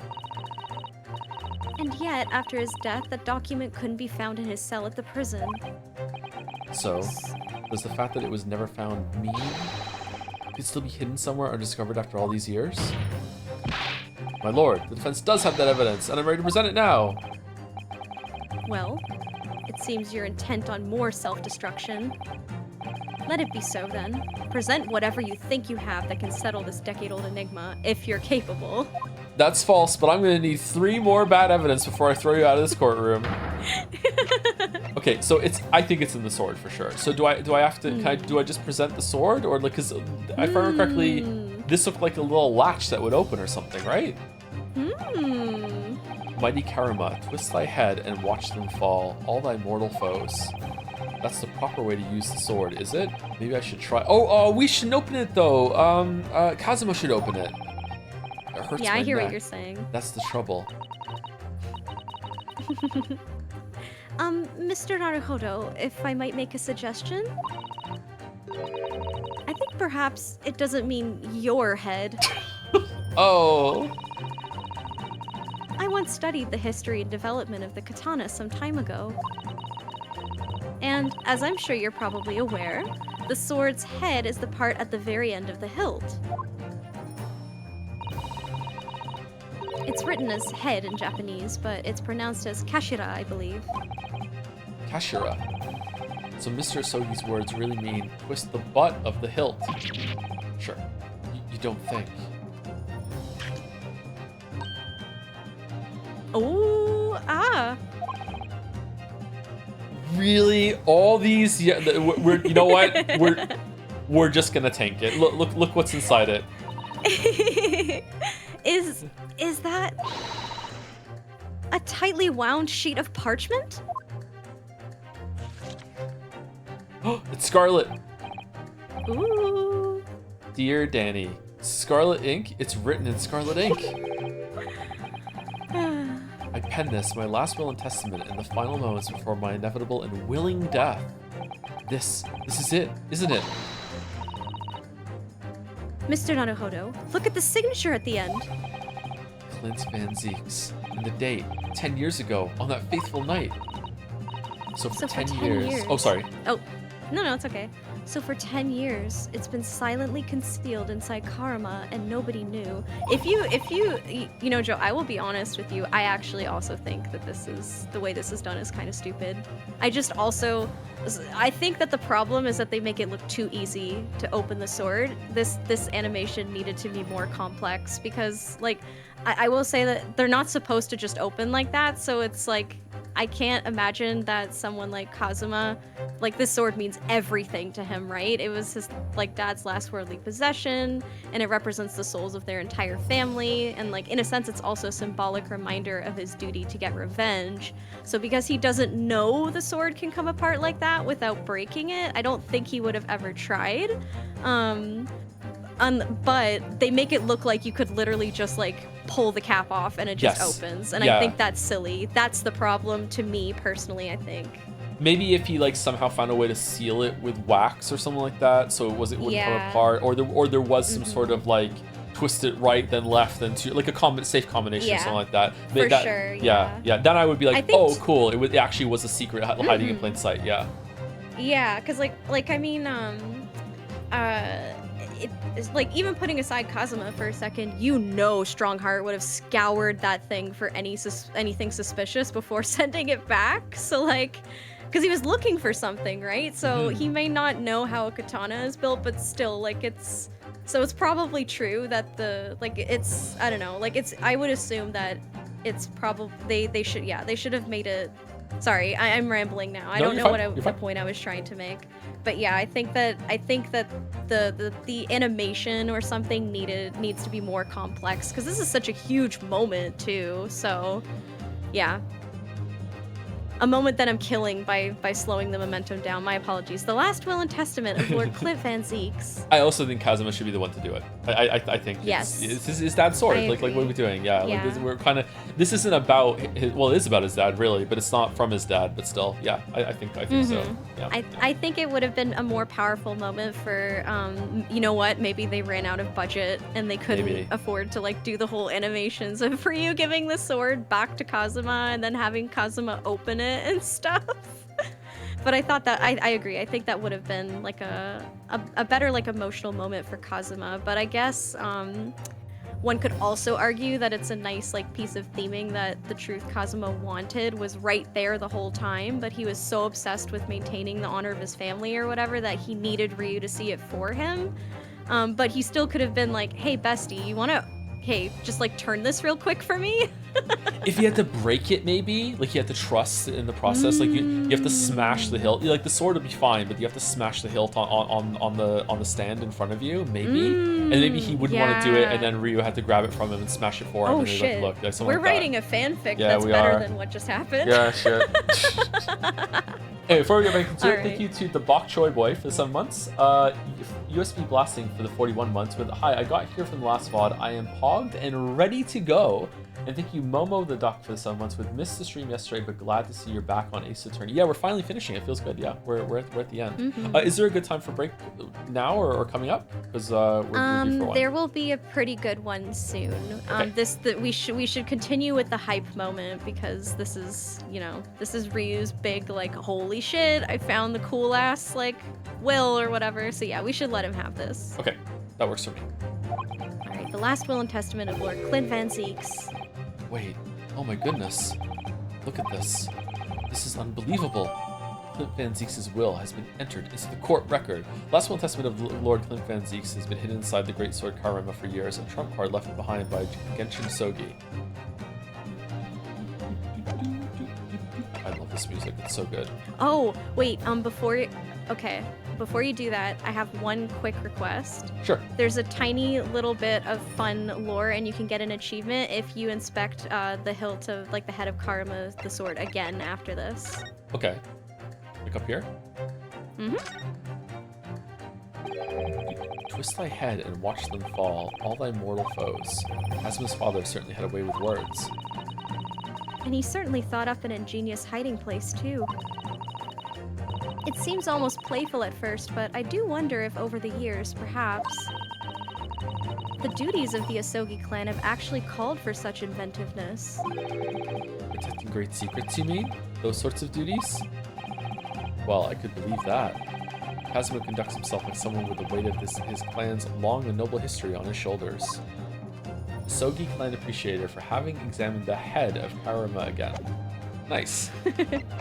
Yeah, that's all. It basically implies, like, I don't know, they were like into espionage stuff, which is on it. Like the sword handle having a secret compartment is pretty cool. I won't lie. Oh, I think so too. Also, he seems to be built for it, considering he got all the way to England after with amnesia, even like that. Plus resourcefulness. Yeah. It's in their bones to do spycraft this shit. is genetic at this point. We're assuming it's hereditary. Yeah. It's true. It's like how the aura farming with like the bow in Genshin's hair and Kazuma's headband both flowing in the wind. Like they just do that. That's cool. All right. I can't read this, right? Am I wrong? It's gonna. You present it. I present it, and then we're gonna yeah. read it. Take Okay, that! cool. All right. Here we go. I really want to know what this says. Mm-hmm. There's a single piece of evidence that can clarify what really happened 10 years ago. So did we go, like, how did we open that when it's on Kazuma's belt? Like, what? Oh, it's because he submitted it back to he had to relinquish it to the court yesterday okay. when, yeah, because he broke the end of it, right, and had to, and Ryu was like, hey, buddy, so if you didn't do it, you can show us the sword right now, and if it's intact, then we know you didn't do it, and then he's like, shit, and has to give it to them, so. Okay, that makes sense. Mm-hmm. It was a while ago, to be fair. To you, it was like 2 months ago. Yeah, that was, The last will... It was yesterday, yeah. The last will and testament of Lord Clint Van Zeeks. Huh. A wonderfully astute observation, I'm sure. But in case it had escaped your notice, that document was lost long ago. That's right. It was. Only. I have it right here. Discovered just moments ago. Privately, so you can call bullshit on his opening sword. Impossible. That can't be. Everything that's happened comes back to this will. This document is the key that will unlock the entire mystery. Oh, his face! Ah!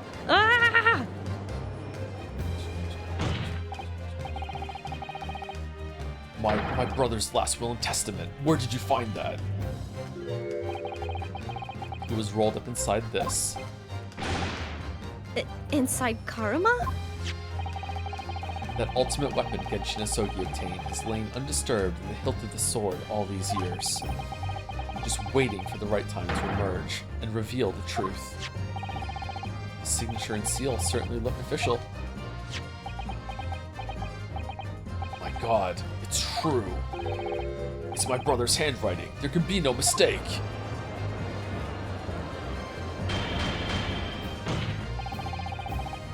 I forbid the contents of that document from being read out. Do you hear me? I strictly forbid it. Objection! You can't do that, my lord. This document could explain everything. That document could literally destroy the meaning of justice in this country. I demand that you hand it to me at once. Why? What are you trying to hide? Could it be that you already know what's written on this page? What are you implying? Court is adjourned with immediate effect. Clear the courtroom. Objection! Oh shit! Do that, my lord. And you'll suffer a fatal blow as Lord Chief Justice. I beg your pardon? Forcibly ending a trial without good reason. And not any trial, a closed trial by order of Her Majesty the Queen. To defy the monarch's will is treason. Sure, why not? Ugh.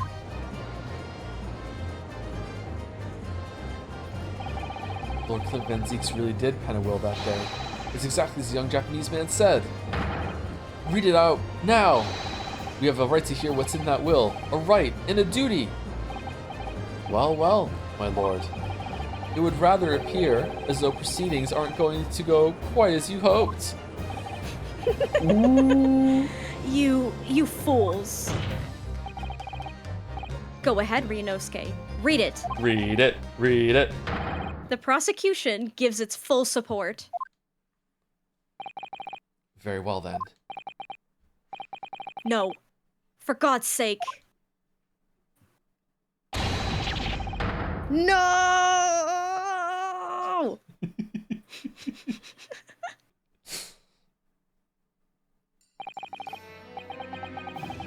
I pen this, You should read this. my last will and testament, in the final moments before my inevitable and willing death.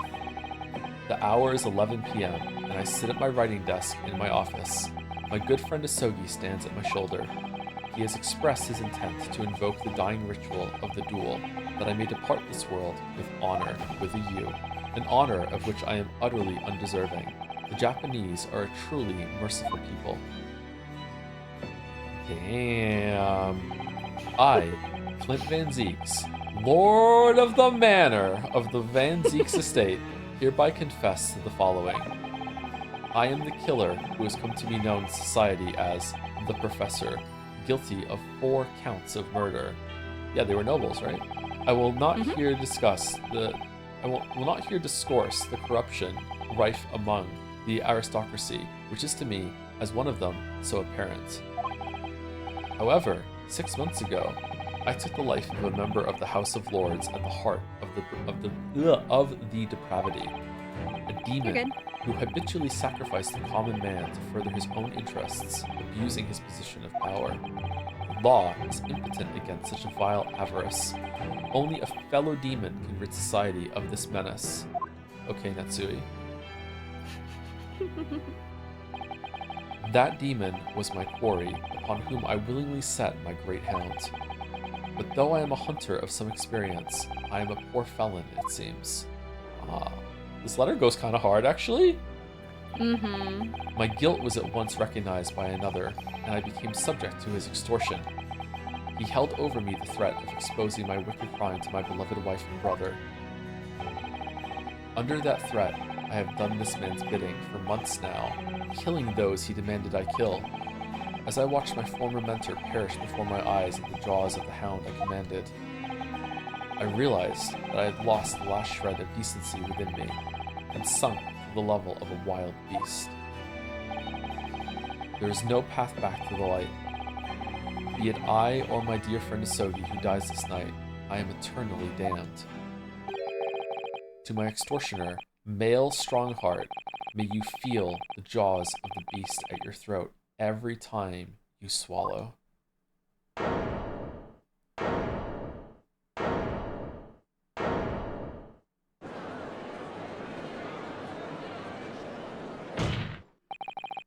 So now we know. Yes, Clint Van Zieks was a murderer. But somebody was directing him and naming his victims after the first one. His extortioner, Lord Male Strongheart. It was you! You get one free kill.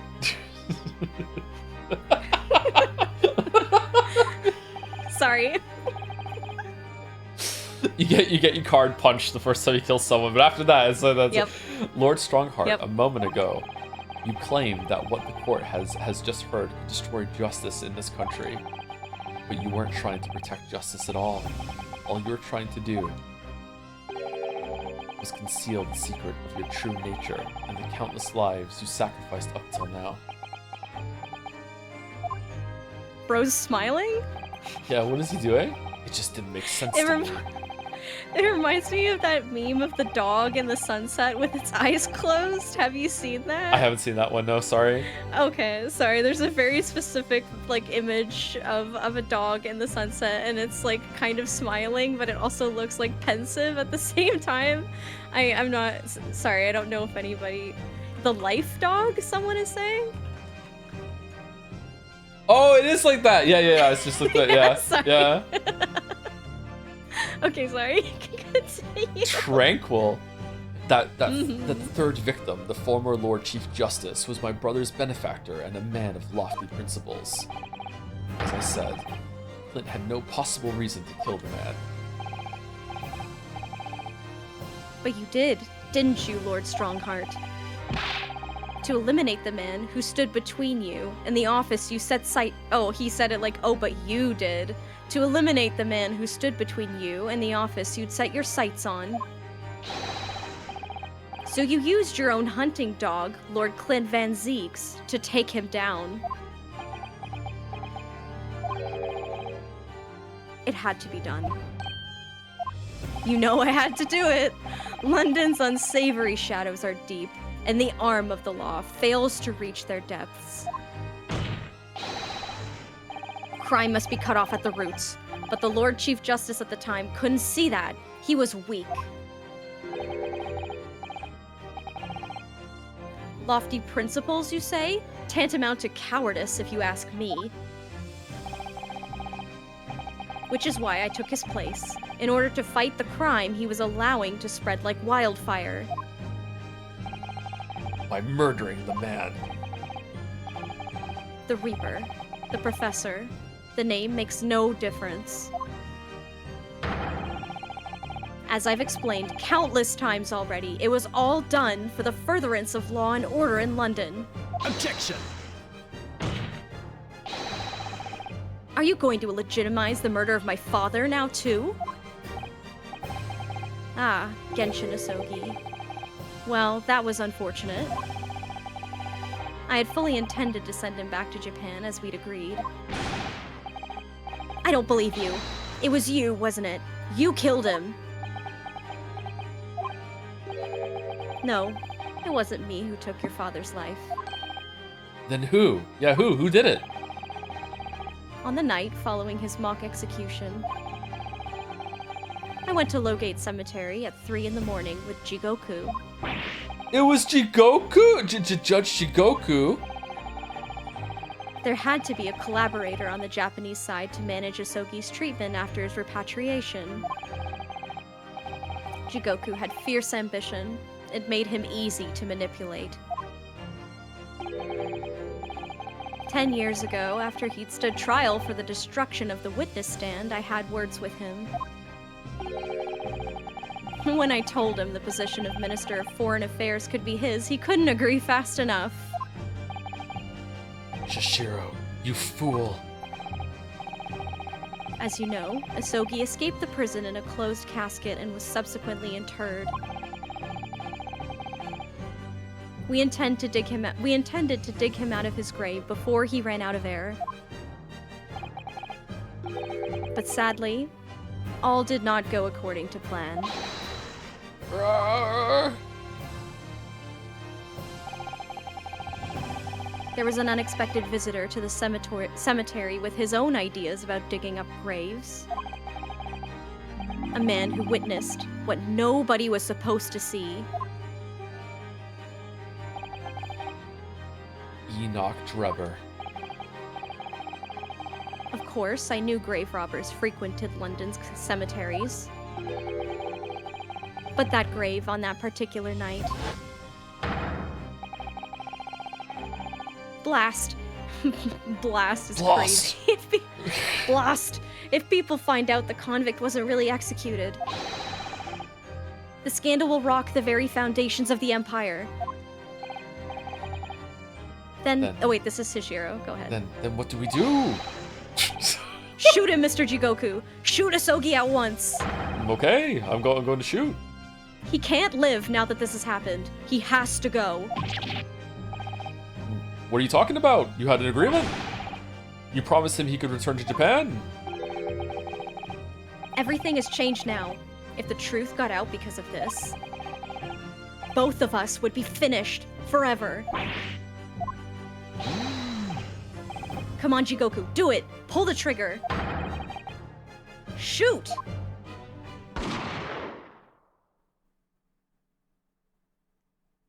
Crazy that his solution was to shoot Genshin, by the way, and not the guy who showed up to dig up the grave. Yeah. Insane choice. Yeah.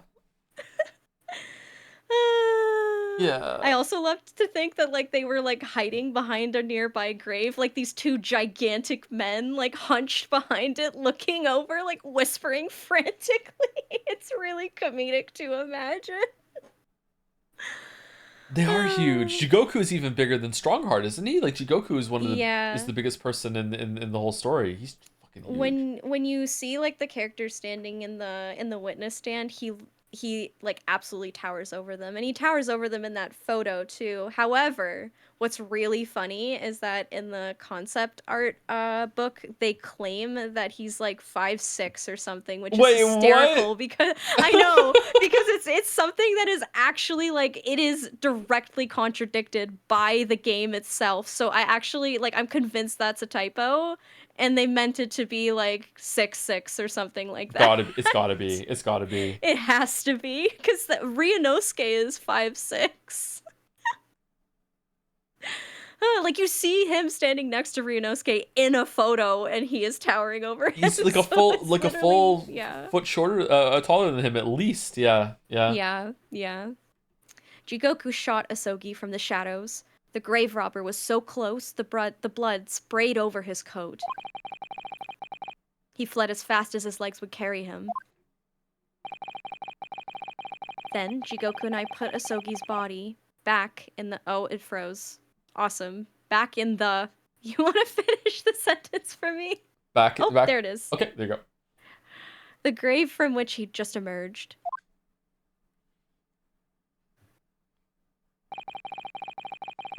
When I later learned of the waxwork modeler's presence at the scene as well, I made her swear to two things. Never to remove the professor's mask, and never to speak of the events that night. And with that, the secret was buried along with Asogi's corpse. So, now you know what really happened in Lowgate Cemetery that night, and this is probably a good break point if you want.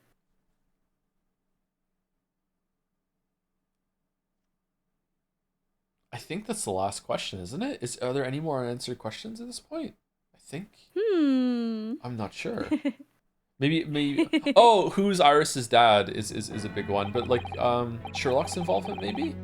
Yeah. Okay. Well, let's take a break here then. With all this good music for break 2. Okay. All right. We'll be back in about 5 minutes. Chat. Okay.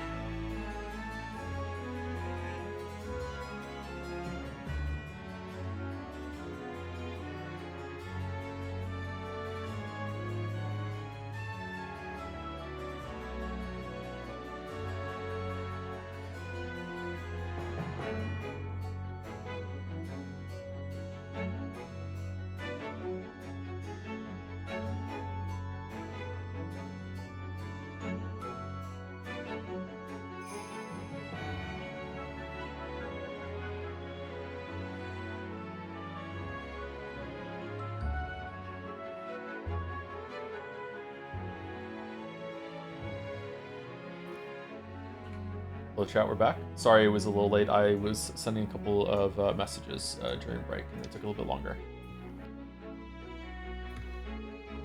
than I was anticipating. I used to think he would hate it somehow, but I'm beginning to believe the stream. Uh-oh, about what? Oh, I didn't get water. 1 second, let me go grab some water for the fridge. Oh yeah. You gotta hydrate. Go ahead and do that.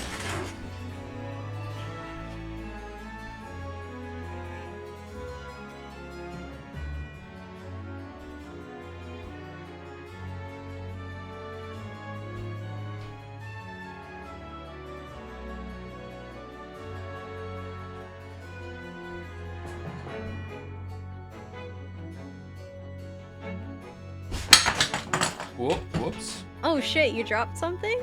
I dropped the cap of my water bottle. Okay, well it could have been the water itself, so I'm that's okay. good. I'm okay. Good. Errol, has anyone told you that you sound like Jenny Nicholson? What? No. Jenny Nicholson. That's Is that the Star Wars person? Yeah. Yes, she did the Star Wars hotel video. Oh, she did the my favorite video of hers is she went through all of the Land Before Time movies. Yes, that's such a good video. I loved those when I was a kid, and it was such a blast from the past to do that. I still sing the fucking earworm "Friends for Dinner" even now. Oh my gosh. From Yeah, me too. The second or third one. Yeah, I don't think you sound like her, but I haven't listened to her in ages, so I would have to go check. Shit. Well, Mouse says that she can hear it, so I guess it has to be true. Deep water doesn't go as hard in English as the Finnish subs. Is it better in Finnish? Deep water, or something deep water. I'm not gonna know the lyrics. I like it though. Peak video chat. There we go. All right. Okay. All right. Let's. It was Jigoku. It was yes. Jigoku. Sorry, yes. I went right back into it no, it's okay. without go your permission. My apologies. Permission? Okay. No, it's okay. Oh, wait, hold on. I do need to say thank you to Haloli Ravioli for the 42 months. I have not been able to watch the streams for a long while, but the VODs were a welcome distraction in tough times. Thanks to Nadja for making this possible. Thank you, Nadja. That's me giving myself a thank you. I'm Nadja. Me when I lie on my own stream? Streamer loves to spread lies and misinformation. Strategic big gulp of water taken there. Anyway, whenever you're ready, Errol. It was Jigoku, your Japanese acquaintance, who killed Asogi in the end, you see.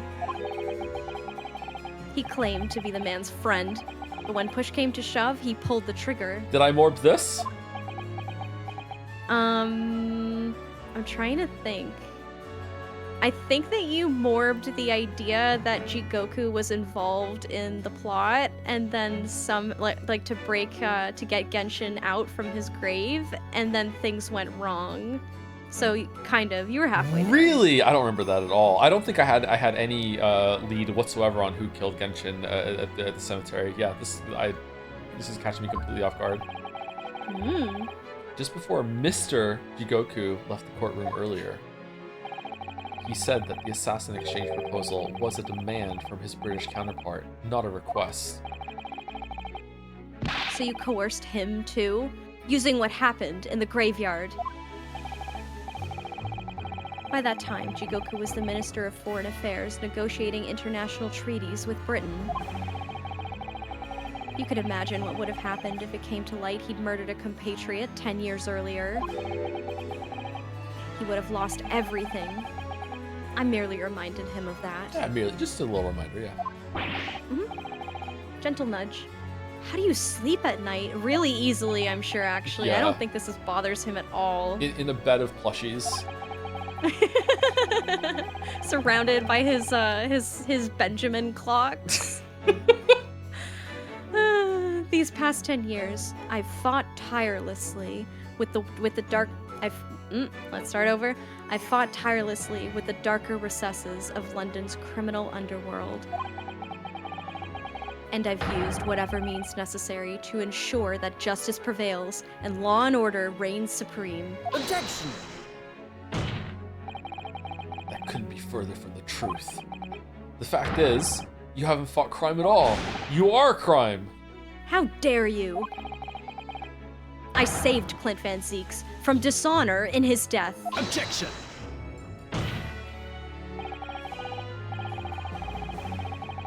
Oh, this is me. Whilst behind the scenes, you systematically buried anyone who stood in your way. I get those words mixed up all the time.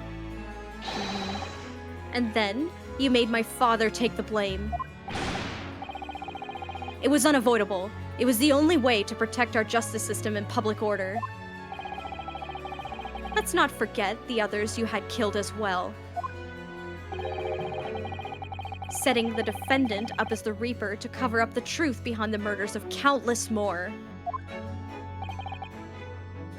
That's enough. He's running defense for Baroque now. That's crazy. Kazuma's come around completely. Bigger enemy that he can hate now, I guess.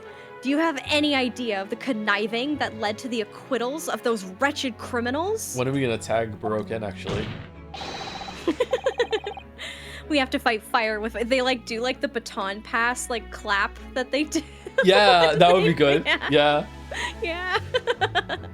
We have to fight fire with fire. Our courts can't function without a Reaper. Then they don't function at all.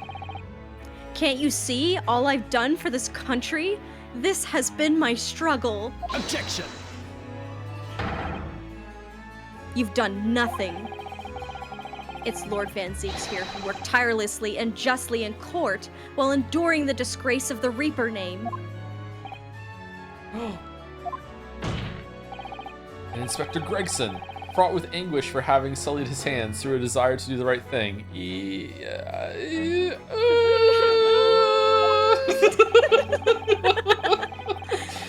Not to mention Genshin Asogi, who risked his life going in pursuit of the truth you tried to hide, and also challenged Clint to a duel and then killed him. Yeah.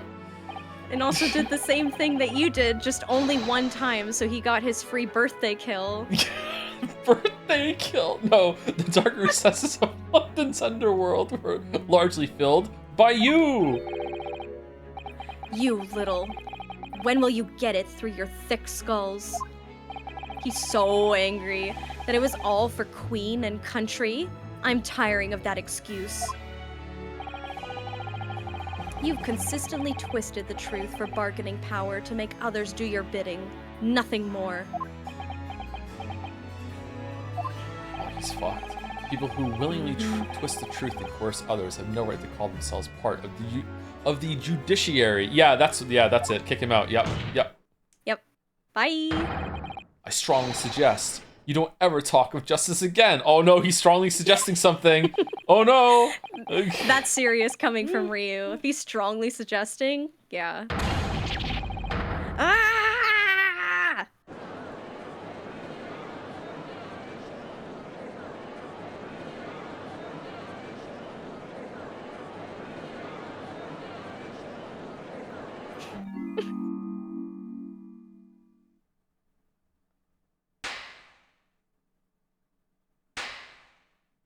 I'm hearing the Florence song in my head. Yeah, I was doing it. Yeah, I was doing it too. Yeah.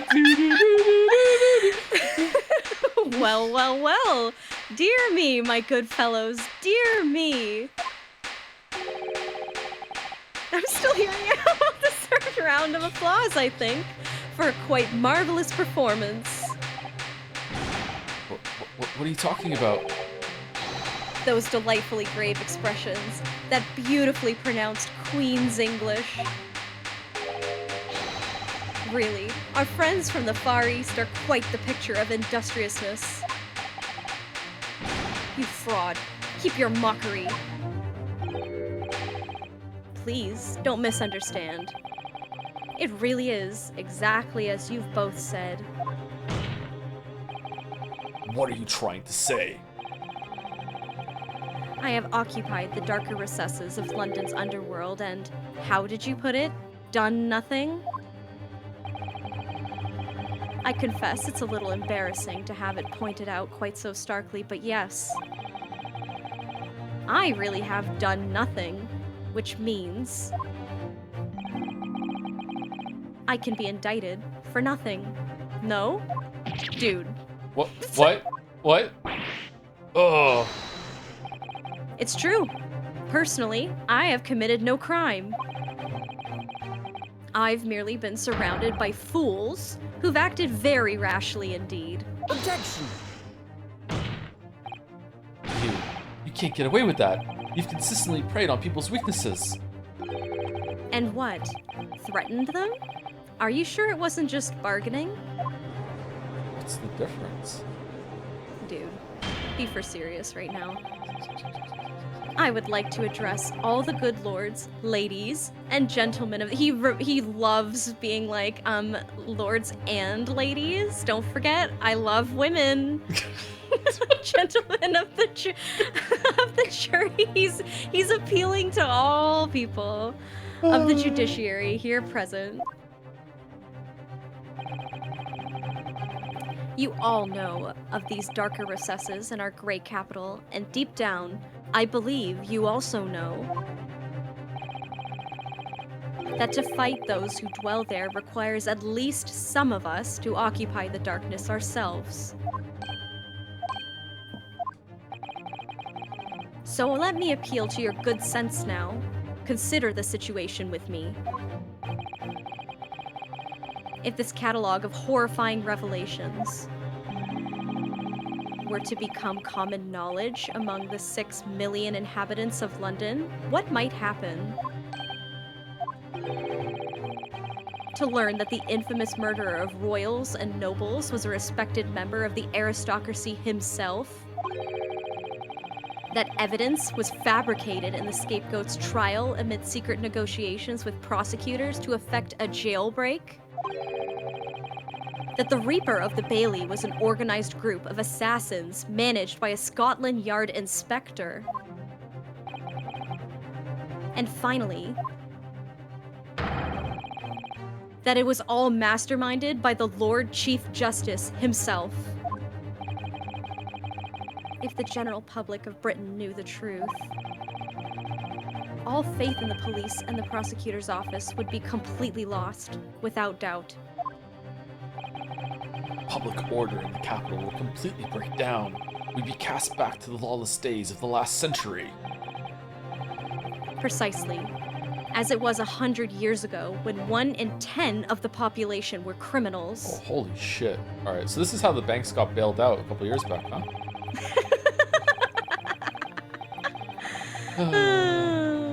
Think what we've accomplished since then. A public policing force. A comprehensive set of laws.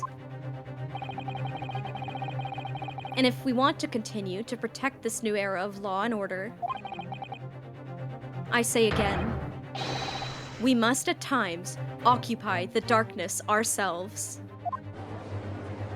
You know what? He's got a point. He's got a point. We have successfully identified and apprehended the man responsible for taking Inspector Gregson's life. That is all that was expected of this trial. All these other matters that have been discussed will be eliminated from the minutes of these proceedings in the interests of preserving law and order.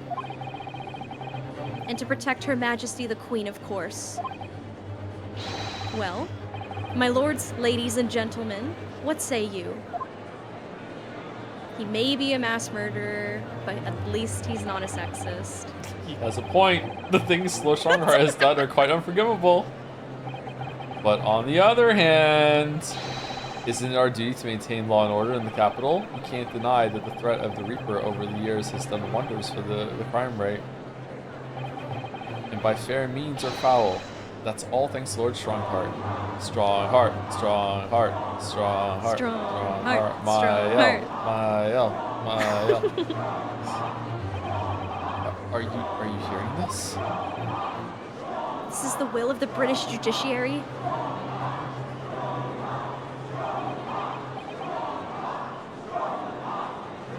Man has never needed a drink more in his life. For your rousing response, friends. He's bowing. I express my heartfelt gratitude. He's eating it up. This is his moment. Therefore, in accordance with the overwhelming wishes of the court, the record shall be erased. We have to respect the man's ability to turn a situation to his favor. Do we?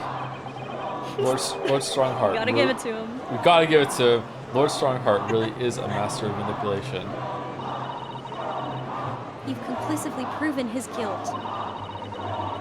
Yet still he manages to evade justice. I just don't know what we can do. This is a very realistic game. Ryunosuke. It looks like the trial really is going to come to an end now. I'm almost out of options, I think. There's really only one path left open to me. Raise an objection, use evidence, wait and see. I don't know. I have no idea. Can we even raise an objection here? What would we do? Use evidence? I don't think there's any evidence here. Maybe we Everyone present our lawyer chanting badge. his name in the background is crazy. It's like they're at a football match. Raise an objection. The Brits do love their football. Yes, when all the games are over, it's an obvious choice. Let my voice reverberate around the courtroom and make people listen to reason. Objection! That was the easy part. But what do I say next? As a man who has fought many battles in this very courtroom, let me offer some advice. Objections need substance behind them. Otherwise, they are merely objectionable. Oh, let me go again and tug on some ears. Let me go again. The defense has no objection to being penalized in this instance. Okay. Fear not, Mr. Naruhodo. I certainly won't object if you decide to make perhaps a wiser choice now. Yes, right. A wise choice, of course. Here it comes. Dun, dun, dun. Yes, I know only too well. The only thing that carries any weight in court is hard evidence. Yeah! But Mr. Naruhodo, what evidence is there to use at this stage in the trial? I have an idea. I don't know whether anything will come of it, but if there was ever a time for using this particular item we have among the evidence, it's now. Take that! Oh my, yes, Mr. Sholmes asked if you had that with you earlier. We've exposed all of Lord Strongheart's wrongdoing now. And no doubt, Mr. Sholmes had already deduced exactly how the truth would unfold. Yeah, sure, whatever. He's practically psychic, yeah. So I think it must be time for the great detective to take center stage, don't you? Yes, absolutely. Let's take the hair by the ears then, and heave. All right, here goes. Heave! Ow, ow, ow. My dear fellows, must surround you every time. A gentle tug will suffice. I'm the judge now, apparently, Mr. Sholmes. You're looking in quite the wrong direction, Mr. Naruhodo, because I'm over here. Mr. Naruhodo, he's... What? It's Mr. Sholmes. And he's a ghost? I wasn't expecting you back, Sholmes. Delighted to be here again, Lord Strongheart. What is the meaning of this? Bailiff, seize him. Put that man in irons. This is a closed court. You've been warned once already, man. Wait, what the fuck? How is he doing this? What is... Has he got a projector in the fucking ceiling? What is he? How is he doing this? The Bobby in the back who just keeps looking around Yeah. but not doing it. It's magic? What the? We can't get a hold of him, my lord. Magic. We just go right through him. He's loving it. I'm afraid your efforts are wasted. You see, the great detective you see before you is composed entirely of light and shadow. An image, if you will. Mr. Naruhodo, I must congratulate you on your fine deductions. Mr. Sholmes, what on earth is... Are you familiar, I wonder, with the invention known as the telephone? Well, yes, I hear that some public telephones have been installed recently in Tokyo. The sound of the speaker's voice is converted to an electrical signal and transmitted instantly to another place. Quite. Sounds are transmitted, so could not images keep them company? I mused. Oh, did you? Yeah. Iris and I did some modest experimentation to develop such a device specifically for this very day. Modest experimentation, Mr. Sholmes? What a modest description. And somewhat incidentally, I thought we might just as well transmit an entire scene. Somewhat incidentally, Mr. Sholmes, now you're just being immodest. Do you mean to say you're not actually here, Sholmes? I agree with Baroque. I agree.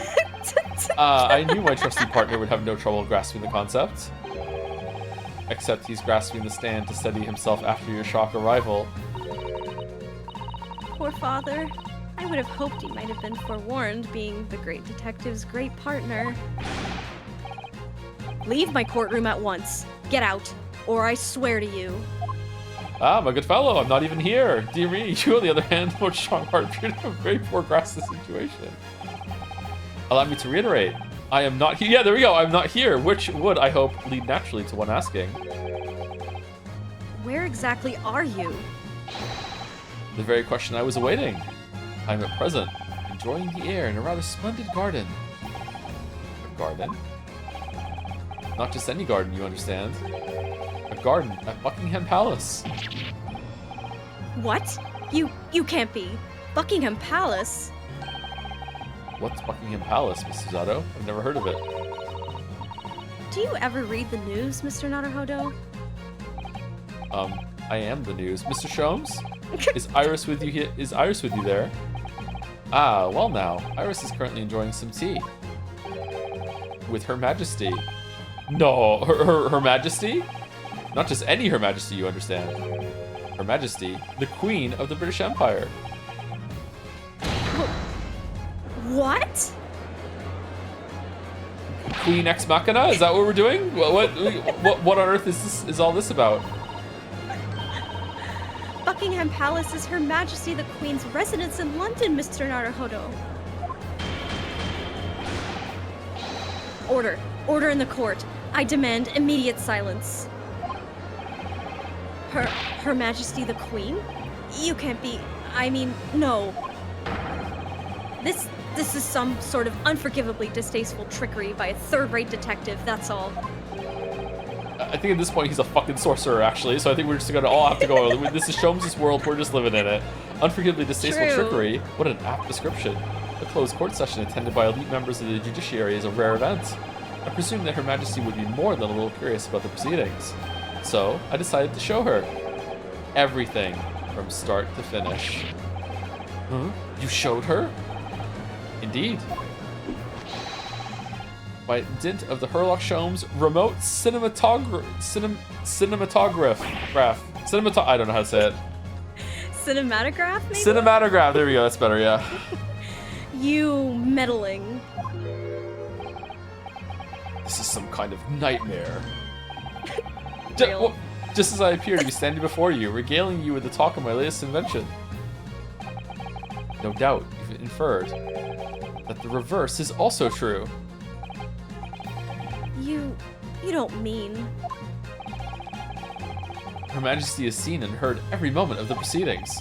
I assumed there would be no objection. After all, every trial in this country is conducted under the auspices of Her Majesty, as you know. You... I confess, I am quite impatient to hear Her Majesty's opinion about the unforgivably distasteful trickery in which you've been engaged over the past 10 years. No, I was merely...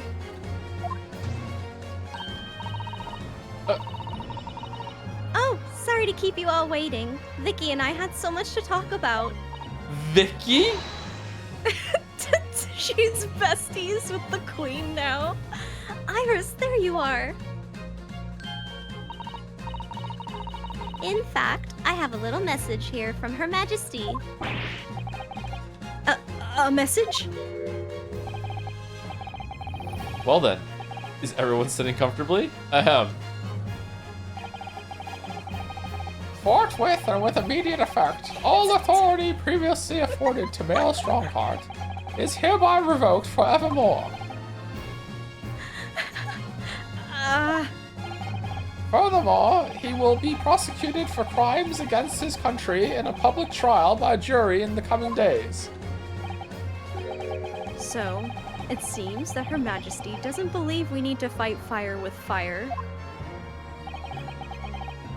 Justice in this country needn't be administered from the shadows at all. Male Strongheart. It's just a stupid day. The darkness you fostered to conceal your despicable actions these last 10 years is a thing of the past now. I wasn't done. Shut up after today. Your brand of law and order has no future because no longer are you the Lord Chief Justice. In the eyes of the law and of Her Majesty the Queen, you are nothing but a criminal. Kazuma fuming that we got to deliver that instead of him. True. Adjourned. Adjourned. Adjourned. Adjourned. Adjourned. Court is adjourned! It broke.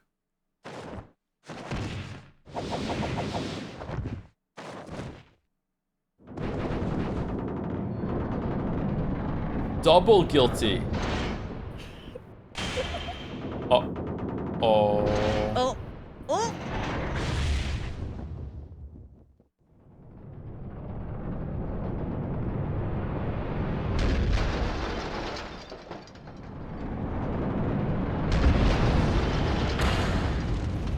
Ah!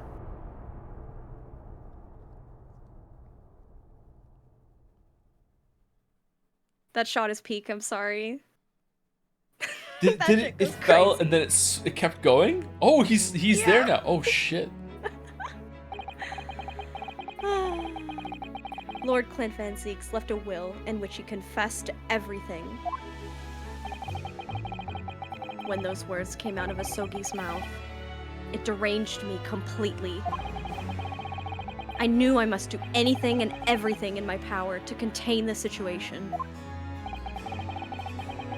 But I couldn't find the damn document. I searched his cell, but it wasn't there. Oh shit, he's still doing it, which precipitated the jailbreak plot, I presume. What do you mean? The need to obtain that will was all-consuming. I was sure that if I facilitated Asogi's escape, he would emerge with the will somewhere on his person. But despite searching his limp body in the cemetery that night, it still eluded me. It never even crossed my mind that it was concealed in the sword's hilt.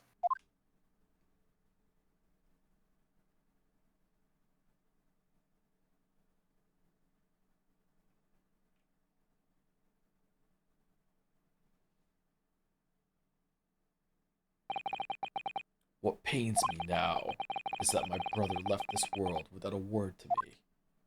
Aw. I'm sorry, Lord Van Zeeks. In point of fact, I think perhaps that isn't the case. Sorry? How can that be? There is more to his last will and testament. What? One last what? Is it on the other side, or we didn't finish reading it? As I confront the prospect of my demise, I feel bitter regret for my younger brother. Baroque, you have always looked up to me, and now you follow in my footsteps to become a prosecutor. It is my fervent wish that my unspeakable deed should not hinder your advancement. I ask not for understanding, for none could understand my depravity. I ask only for forgiveness. Genshin just farming in the background, huh? I know, right? I love that they they decided to have a duel together with each other to set like let's be real. That's just how men settled things back then. It was a better time. Like, I'm joking, but I'm also so serious. Guys loved solving their problems with a duel back when that was still socially I would love to have a permissible. duel. It's a dream. I would love to have a duel. Yep. Yep. Yeah. All men dream of having a duel to the death. Asogi is a fine detective and a hunter worthy of respect. He has agreed to honor my final 2 wishes. The first is that this document survives. The second, I cannot commit to paper. I have confessed my sins to my wife. May she find resolution in my death. With my eternal gratitude to my Japanese friend, I rest my quill. Clint Van Zeeks.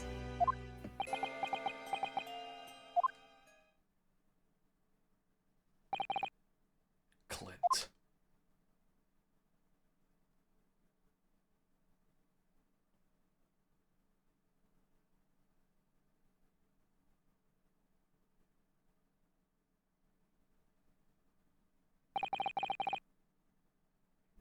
Male Strongheart. You colluded with Shishiro Jigoku in a criminal plot so immense it spanned the oceans. I'm sorry, I only just noticed for the first time that Sholmes is standing like somberly behind him. I never noticed that before. He's like a force ghost. Oh my god, okay, sorry, keep going. And you cold-heartedly murdered all those who knew the truth about what happened 10 years ago. But why did you set about that now, a whole decade later?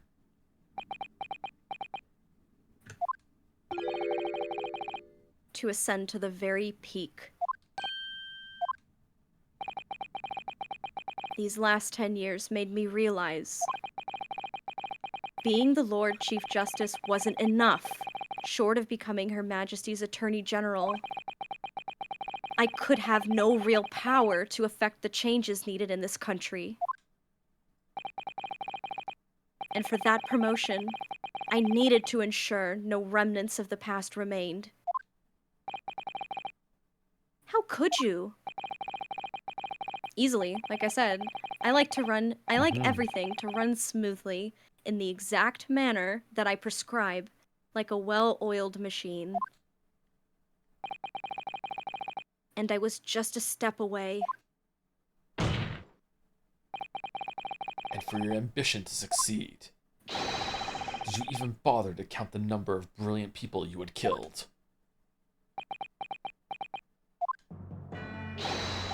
Ah, Mr. Reaper, are you not forgetting something? Such as...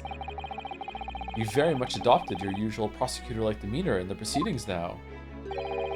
But the reality of the situation is that you are the defendant in this trial. Ah. However, everyone forgot. Yeah. I did too, yeah. However, the presiding judge would appear to have fallen from the bench, as it were. Yes!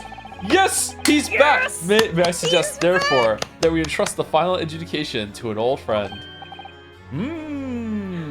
Old indeed, my lord.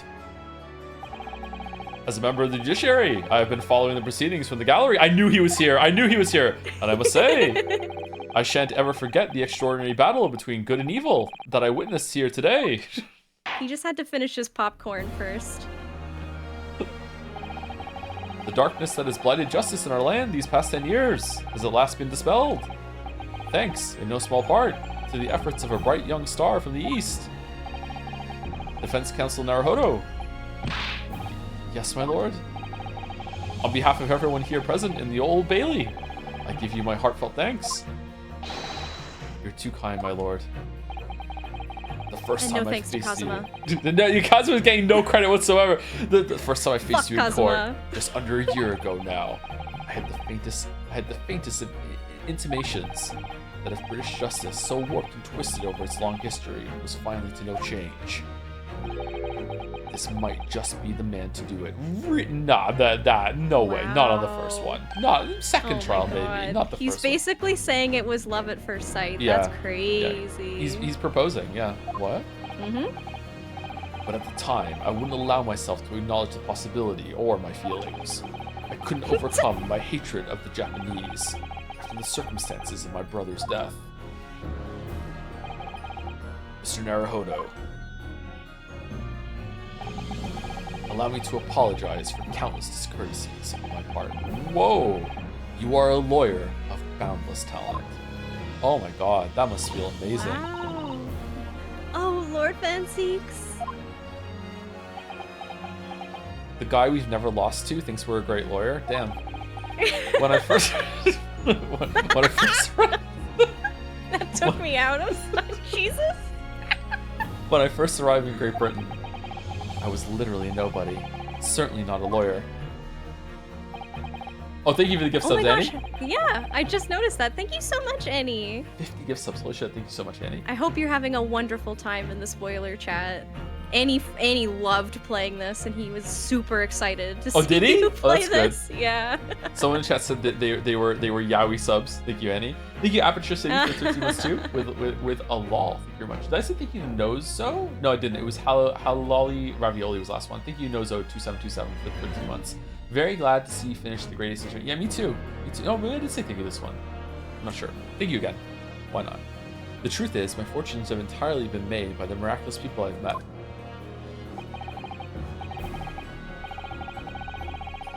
My best friend, Kazuma Osogi, who led me here to Britain in the first place. My loyal and ever-patient judicial assistant, Miss Usato, who helped me study to become a lawyer. You should have said her first, buddy. Yep. I know that Kazuma's your boyfriend, but oh my god, come on. She's our rock. Stop thinking with your heart and start thinking with your brain. You could never do this without her. The brilliant Lord Van Zeeks, who never failed to challenge his Nipponese rival, my learned friend. And not to mention, the exceptional master of logic and reasoning who showed me the true art of deduction, Mr. Sholmes. They keep jump scaring Van Zeeks with that. Saving the best for last, Mr. Naruhodo. What a really he is, yeah, he hates it. Is he secretly like a technophobe or something like that? Because he likes to play with the like old school dolls and stuff with his crime scene shit. Yeah. I have it would be my headcanon personally that he prefers like the old school stuff. Like he probably still has gas lamps instead of electricity and stuff in his house, even though he could definitely afford to get everything be electric at this point. Doesn't like guns? Yeah, maybe he doesn't like guns. True, he prefers a sword, yeah. Mm-hmm. I'm well aware that without all these people's help and support, I wouldn't be where I am today. The truth is a guiding light that always leads to happiness. I've lived by that principle for a long time now. But actually, it's not true. Wow. I mean, he's right. He did kind of low-key ruin Van Zeek's life a little bit just now with the truth. He'll get over it, it's fine. The truth can also cause great pain, sometimes even leave people on the brink of despair. And for that reason, there are those who feel the need to hide the truth, who do it instinctively even. But as soon as we allow our eyes to settle on something other than the truth, the darkness takes hold. And from there it grows, until eventually it makes us blind to the guiding light of the truth altogether. So that's why it's my belief that we must all resolve never to avert our eyes from what is just and true.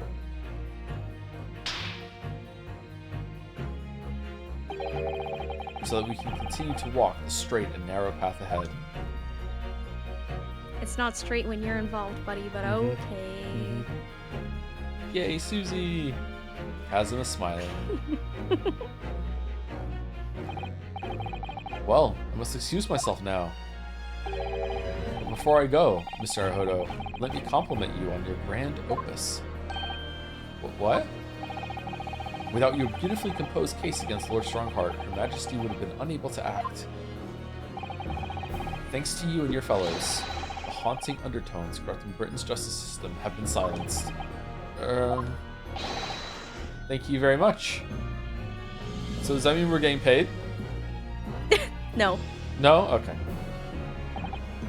Wait, Van Zeeks is our client. Oh, we're set for life. Oh, yeah, he could pay us. Yeah. Yeah. But Van Zeeks might those big money. He might say something like, you know, I won't do the discourtesy and insult of offering you monetary payment. It'll just be the respect, and we'll be like, okay, fine, whatever.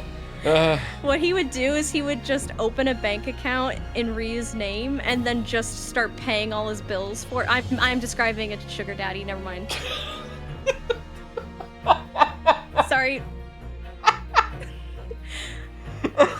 Sorry. Sorry.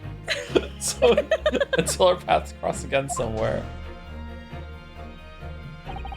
Well then. It would appear that this long trial has finally come to an end. My apologies for any anxiety caused, my lord. I'm quite sure we shall meet again here in the courtroom before long, Prosecutor Baroque Van Zeeks. In conclusion of these proceedings, I hereby declare the defendant, Baroque Van Zeeks, not guilty.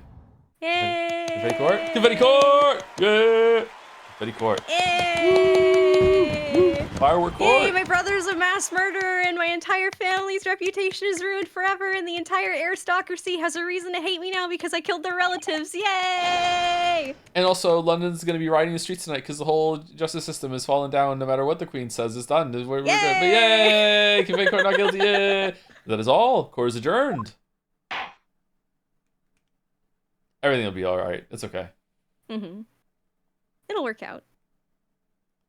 4th November, 4:21 p.m. The Old Bailey for the last time. Defendant's antechamber. It really is all over. But did I sacrifice too much? Mr. Naruhodo. I really must congratulate you. It was a truly, truly splendid performance. Honestly, I couldn't be happier for you. Oh, thank you very much. But I really couldn't have done it without you at my side through it all, Miss Susato. Oh, now he says it. Oh, at least he knows. Your kind words mean so much to me. It really was a very splendid show, that, Naruhodo. I'd have thought you'd be smiling from ear to ear, but you look rather glum. Well, of course I'm delighted about the verdict, but my boyfriend's having a really bad day. But exposing the truth, I'm afraid I've caused my client a great deal of pain. Yeah, exactly. Yeah. I'm really not sure that's what a lawyer ought to be doing. Oh, well, in that case...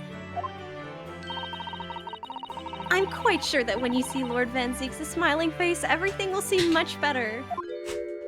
Oh, shit.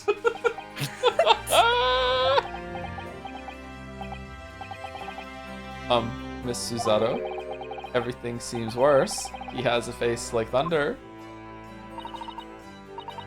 Oh dear, I really shouldn't have presumed. You got another oh dear. Yes. Yes. Mr. Naruhodo. Yes? Almost a year it's been now since I first encountered you here in this very courthouse.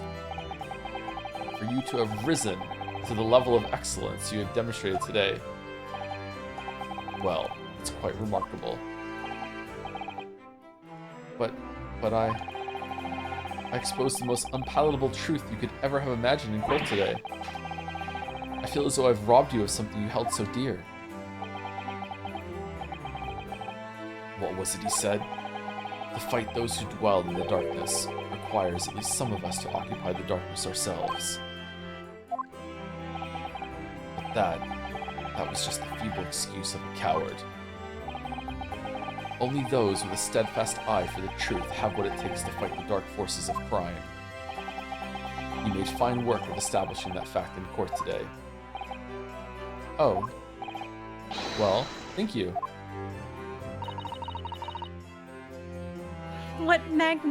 Oh fuck, I can never say this word. What magnanimous words. There we go. When it popped up on the screen, I immediately thought, thank God I don't have to say it. Oh my god, you and me with like difficult words, fucking hell. A big nimbus word, someone said. Yeah, big nimbus words, yeah. I do think that it's kind of nice that Van Zeeks is essentially saying, like, I looked up to my brother all this time, but he was actually a coward for what he did, and I compared you to him at once as, like, a paragon of like, someone who fights for truth, but I was wrong. Like, you're actually you're better than my brother, It which is means pretty a cool. lot coming from him. Wow. It's romantic. It's pretty. If this was written in a way where like Ryu was a girl or something like that, this would come across in a certain way, I think. Anyway, sorry. I am quite sure I'm Fujoing out live on stream. It's starting to like starting to come out at the very end. All of chat is too. It's okay. Don't worry. Don't worry. Okay, thanks. I'm quite sure that Kazuma-sama would have a smile on his face at this very moment if he were here. Kazuma.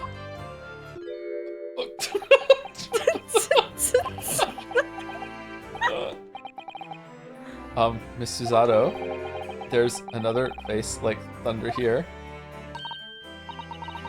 Oh my, and he really was here. Are they gonna fight over him? The fucking buzzkills have showed up. Lord Van Zeeks. Allow me to congratulate you on your acquittal. Congratulate me, or curse me. You failed to bring down the Reaper. I owe you an apology. No, it is I who should apologize. Your father, Genshin. If I had been stronger, then perhaps. I made an unforgivable error of judgment. I can offer no excuse. I mean, that's true. You did still have his dad executed by the state, but also he did his dad did still actually kill your brother, so Yeah. I think it evens out, you know what I mean? Like they were both wrong but also right. Christmas dinner's gonna be pretty awkward. I think so, yeah. And I can offer no forgiveness. That said, That's a lot of dots. I suppose you fought for justice and the truth.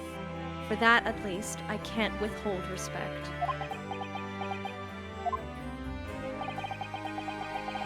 Your words mean more to me than you can know.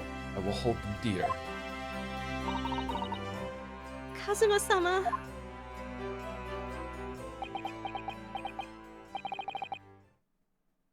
I must say, there's one thing that's still bothering me. What's that? The will that Lord Clint Van Zeeks wrote before his duel with my father. Sorry to go against the grain here, but I ship Susie and Kazuma together, and then I ship Ryu and Van Zeek and Baroque together. That this is how I'm pairing off these four. I think that's fair, although I will remind you real quick that Susato is like 16 and Kazuma is 24. Is he that much older than her? Oh shit, I thought they were... Yeah, it's oh, okay. Oh, no. It's because she this is a case where I completely understand because she actually does act incredibly mature and refined for her age, so it's super easy to forget that she's very young. It's George all over again. No, I'm it's the okay. George now. I forgive you. No. I'm personally forgiving you. Except also like a lot of like they were also like Mikotoba is kind of like Kazuma's second dad a little bit. So there might be the family Christmas dinners might be a little awkward. Nah. I appreciate forgiveness because you're a voice instead of text on a screen, so you're the most real person here right now. So that matters the most. Oh, thank you. Yeah, but so yeah, it's fine. Don't worry yeah. about it. Genuinely, yeah, it's fine. It's true that they do have like a whole history together, and it is very compelling. Susie literally says that the reason that she became a judicial assistant at all is because the first time that she met Kazuma was right after he got the news that his dad was dead, and she saw like the way that it destroyed him and the way he dedicated himself to the law so hard after that it inspired her to like become a member of it inspired her to study the law herself. So like they're inexorably linked in a way, and they uplift each other. They have a wonderful relationship, whether that's romantic or not. I just think that Kazuma should die for not acknowledging her in that scene where he gets his sword back from Ryu and she's just fucking standing there in the background. He should have said something to her first. Or Susie. Sorry. All right, I take it back. He doesn't deserve her, if that makes you feel better. Ryu gets both of them, but Baroque is you know, number one. There you go. He's the one who treats him better somehow, which is shocking. Kazuma was so, like, such an asshole to him. At least Baroque is like, damn, I'm sorry. Okay, sorry. It's okay. I'm just reading chat a little bit. Is this me, by the way? Yes, yeah. this is Clint again, I believe. Asogi is a fine detective and a hunter worthy of respect. He has agreed to honor my final 2 wishes. The first is that this document survives. The second, I cannot commit to paper. Oh yeah, what is that one? I have confessed my sins to my wife. May she find resolution in my death. With my eternal gratitude to my... Didn't Baroque say his wife was dead, or did that happen afterwards? Was it still... Oh, did he say it's widow? his late wife. Yeah, yeah, she was a widow. So like, I think that the implication there would be that her death was after the events of this. Yeah. With my eternal gratitude to my Japanese friend, I rest my quill. Clint Van Zeeks.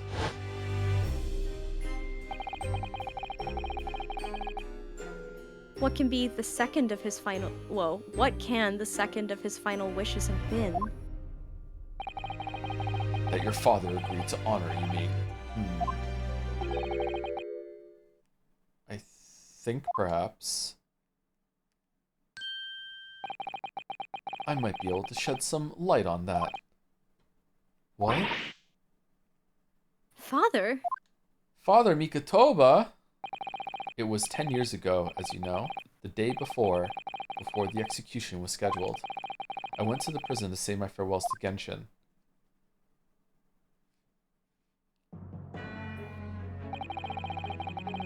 Why aren't you putting up more of a fight, Genshin?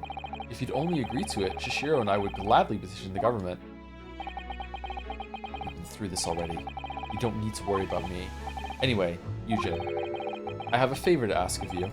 Something of great importance.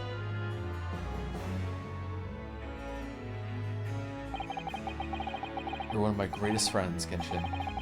Whatever it is, consider it done. I'm going to tell you an address, and you should go there at once in secret and telling no one. You should find a lady of the gentry hiding there. Asogi is Iris's dad? A lady of the gentry? She's not in a good way, and she's with child. The birth is imminent. As a medical man, I'd like you to attend to her. Please, you're her only hope. By any chance, is the child yours, Genshin? Don't be daft. No? Okay, what the fuck? It's a favor I was asked by maybe of me by a man I knew as his dying wish. Clint is the dad. My goodness. I swore to the... No. No? Yes? No? No. Maybe. I swore to the man that I would help. That I would do whatever I could for his wife and his unborn child. But if something should happen to me, I need to ask you that same favor. You're the only person I know that I can truly rely on. What did you say? If something should happen to you? Tomorrow night you're going to be...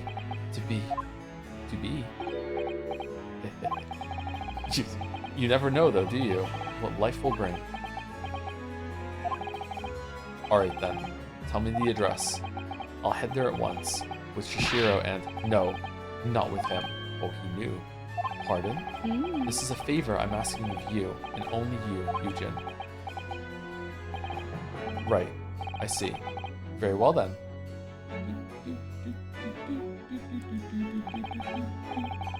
That very night, I caught a train from Paddington to Dartmoor in Devon. Paddington's a great movie. I found the old house. In the middle of nowhere it was. An old hunting hound lay asleep in the grounds.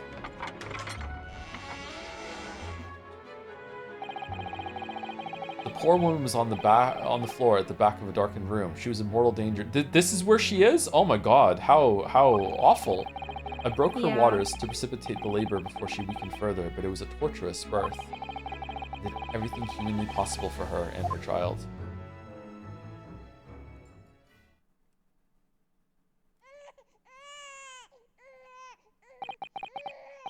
And in the end, I was lucky enough to welcome a new life into the world. But tragically, my efforts to save the mother's life were in vain. I held the healthy newborn girl in my arms and wept for longer than I care to remember. Eventually, in something of a daze, I looked around the room.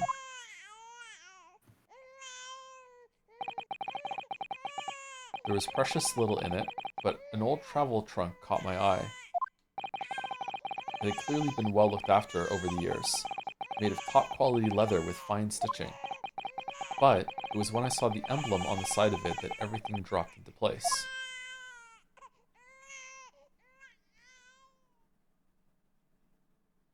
B for Baskerville.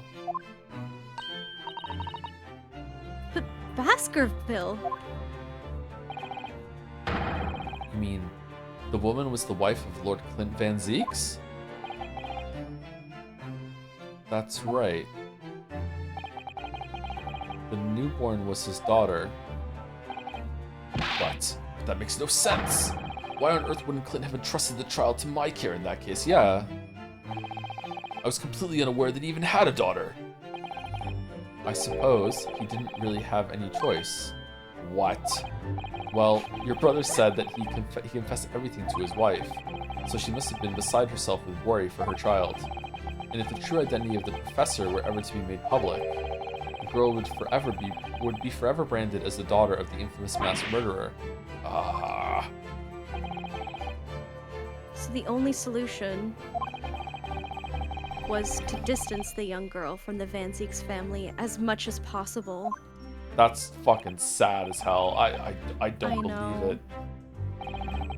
believe it. It might be just because of the point in my life that I'm in right now, but I am tearing up a little bit at the thought of that happening. And also to me, Kotaba, because he lost his wife in childbirth, and then he had an opportunity to do this over in a way. I'm starting to cry a little bit. Oh, yeah, he did, didn't he? Yeah. And it happened to him again. He could not save her. Yeah, sorry. I need a moment. Just a second. It's okay. It's okay. Okay, yeah, sorry. Okay, we're fine. You can continue. Okay. I imagine that in his final hour, Lord Clint Van Zeeks made the obvious choice. He would have thought to himself, this Japanese man here is someone I can trust.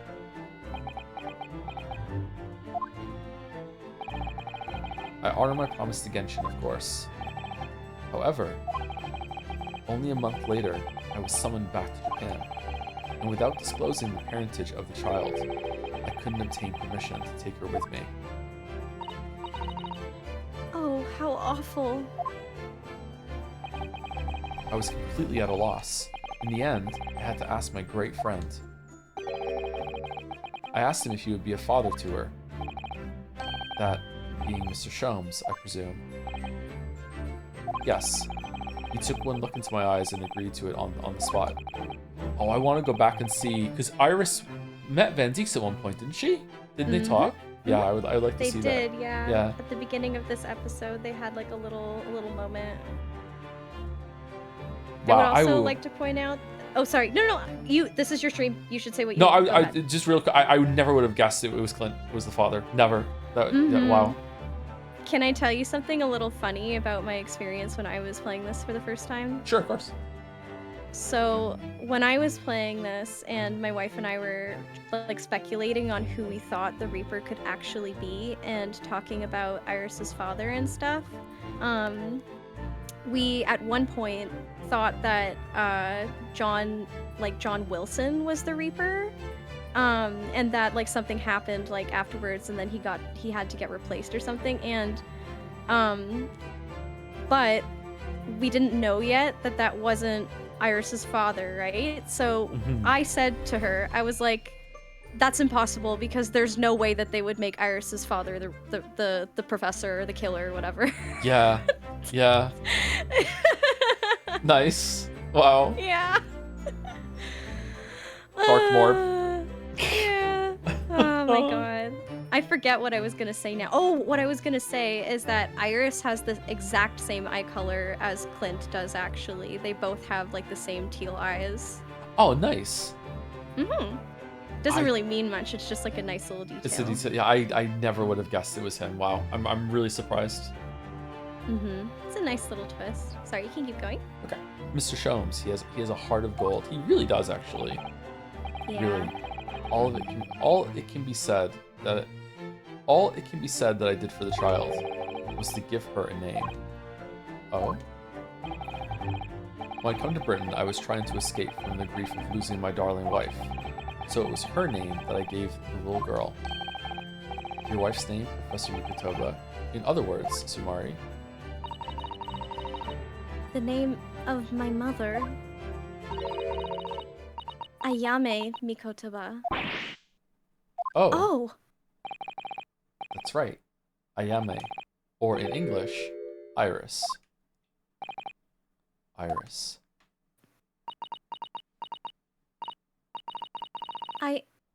I had no idea. Ouch! Mr. Naruhodo, what's wrong? This little thing just pinched me on the behind through my trouser pocket. Hard. What can this thing not do? Ah, my dear fellows, can you hear me? Mr. Sholmes, is that you? Yes, yes, we can hear you. You see what excessive tugging can do. Let that be a lesson to you. Mr. Sholmes, we weren't able to thank you properly before, but you were simply marvelous. Your checkmate move was a stroke of genius. Indeed it was, wasn't it? I surpassed myself, I feel. It had become apparent to me that to stop the Lord Chief Injustice, would require such measures.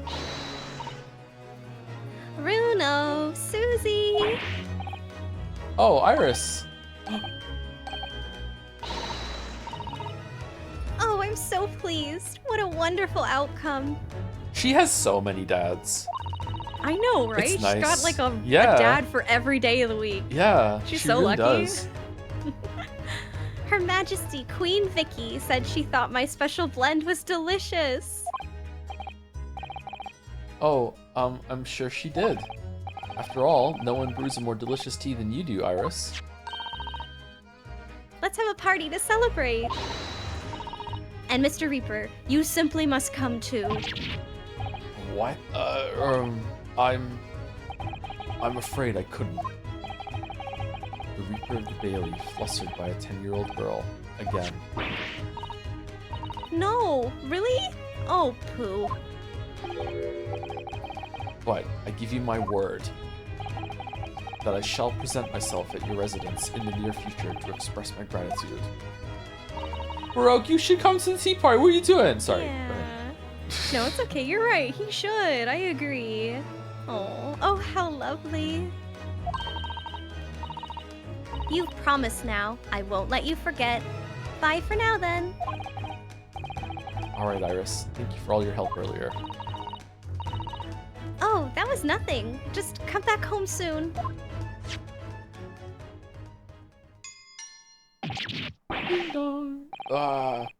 One final pinch goodbye, was it? Take it out of your pants! Just... Things you shouldn't say in a courtroom. Well, I think I ought to be leaving. Lord Venseeks, would you care to accompany me? Certainly. Mr. Naruhodo, allow me once again to express my deep gratitude to you. I believe you saved my life.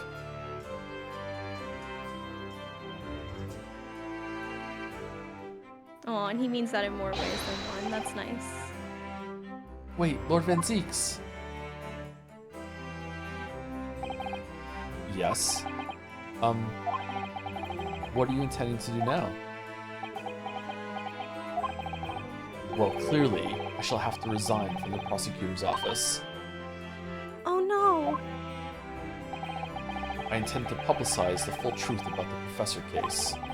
Once that's done, the Van Zeeks family will be ostracized completely from London society. Surely not. Surely yes. Surely yes. So as soon as I am free from my employment, I shall leave the capital. Oh, I see. Come with us to Japan. Who's this? Come with person? us. Don't be a fool. Who's Don't this? be a fool. Oh, it's. Oh, sorry. I already knew. My bad. That's right. Are those the actions of a man once feared as the mighty reaper of the Bailey? I beg your pardon. For the past 10 years, you've endured that pseudonym and been cast as one of the dark forces yourself. Now that you've finally been freed from that disrepute, your battle is just beginning, surely? Well, I certainly never expected to hear those words from your lips. I waited a very long time to come to London. Now I'm properly here, I tend to learn all that I can. Anyway, goodbye for now, Reinosuke Naruhodo.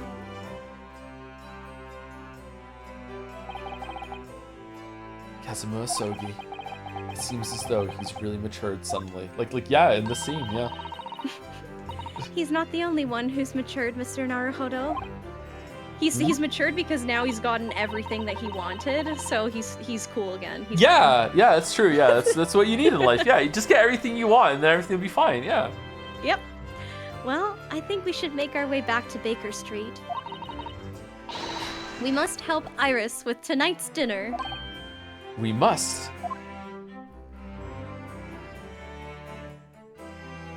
Love you, Susie. It was then that I came to an important decision about my future.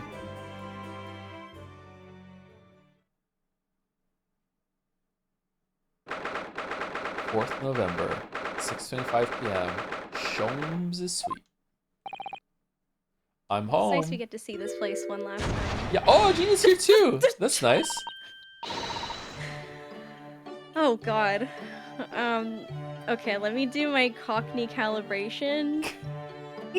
How do you do? My name's Gavroche. Okay, about time you got here. We've been waiting ages, Otto. That's fantastic. Okay.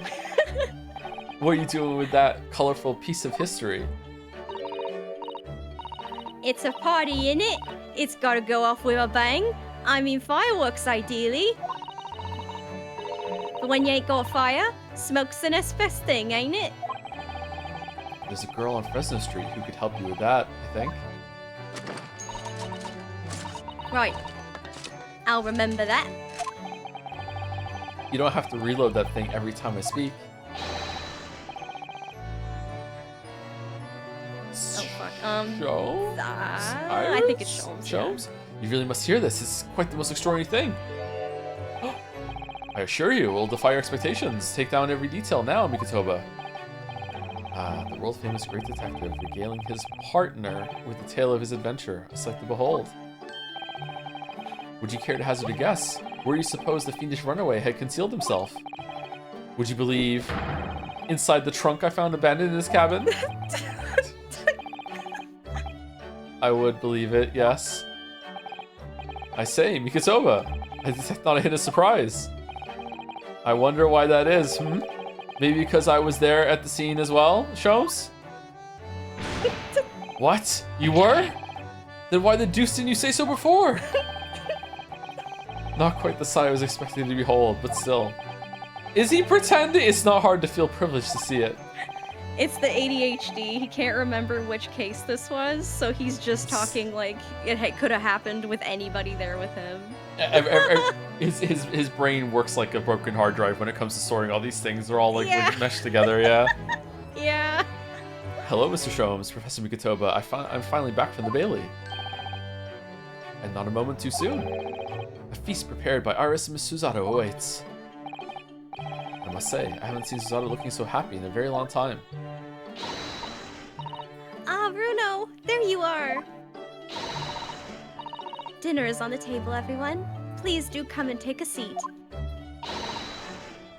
Time to fill me boots.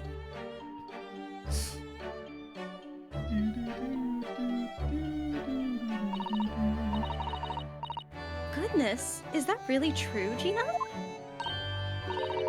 Yep, I'm losing me corpus clubber and going back to what I know best. It's a diver's life for me.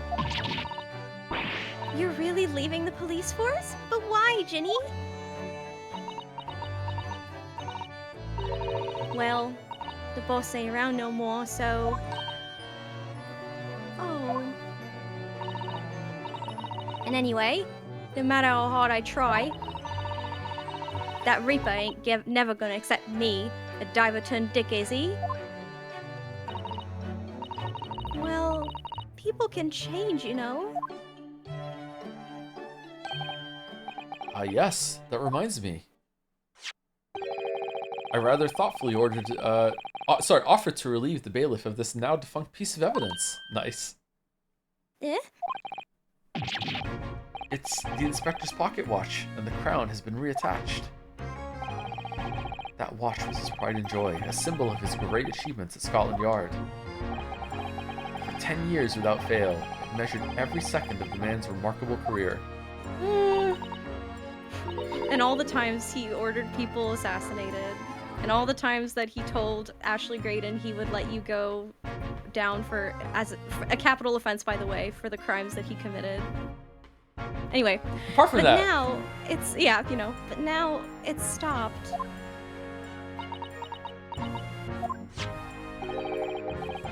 someone needs to keep the memory of Inspector Gregson's career alive by taking on the great responsibility of winding that watch every single day. Yes, someone with an equally fierce detective spirit.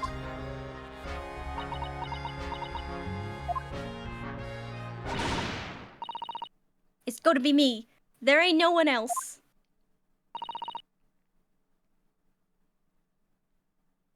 Oh, sorry. Quite right. It's okay. I mean, after all, the boss was, well, he was my boss. Yes, Ginny. Yes, he was.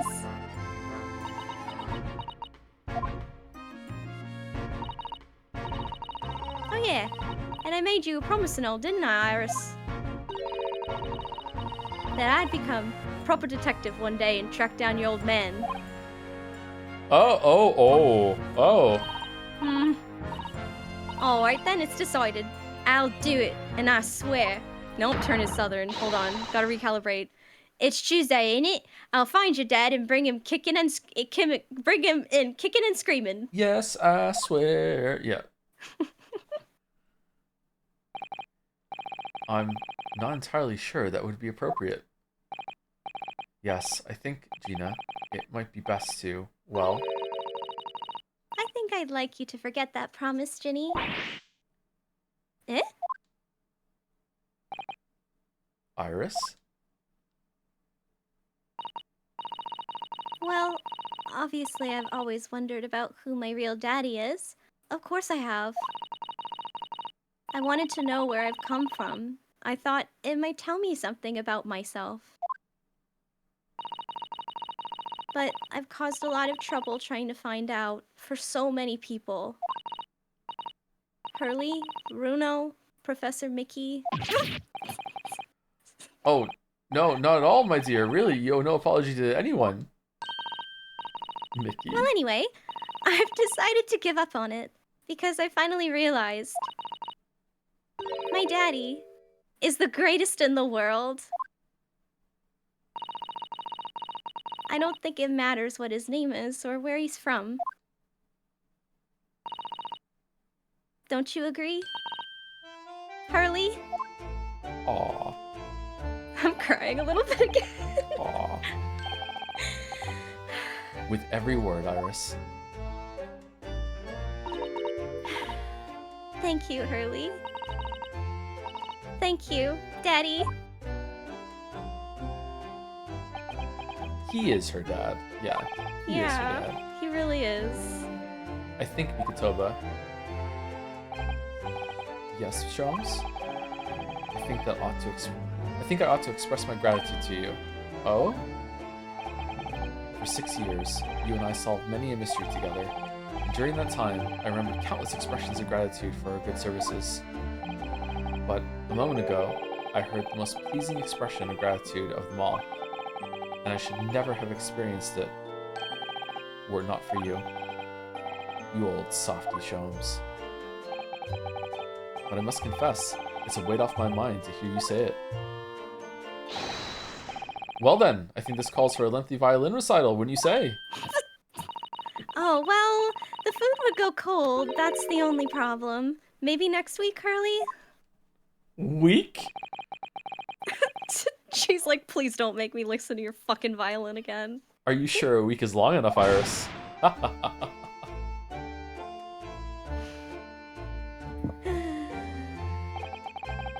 Even amidst the most troubling of cases, even reeling from the most shocking of revelations, returning in the evening to this suite of rooms, there's always warmth and happiness to be had.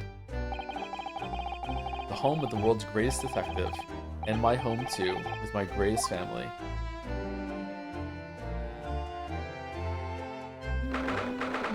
Fourth of November, 9:37 p.m. Naruhodo's legal consultancy. Shovel. This attic room has been my home and office for almost a year now.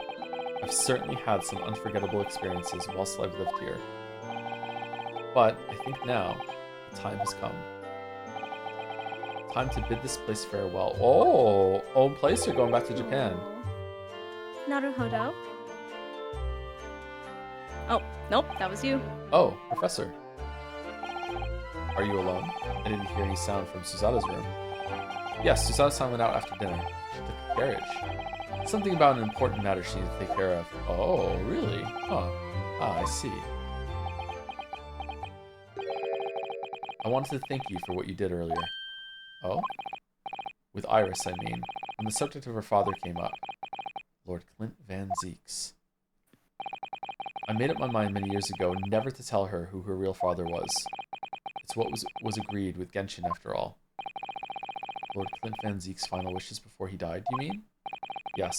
I've had to take some rather drastic steps at times to protect that secret, you know? Calling Susato back to Japan 6 months ago, for example.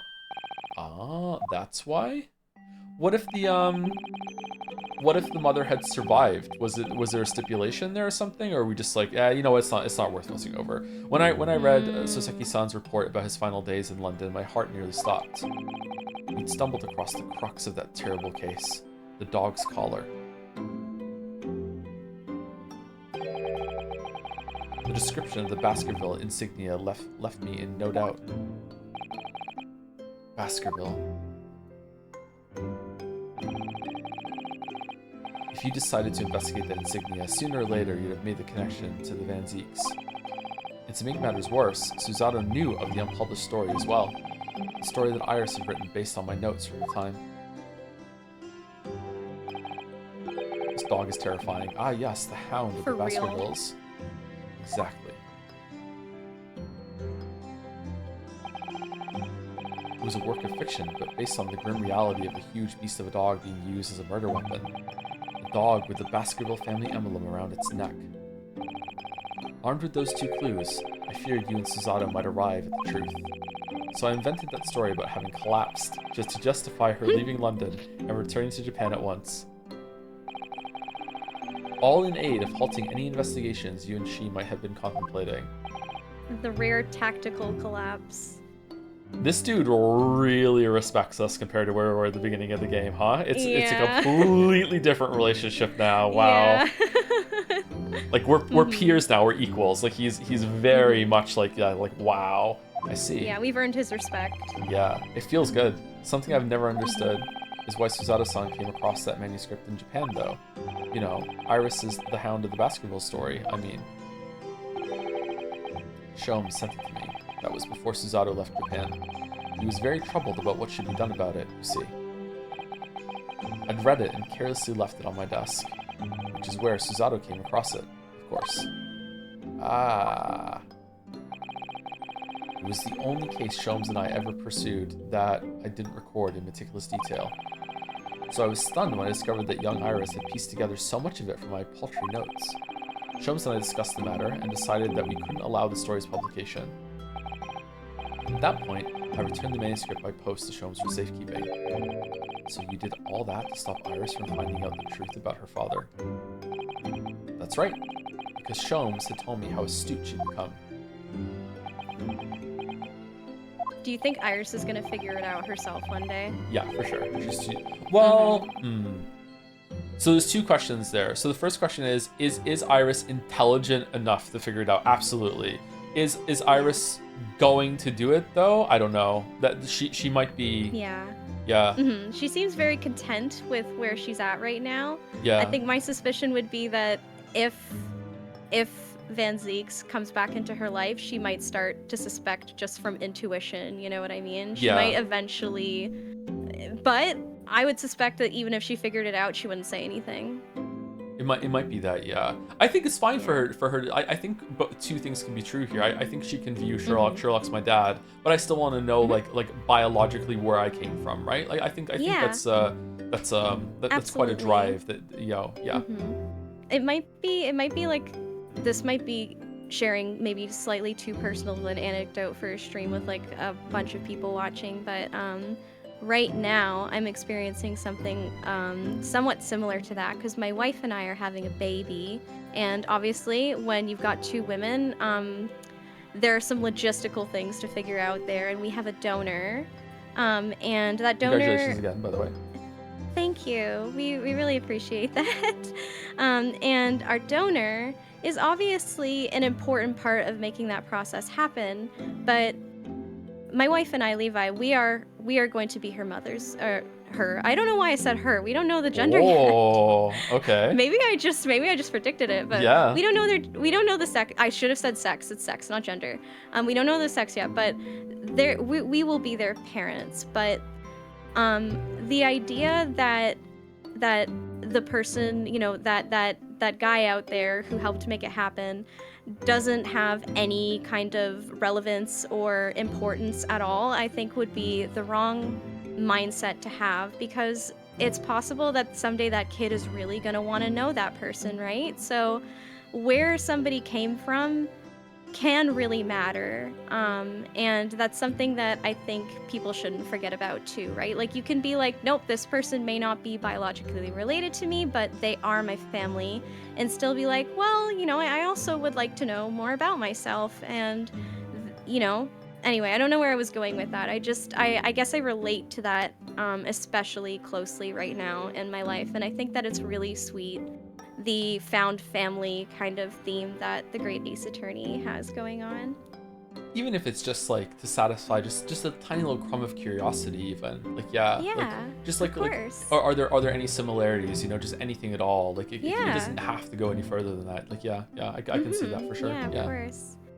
If you'll let me talk again too about, well, actually no, I'll wait till the end if we want to talk about our thoughts about the game to say anything more about that. We can continue. Oh, absolutely. You talk as much as you want. Yeah. Should we get to the end first? Are we close to it? Let's get to the end. We are including like the credits and everything like half an hour from the ending. So Okay. Let's get to that. How are you doing? Are you okay? I'm good. Yeah, I woke up big time, like maybe an hour and a half into this, so I haven't had any problems today whatsoever. Yeah. Oh, okay, great. That's awesome. All right, we can keep going. 10 more minutes. 10 more minutes. Just 10 more minutes times 3. Yeah. However, having witnessed events in court today, I must say my opinion has somewhat shifted. Oh. Do you want to take Mikatobi here, by the way, so it's not just me talking over and over? This is trade off a bit. Yeah, of course. I think at some point in the future, the time will come for Iris to know the truth. And when it does, well, I believe it will be for the best. I think so too. And then the scene ended. Actually, Professor, I wanted to talk to you about something too. Judging from that expression, I'd say you've come to a decision, have you? Yes, I have. I will be returning with you to Japan. Are you quite sure? Really? I'm really only here as a substitute for Kazuma, but he's here in Britain now, as originally intended.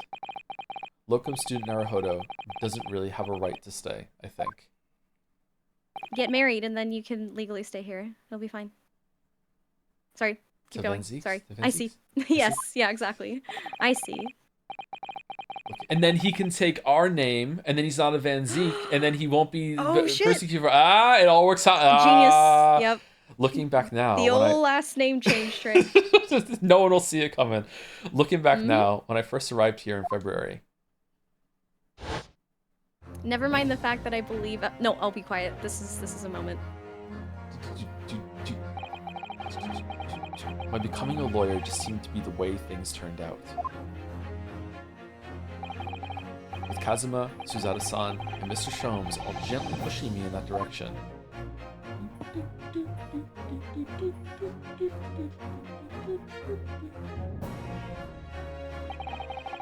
I spent the best part of a year immersed in this world, but always aware of a seed of doubt inside me. Until today. Standing in that courtroom earlier, all doubts vanished from my mind.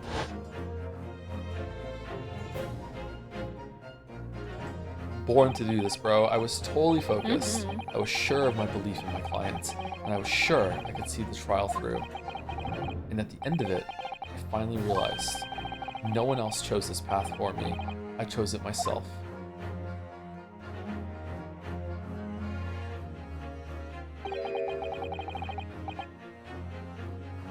The path of a defense lawyer, eh?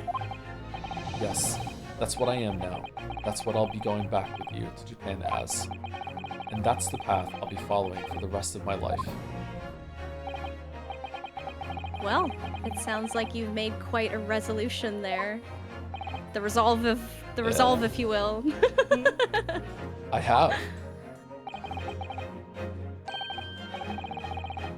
Very well then. I must say it's extremely welcome news. I shall make arrangements for your return first thing tomorrow, but I don't imagine we'll depart for a few days. Whoa, give him some time to say goodbye first. That's really fast. Yeah, not with the symposium having been cancelled now. Such a shame. Never mind. I'm sure that he's like, quick, we got like 60 cases piled up at the Supreme Court, and our Supreme Judge just got fucking like arrested, and he ain't coming back, so like, we have stuff to do. Let's go. Never mind. I'm sure there'll be other opportunities in the future. Well, I bid you good night. I like him. He's nice. Hmm. I'm glad he didn't turn out to be like a secret villain or something like that. Like, I had suspicions at the beginning. Uh-oh. Mm-hmm. Suzada-san. I just wanted to let you know I'm back.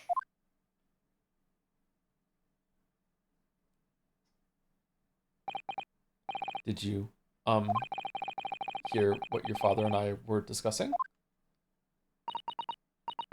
I'm sorry. I did, yes. I couldn't help but... Oh, how much did you hear? Well... From the part about Iris's real father, I think. In other words, Sumari, from the beginning. So you've made up your mind.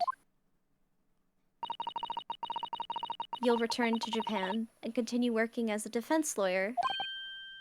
Ah, yes, I'm sorry. I really should have consulted you about it. I did want to earlier this evening, actually, but you'd already gone out. Oh no, that's quite alright.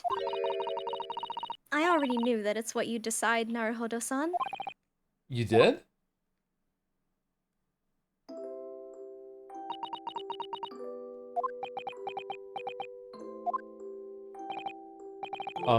Suzada-san? Yes?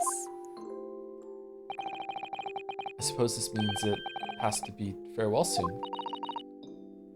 I suppose. You'll be a great help to Kazuma going forward. I mean, I know he's a brilliant lawyer, but he's new to the British courtroom. He'll certainly benefit greatly having a brilliant judicial assistant at his side. He needs you, actually. Yeah. He can have Suzato on weekdays. Like, he needs her more than us, yeah. I'll do my very best. I wish I could say it, but I just can't. I can't ask her to come with me. After all, she was always supposed to be coming to Britain as Kazuma's assistant.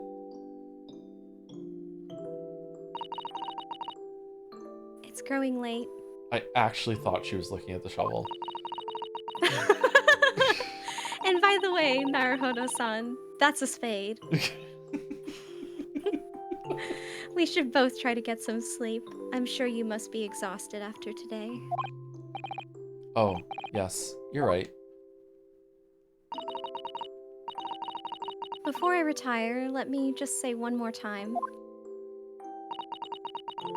You really were quite splendid in court today. So, if you ask me,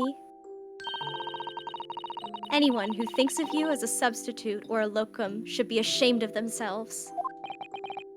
Suzada-san. Aw, thank you. A lot of sweet moments at the end here. Yeah. I think the game realizes that the characters are the thing that really propels the story forward, and it wants you to get the nice, the nice catharsis of seeing them have their resolutions at the end. Oh, it's days later already. It was the 4th before. Yeah, it's definitely giving them a lot of room to like exhale here at the end, which is good. A lot of stories mess that up, don't you think? A lot of stories is like, hey, Yes. can you give me some time? I don't always like it on stream because sometimes at the end I just want to be done. But there's lots and lots of stories where it's like, no, you need to have the characters have their final moments at least, and yeah, they skip over that. Yeah. I can't believe this day's finally come. You're really leaving then, Bruno? I'm afraid so, Iris. Thank you so much for everything. I don't know what I'll do without your wonderful cooking and delicious tea. Oh, I wish you were going. But you have to come back and visit. Say you will. Of course, I promise.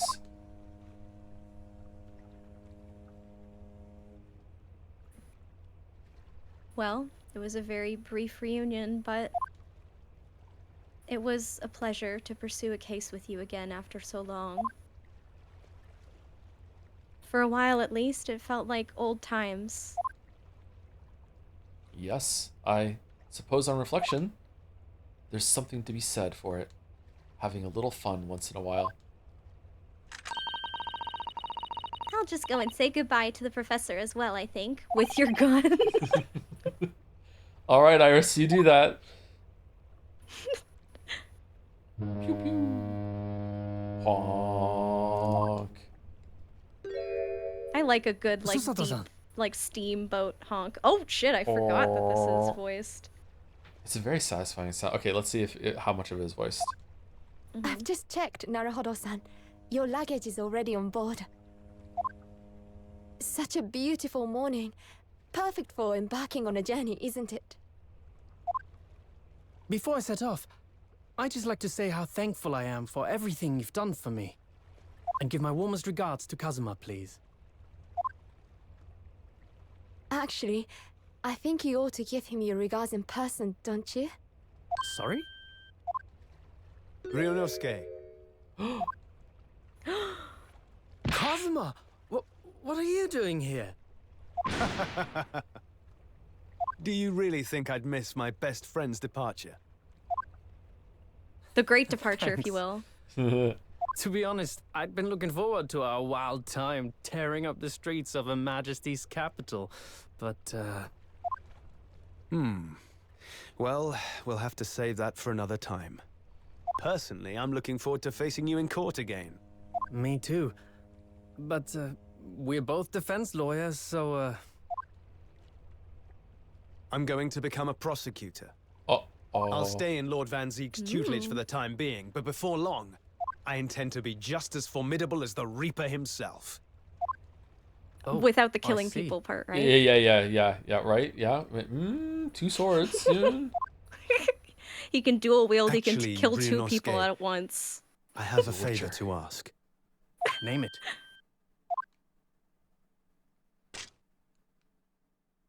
I'd like you to take care of this for me for a while. Whoa. Whoa.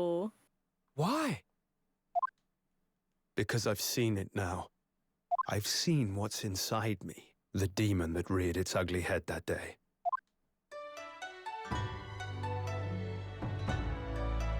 The old Kazuma theme one more time. It was only for the briefest of moments.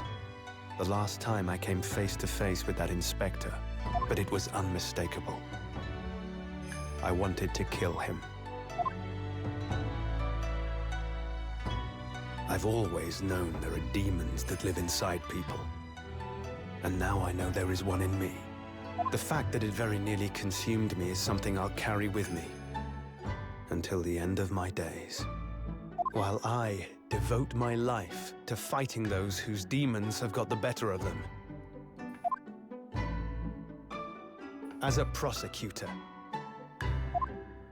So, that's what you've resolved to do, is it? Until I'm ready to face the demon within me. To slay it He's gotta once make and for even all. the resolve part about himself, motherfucker. I leave loves him, this by the way. in your care.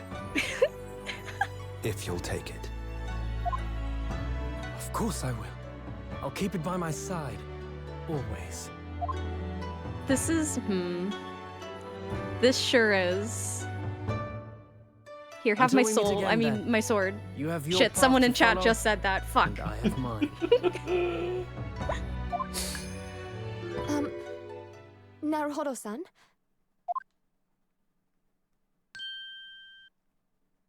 The path you're going to follow from now on.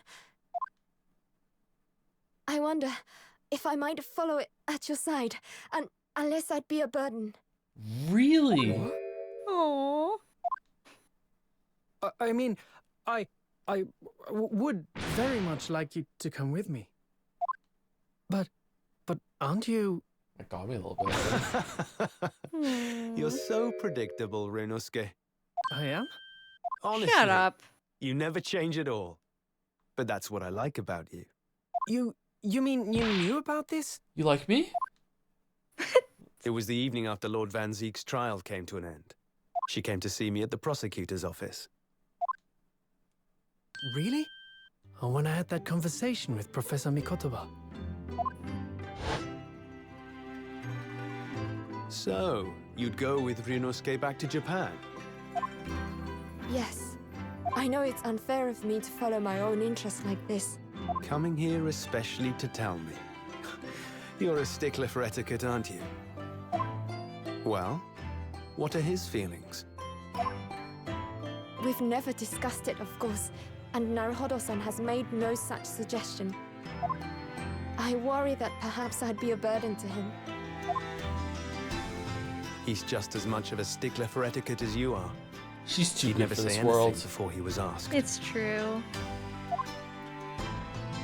He really does know them But I'd well, feel though, because happy he's knowing totally you were right. with him. Ryu didn't ask because he was Look like, out for I him on can't my behalf, ask will her you? to do that because Yeah. then she'll feel obligated. Yeah. Despite it all, he still does know them really well. He also is similar to Susie's dad. Like Kazuma is treating us very differently now. Like it's so much. It's less of it's still kind of Big Brother, but definitely not like fully Big Brother now. It's like Yeah. It's less More equals. patronizing Yes, than it yes. was before. It was, but it wasn't patronizing in a mean way, right? It was just like, Yeah. I'm better than you. I know that I'm better than you, and you know I'm better than you too. But Yeah. and then it turns out that maybe Yeah. that all of them thought that for the wrong reasons, actually. Like, yeah. Yeah. Of course. Susato-san. What do you think, Naruhodo-san?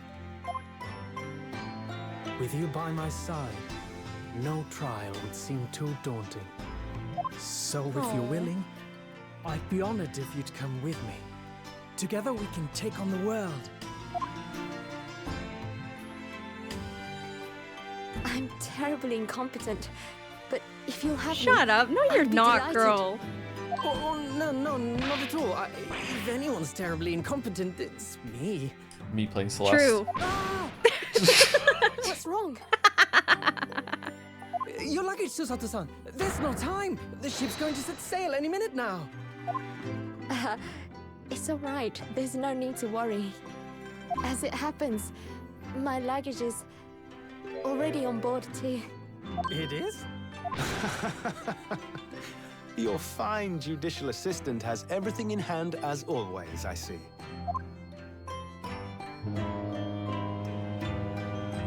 Vibes are all different when they're actually voicing the lines, huh? It's oh wow. I love watching a movie. Time to go then. Look after yourself, Runosuke. Kazuma, draw your sword.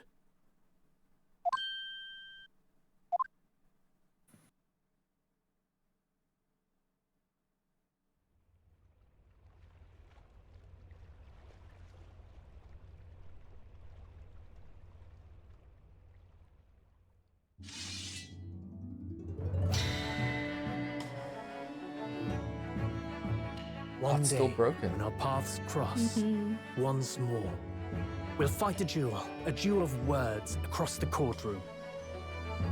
A day Just I two eagerly men await crossing their as a lawyer. swords in the sunrise.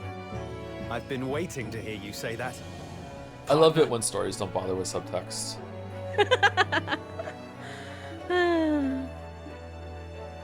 Love wins.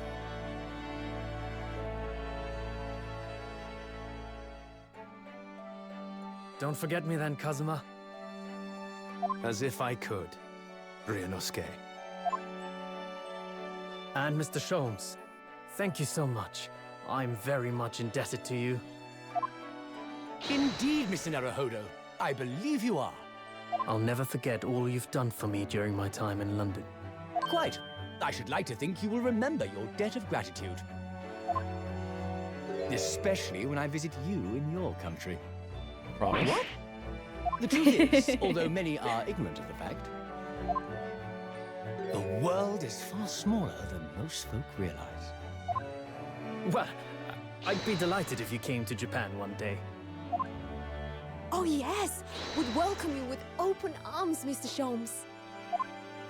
Oh, that sounds wonderful! I can't wait! In that case, Girls, let us do you have conclude that papers? this is to be You might merely be an a brief party, undocumented dear person. fellows. You may not be able to leave the country. And that brings us to the end of my adventures in Great Britain. She'll forge her own. It'll be fine. Yeah. Girl invents flight and then can't fly it because she doesn't have a Peculiar passport. twist of fate brought me halfway around the world those many months ago. But that was just the start of my journey. Who knows where fate will lead me next? Oh shit. Still, I'm confident this won't be my last meeting with the Oh friends my I've god, made in Susato's London. like perfectly refined, elegant And little when we're queen together wave. again. No doubt, the first words I'll hear will be, Come, the game is afoot.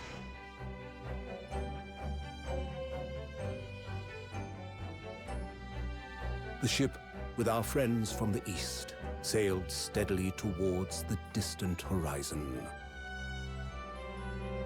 But Sholmes's face was alight with joy. The times may change, but a steadfast friendship will remain true, Wilson. We have but to gently close our eyes, and we are with our companions once more. Good transition there. I like it. Yeah. So, I do just that. It's like she's finally shedding that persona and And when I accepting. do, I Like, can hear his strong, familiar voice ring out. Objection! Until we Yay! meet again, Runo.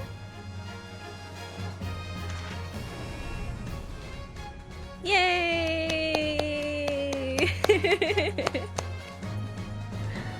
Great Ace Attorney. There's gonna be voiced, like, the little character lines at the end, by the way, so get ready to read fast. I've been thoroughly inundated with inquiries about my remote cinematograph since today.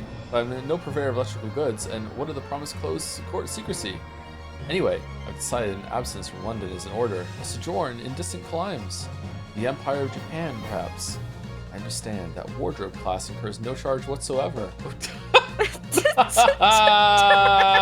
That's a good line. I like that a lot. Yeah.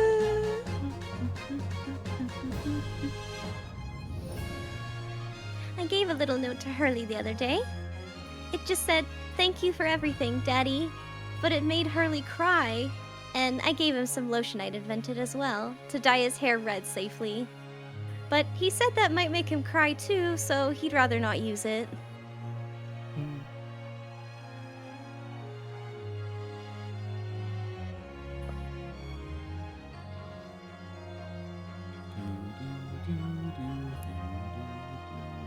In those days, when I was known as the Reaper, I felt your presence at my side. Once, unable to bear the burden of that grim pseudonym, I even retired from the courtroom. Despite everything, I still wear your prosecutor's badge with pride. But the darkness that once beset me is no more, as you too are no more. In the words of a young foreign friend of mine, I must stride forward toward a brighter future.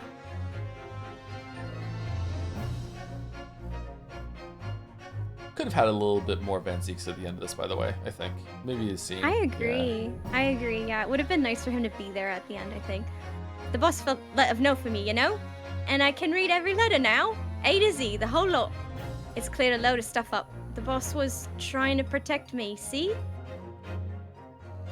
And that's exactly what me and Chief Inspector Toby are gonna keep doing for Londoners.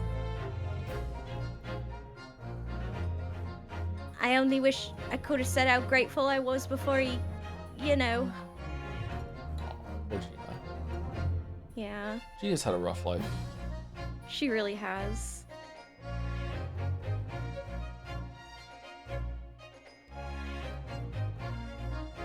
Gina, the truth is, I'm not the upstanding fellow you think I am.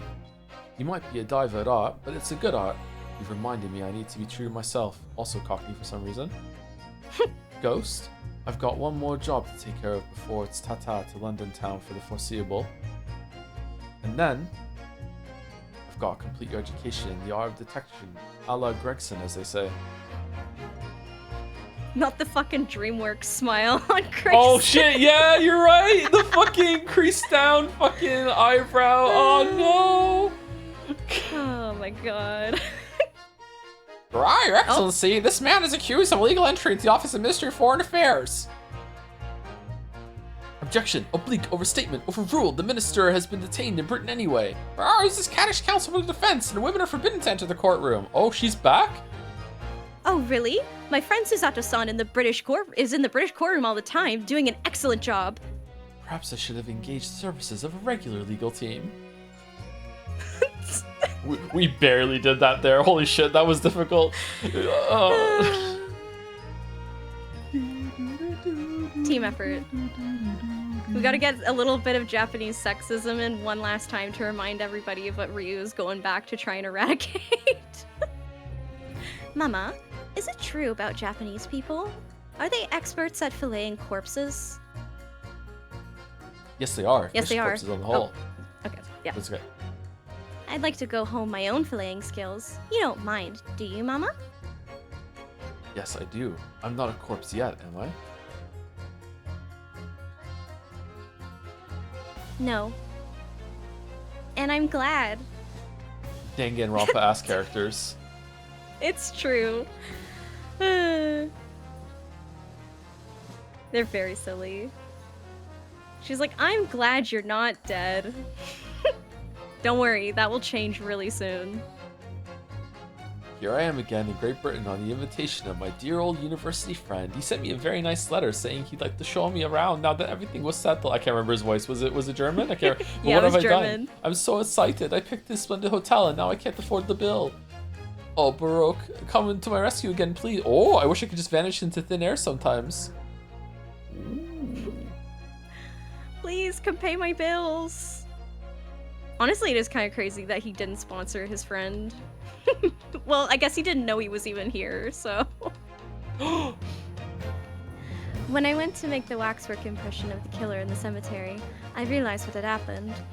But even in the witness stand of the highest court in the land, I could never speak of it. The Lord Chief Justice and I had struck a bargain, you see. For a faithful reproduction of the visage, there is nothing we two spells would not do. Best girl, best girl. Second best girl, best girl, best girl.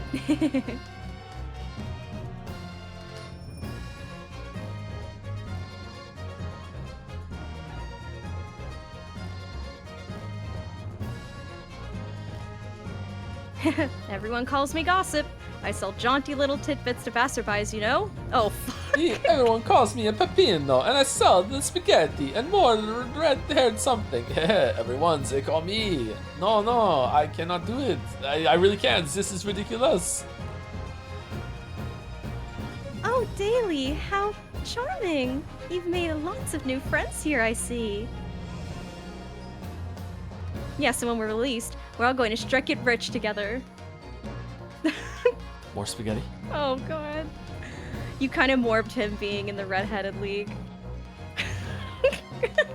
Did I? I don't remember that. Yeah. You were asking if he was, like, in on the scam the other day. When I was accepted on the foreign study tour, I knew exactly what path I would take. And however it might have ended, I knew that I wanted you there to see it. If I'd ended up in the dock, there's no one I would have rather had defending me. But now, thanks to you, there's a new path I want to take.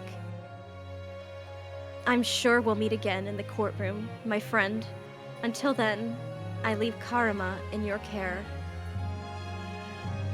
Bro literally gave him his sword like a promise ring and was like, wait for me in Japan, baby. Like, okay. Nah, there was nothing like that going on. It was just bros being bros. Yeah.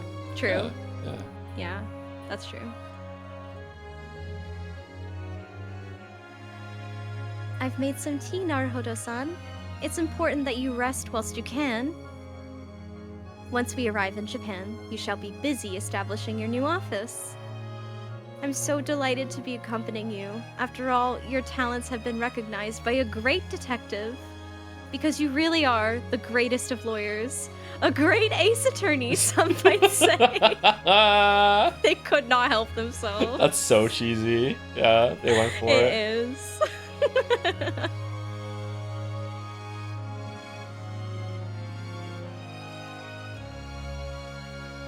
Aww. Aww. It's Wagai! The cat! Cat. Cat. Cat.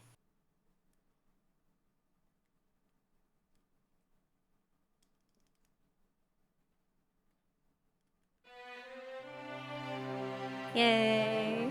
Well, that's the great ace attorney. They're gonna have their little like credits walk like they did at the end of the first game, but yeah. She looks so good in that outfit. She does doesn't look she? really good in that outfit, yeah. Yeah. Yeah, it suits her really well.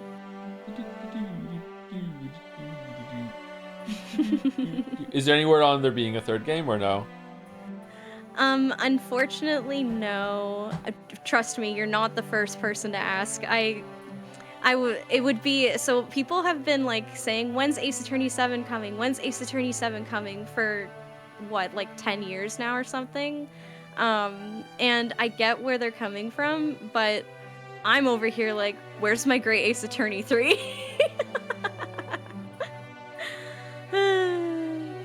I think this game wraps up very nicely, but this is what I would want to see more of if they were going to explore more in the Ace Attorney universe. There's definitely room to continue. Yeah, yeah. Mm-hmm. It's Ollie! It's crawling Ollie! Yeah! Yeah! With Sham Spear there? Ugh. Maybe she's painting a really ugly portrait of him right now. Queen Bee and the Drone Bee. Drone Bee.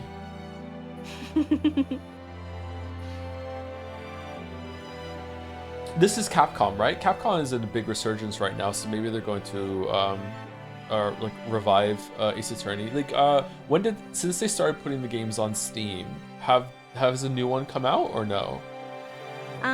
I don't believe so. I'm not certain. What they've been doing is like remastering and re-releasing, or like it took a very long time for the Great Ace Attorney to make it over to the West, and people thought it would never happen. Really? Oh wow. Yeah, so it was a big surprise. Oh, there he is. Aw, doing his little curtsy. He's literally the same height as Ryu when he's curtsying. That's so funny. But yeah, though a couple years ago now, they did finally also release the Ace Attorney Investigations games in the West, which had never gotten a release either. So, but they've kind of run out of games to do that with, unless they do it for Professor Layton versus Phoenix Wright. So they're at a point now where it's like, okay, there's nothing else for you to re-release now. Are you gonna give us an actual new game, or? Is there a reason why they take their time with releasing them in the West? Are the games just difficult to localize, or is there some sort of like creative force that's behind it that wants to have an involvement? I like doing these a two. cute little dance. I know, right? I like how there's almost an entire. Look at how literally his model 5'6". isn't even. Yeah. 5'6". Okay, sorry. What I was gonna say is that I love how there's like an entire game's worth of story that you could explore with Mikotoba and Sholmes and the stuff they got up to before this. It's a very rich universe, which I really enjoy. But to answer your question, I think that so the Great Ace Attorney did not sell well in Japan. The sequel did a little bit better, but yeah. So I think that's a big part of why it took so long for them to bring it over here, and it has done well over here, but you know, it may just be that they don't feel like it's worth it for them. You know, crossing swords one last time. Very nice guys. Yeah, it's a shame. I would love to see more with these characters. I really think they struck gold with these characters. They did a great job with them, I think. Oh, the cast is fantastic, yeah. The reason why I asked along that line is because I've only played 2 sets of these games now, but all 5 games have... I don't know if they have a strong authorship drive, or if the collaborative effect that went into here was just really well done. But I feel like there's more of a sense of like a voice purpose with a lot of the stuff in the writing in these games compared to like almost any game that we stream. Like most games do not have this commitment to story and a feeling that the writer really gave a shit. You know what I mean? Like they wanted to say things. I agree with you. Yeah, it is one person who directed and wrote this. Like I can't remember if Shutakumi solo wrote the trilogy, but oh my god, guys, get a fucking room. So he did solo write these 2 games, and he directed them, and he did like the scenario planning. And I do feel like there is a very strong vision there because of it, but I would also actually speak on his lead character designer and art director as well, because it goes into this quite a bit in the concept art books, but a lot of the major plot ideas for these games was actually a collaborative effort between him and his artist, where his artist, they'd be like brainstorming ideas together, and his artist would be like, wait, what if we did this? And then they would like for example, Kazuma coming back as Van Zeek's apprentice, and that being like his introduction back into the story, and like all of that stuff with him. He was originally just gonna die, so like during the creative like writing process, the whole like story was impacted by his lead artist being like, no wait, what if we brought Kazuma back? So to me, I think that it's a very inspiring example of how the relationship between an artist or a creative like person like that and the writer can really make something like special, that like 2 minds working together on something can be pretty cool, and they kind of inform each other in that way. It's neat. That surprises me, actually. It's not a bad thing, but it surprises me, yeah. Huh, okay. Yeah, it's cool. I think that it makes sense in video games to have that when if the character artist, because the character artists, especially in this game, is so expressive. When they want to Yes. design the personalities, like that is in effect like writing, like you are writing the character, the Yeah. personality. So I feel Yeah. like you tend to see, like, get a sense of not like ownership, but just some amount of responsibility over how that character reacts and whether places in the story, and to see them probably For like sure. like if the writer comes at you and says, this is what we're going to do with this character, if you design that character and all their expressions, you might be like, well, I don't think my character would do that actually, you know what I mean? Like this is Yeah. both of ours. Like, yeah. Or they might be like, oh, what if we add this, like, to this character with the ideas that you have already given me for them? Another character that actually exists entirely because of the lead artist and influence, his name is Kazuya Nuri, is Rei, because I don't remember. Oh, I think the original plan was that Mikotoba was going to be on trial and Suzato was going to defend her father, but then Kazuya Nuri was like, wait, what if we give Suzato a best friend similar to how Ryu and Kazuma are best friends, and then she can have like a best friend that she's defending in court, and she has like more depth to her because she's got her own friends and stuff like that in Japan. And I thought that was a really good idea, to give her more than like more substance as a character outside of the ones that already existed, if that makes sense. So that was his idea as well. I really like that part. I don't know. So I'm gonna struggle to talk about my thoughts about these games because there was such a big like tumultuous break like at the end here, right before the end. So I'm sorry about that. I'll do my best. I think that's fine. Don't worry. It's okay. Like, I feel like that I don't know, that opening case with Susie, that might have been my favorite part of the whole game, to be honest. The Ace Attorney 2. That's wonderful. Yeah, I really love liked that. that. It was a really fun subversion twist, that sort of thing. I think my favorite part of the first game is probably the last case. Like, it's setting up that moment of the door with the look at the two pictures, and you still didn't notice it, dumbass. Was a really fun moment, and harkened back to like the metal detector. I love the metal detector part in the first game. Yes. Yeah. So yeah, it that felt is like a fantastic moment. Yeah. For sure. What I was going to, if you don't mind me continuing to talk. Oh, absolutely not. Talk as long much as you want. Like, yeah, go for it. Thank you. So what I was going to say before about Iris and the way that resolves itself in the plot. So, as much as the Iris's dad plot doesn't really matter in the grand scheme of the mystery itself, I still really liked that twist because it doesn't take away from her relationship with Sholmes in any way.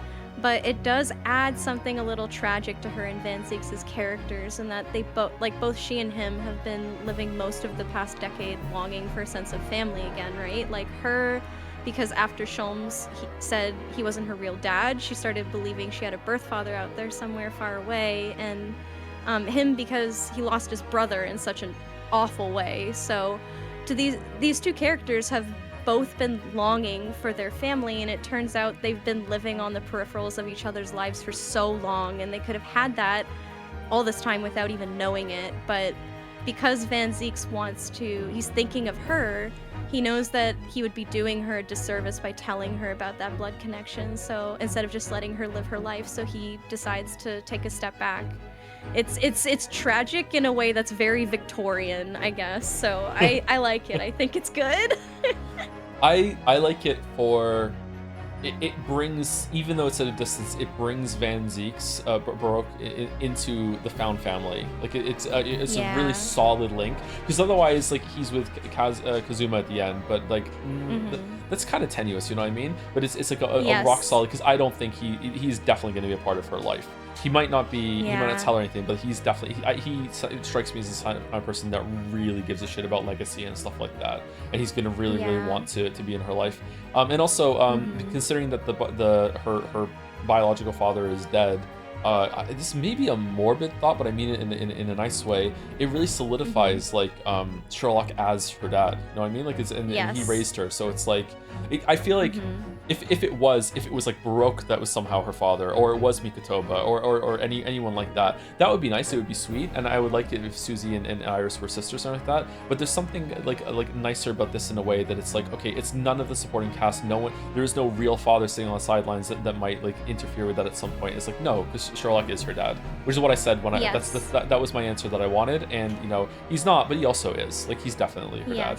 Yeah. Yeah, it puts the who is her biological father thing to rest in a way that I think is very satisfying, and it's nice. I'm gonna ask you a question that you may not want to answer, so Sure. it's okay if you don't want to, but how did you feel about the hologram Zoom call with the queen? Um, okay, so my thoughts about this are tied to probably the most negative thing I have to say about Great Ace Attorney 2 specifically, and that is I feel like they barely finished making this game. Yeah. Like the fact that there were animated scenes in the first one and there just wasn't any of that in the second one is really telling that they barely it's was very able noticeable. to. Yeah. Yep. So I view that. I think this may be a cop out, and some people are going to be a little upset with me for giving the game like this olive branch. But to me, like I feel like that was a joke that they had to find in order to have the budget constraint that they couldn't afford to bring a queen to the courtroom. They couldn't afford to actually show Iris and Sherlock at Buckingham Palace. So all that sort of thing. So like it bothers me like a little bit, but I'm able to overlook it. I think that the bigger problem I have with the story there is that it kind of feels like, oh, and then the queen was just listening the whole entire time, and that just solves all the problem. I win. You know what I mean? I feel like that part was a bit dissatisfying, but I did really like how all of the stuff came together for all of the chapters and episodes. There was a lot of things that came back. I think though at this moment it might change. I think I like how it was tied back at the end of Ace Attorney 3 better. I feel like there was more of that came back in that one, but this was really good too.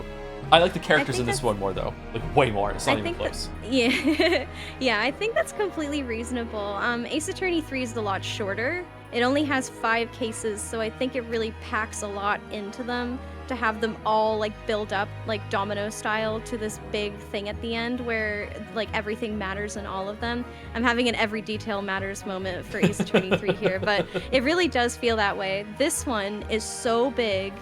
I mean, there are 10 cases. There are double the cases. So double the content, and actually honestly more than that, because this game is so long and has way more going on in it than just like, oh, here's a case, then you solve it. So I think that it meanders in a lot of ways where it's good because it gives that the time, like the characters time to breathe and stuff like that, but it does mean that there are a lot of things that weren't fully wrapped into the end there. A lot of the most important aspects of tying that final mystery together are given to you near the end of the second game. So yeah, so it's backloaded for sure. You can really tell that this was supposed to be like they wanted to do more and they and make it longer, but they just could not do it. Yeah, like I can feel that a lot. I also think that tied to this, I think my other, it's not a huge piece of criticism, but I would put it on that I think it's unfortunate. I don't think that they should have had. Is it literally every single case has a tie back to the Reaper of the Bailey plotline? Like every single one has. Yes, I feel like the Enoch Drebber thing in the London. What was it called again? The exhibition. The Great Exhibition, yeah. Yeah, I think that one was pretty damn forced. I feel like that one didn't need to be like that, and I would have loved. And this is actually a compliment for the strength of the characters. I would have loved just like, here's just a case where it's just completely self-contained. Here's what happened. We solve it. That's it. The end. It's a different prosecutor. It doesn't have to be Van Zeek's Wellright again. Just I feel like the characters are worthy of that. I like to see more of that. Like that. Yeah. I do like overarching stories. I love them when details come back. But I feel like it was a little too much that it was like forced into every single case in my memory. Maybe there's one that wasn't, but I can't think of it right now.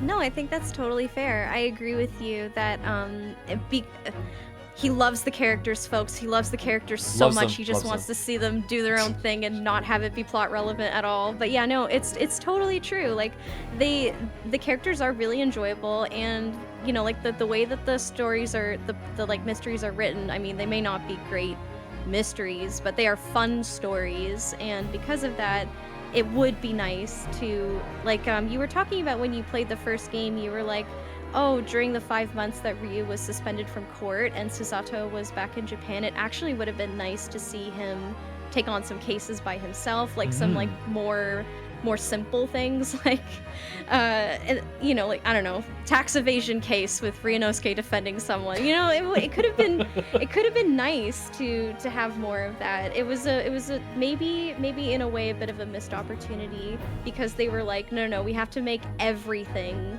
relevant and build up to the last case. So I absolutely budget, right? get what you mean. I think it yes, might be. It very well could be. Yeah, and that's a shame. It is, yeah. If you don't mind me speaking about the Queen Vicky hologram Zoom call, I will also give my thoughts on that. Oh, I don't mind at all. You okay. you can say whatever you like, however you want. Like, absolutely, yeah. Go for it. Thank you. Okay, well, I do think that Shu Takumi may have written himself into a corner with that part of the ending by giving... So my opinion is that maybe that's what happened. Because, yeah, it feels like he may have written himself into a corner with that ending by giving Strongheart such overwhelming, unchecked power, and he really didn't know how to solve the conflict other than bring in someone with unambiguously more unchecked power than even him, which is the fucking queen. But in the process, it ends up kind of implying that the only way you can rise up against a corrupt authority figure is to bring in another, even bigger authority figure and hope they're not corrupt, which is not very cohesive with the rest of the game's messaging around the topic. Like, the story addresses a pretty serious societal problem, but then delivers a very unserious answer at the end. And sorry if I'm interrupting you. It also... It's fine. It doesn't also... Like Strongheart had won. He had made a point. Like, everyone in the court is like, yeah, you know what? Like, he's right. Like, he positioned himself in such a state of power that he is too big to fail. Like, this... And then the queen is just like, yeah, no. And it's like, okay, but the queen saying that doesn't solve that problem. Like, that's still an issue. Like what happened? Yeah, so it might turn around and all those people are still like, even after the queen says no, we're sending that guy to jail, like they might turn around and be like, okay, but he was cooking though, like maybe we should, like, you know, consider what he said, and you know what I mean, right? Like, yeah, they absolutely, were still 100%. Yeah, I'm nodding thinking you can see me because I'm stupid, but no, it's fine.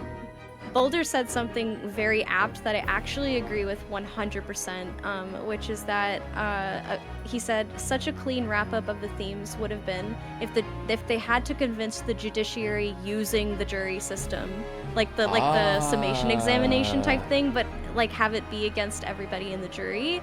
I do actually think that something like that would have been a very cool way to have the themes of no, like we have to decide that the truth is more just than hiding it, instead of just having the queen come in and fix everything at the end. Yeah, because it does go against the whole entire point of like, okay, we're saying it's like we're going through growing pains. Like Japan is starting to adopt the British system, and the UK England is still going through these growing pains where it's like, oh, we have this great new system and it's so good, other places are adopting it from us. But it turns out there's like this, like they put that on a pedestal, the same thing that we talked about earlier. And it turns out no, there's this dark undercurrent is being propped up by this person doing really bad things in the shadows and in the darkness, whatever. And it would have been really good to be like, no, this system is so good that we can use this system to defeat that problem. Like, look, we did that. Look at the strength of our system. Like, it may not be perfect, but hey, it worked, right? And instead, it's like, no. To kill Jaws, we just found a bigger version of Jaws to come in and eat Jaws. Yeah. Especially because like Ryu's whole thing is that he revives the concept of the summation examination. Like, it's been dead forever before he gets there, and he's like, wait a second, I can use this. So it's by like, I don't know, it would have felt like a good way to build that up at the end by having it used in that way. I'm losing the plot a little bit in what I was trying to say. No, it makes sense. Mouse said something really funny. Oh, did she? What did Mouse say? Read it? Do you agree that Kazuma and Van Zeeks are going to enter a deeply toxic relationship that can only be saved when Ryu comes back and balances them out after going through his own personal growth, forming a happy throuple? Yes, for sure. Yes. It is actually kind of wonderful how there's like it is actually like a triangle of tension going on between the three of them, and Ryu is somehow the one who is like, can we please just stop this, fellas? Can we all just calm down and talk about this? Aww. You wouldn't expect that from his type of character, so sorry, I'm Fujoing again, I'm sorry. It's okay.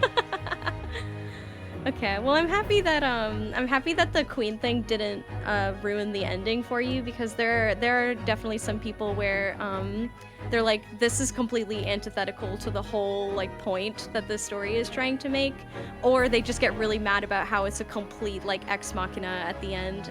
Queen Ex Machina, yeah. Well, Literally. I'm not happy about that. Don't get me wrong. Like, it was very dissatisfying. Me neither. And maybe I don't that's like why that I part, like yeah. maybe that's why I like the end of Ace Attorney 3 better, because I rember, okay, it's been so long now, but I remember being really wowed by how that came together at the end. But maybe I had some problems with Yeah. that ending too. I can't really remember, but like I was really impressed by how much was set up in a very like in this game when they were doing have you ever watched Doctor Who? Yes, I have watched some Doctor Who. So, it like, would depend on what season you're talking about, though. Well, have you seen Christopher Eccleston's season at all?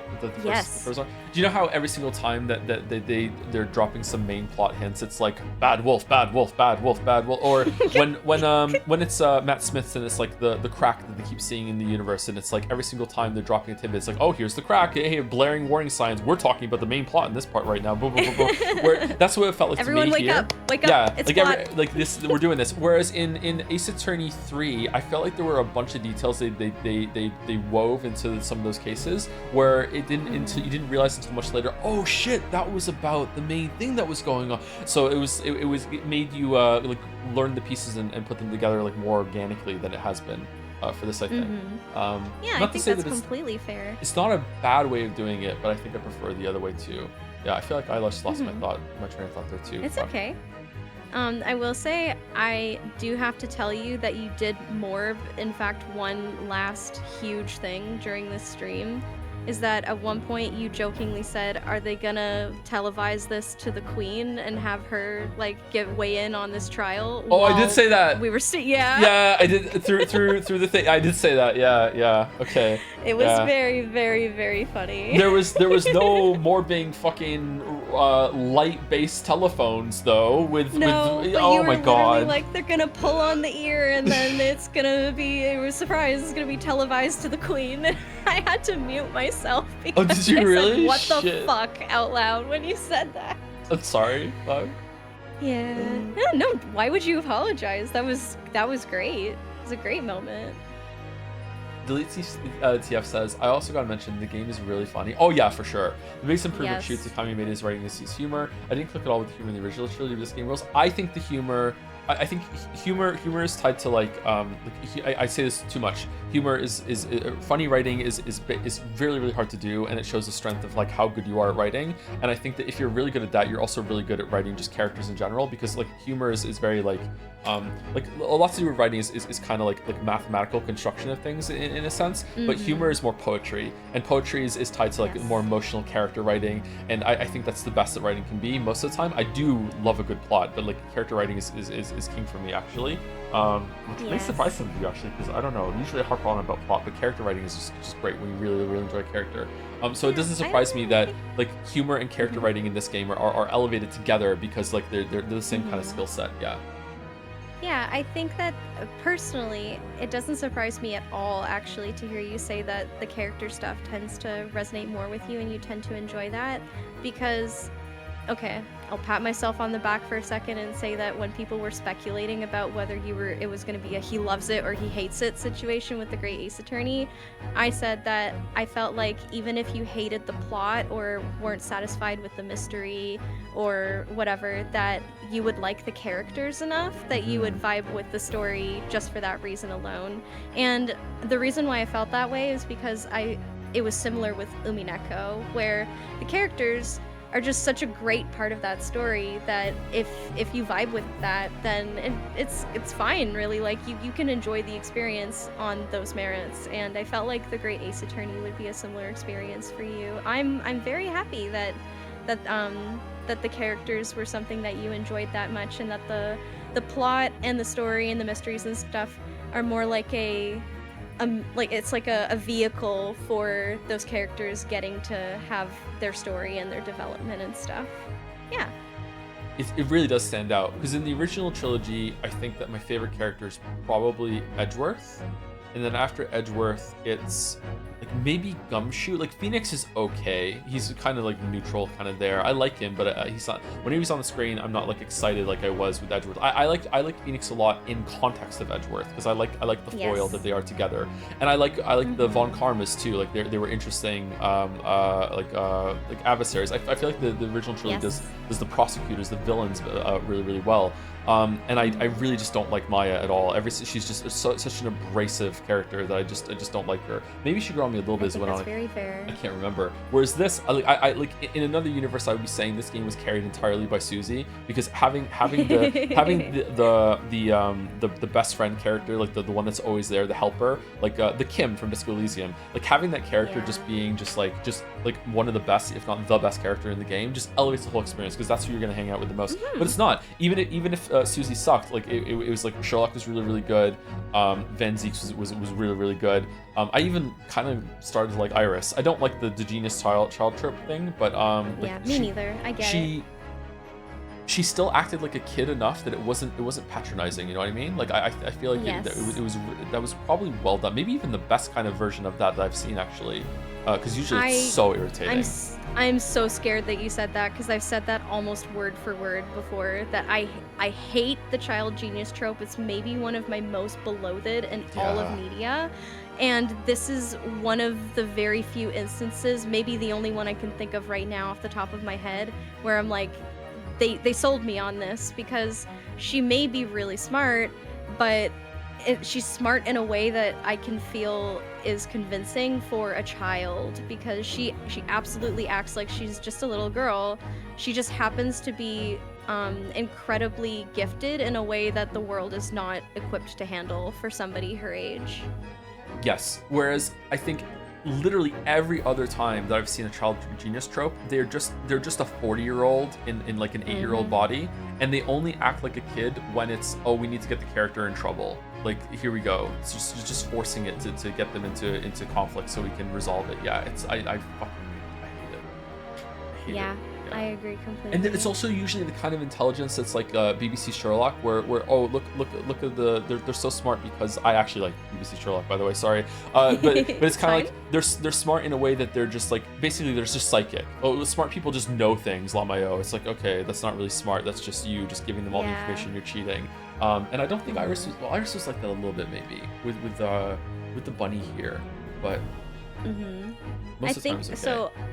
Yeah, I would say that even the bunny thing and the hologram thing could have maybe been minorly fixed if, instead of being like full-on hologram television shit, it was just like it was like a phone call, right? Because they do have telephones. Yeah. So if it was just like voice recording of what was going on and the queen was listening through voice recording, even that would do a lot to make this more believable. But then you wouldn't have Herlock Sholmes doing the Macarena on the stand while Bobbies are desperately trying to catch his ghost, and that's amazing GIF material. So yeah.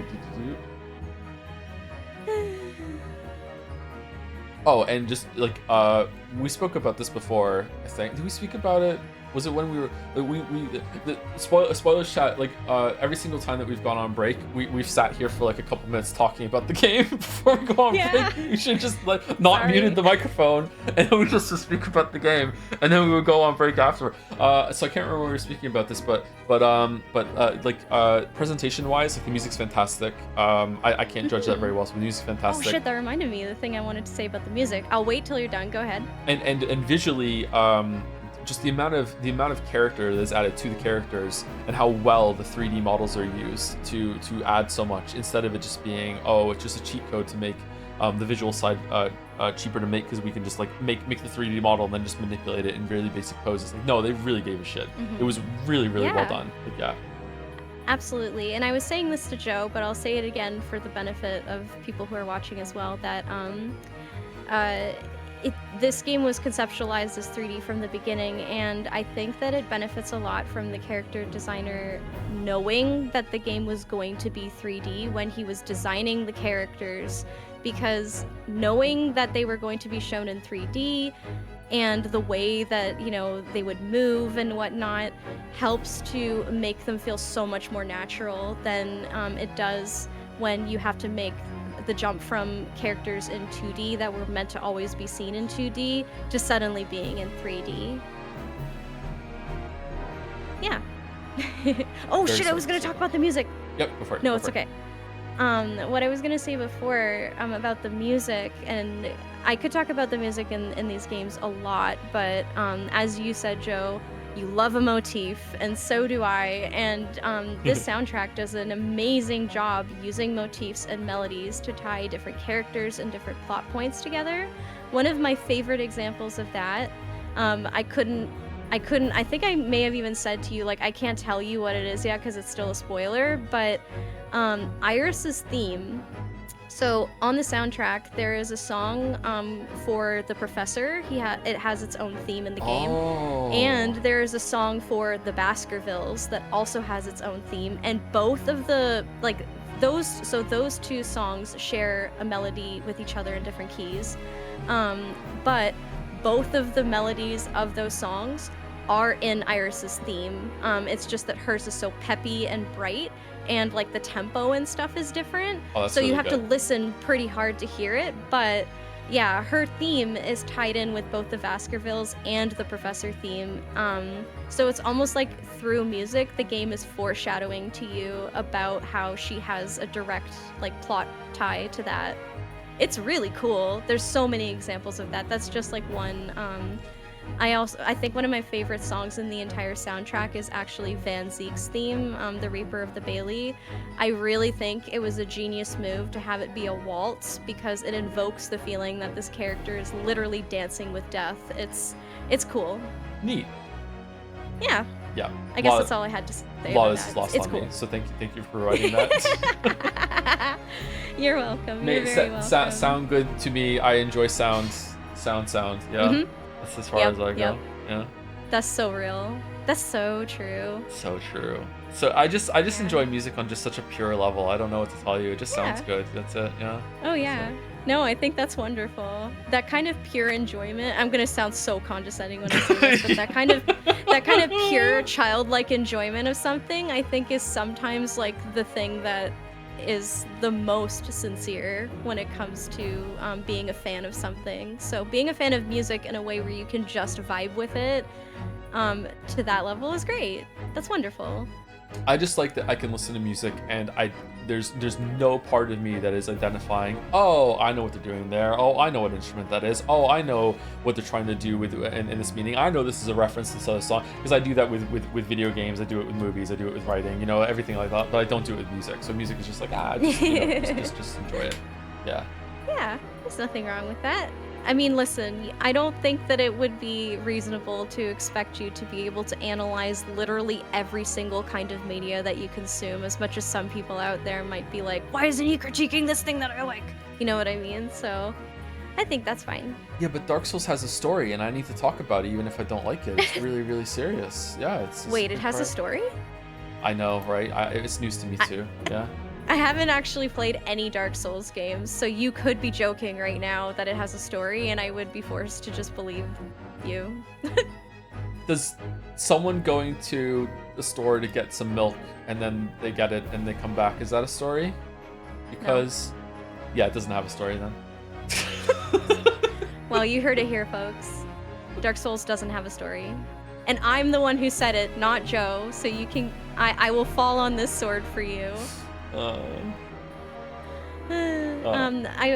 will say again that I said it really briefly during the cute little character lineup walk at the end, but the universe that the Great Ace Attorney takes place in really does feel so rich and full in a way where I actually do think that there is like a whole other game's worth of story that could be told with some of the things that only happen in the background of this game. Like, you could write a whole game about Mikotoba, Genshin, and Jigoku's study tour over those 5 years, and then what happened there, and Mikotoba's investigations with Sholmes and stuff. And Clint Van Zeek's, like, as a character, he is like Potential Man, the character, where the concept of him is really interesting.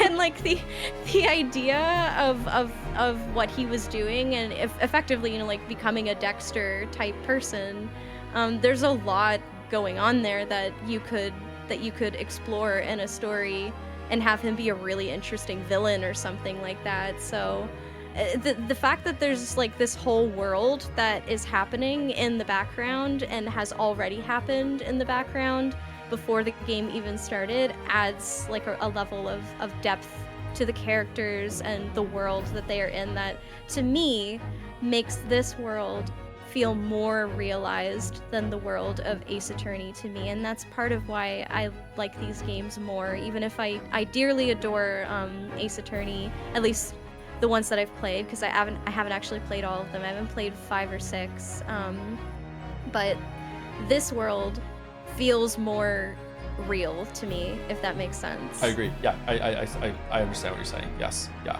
Feels like there's stuff still going on around, not just. It's not like when we wake up, the world becomes real again, and it's only stuff in like a 10-meter radius around us that exists. It's like, no, people are doing things on their own. The characters are actually having the proper interactions, that sort of thing. I would say that in the first original trilogy, it feels like only Edgeworth is really existing outside of us, and we get glimpses of what's going on with him.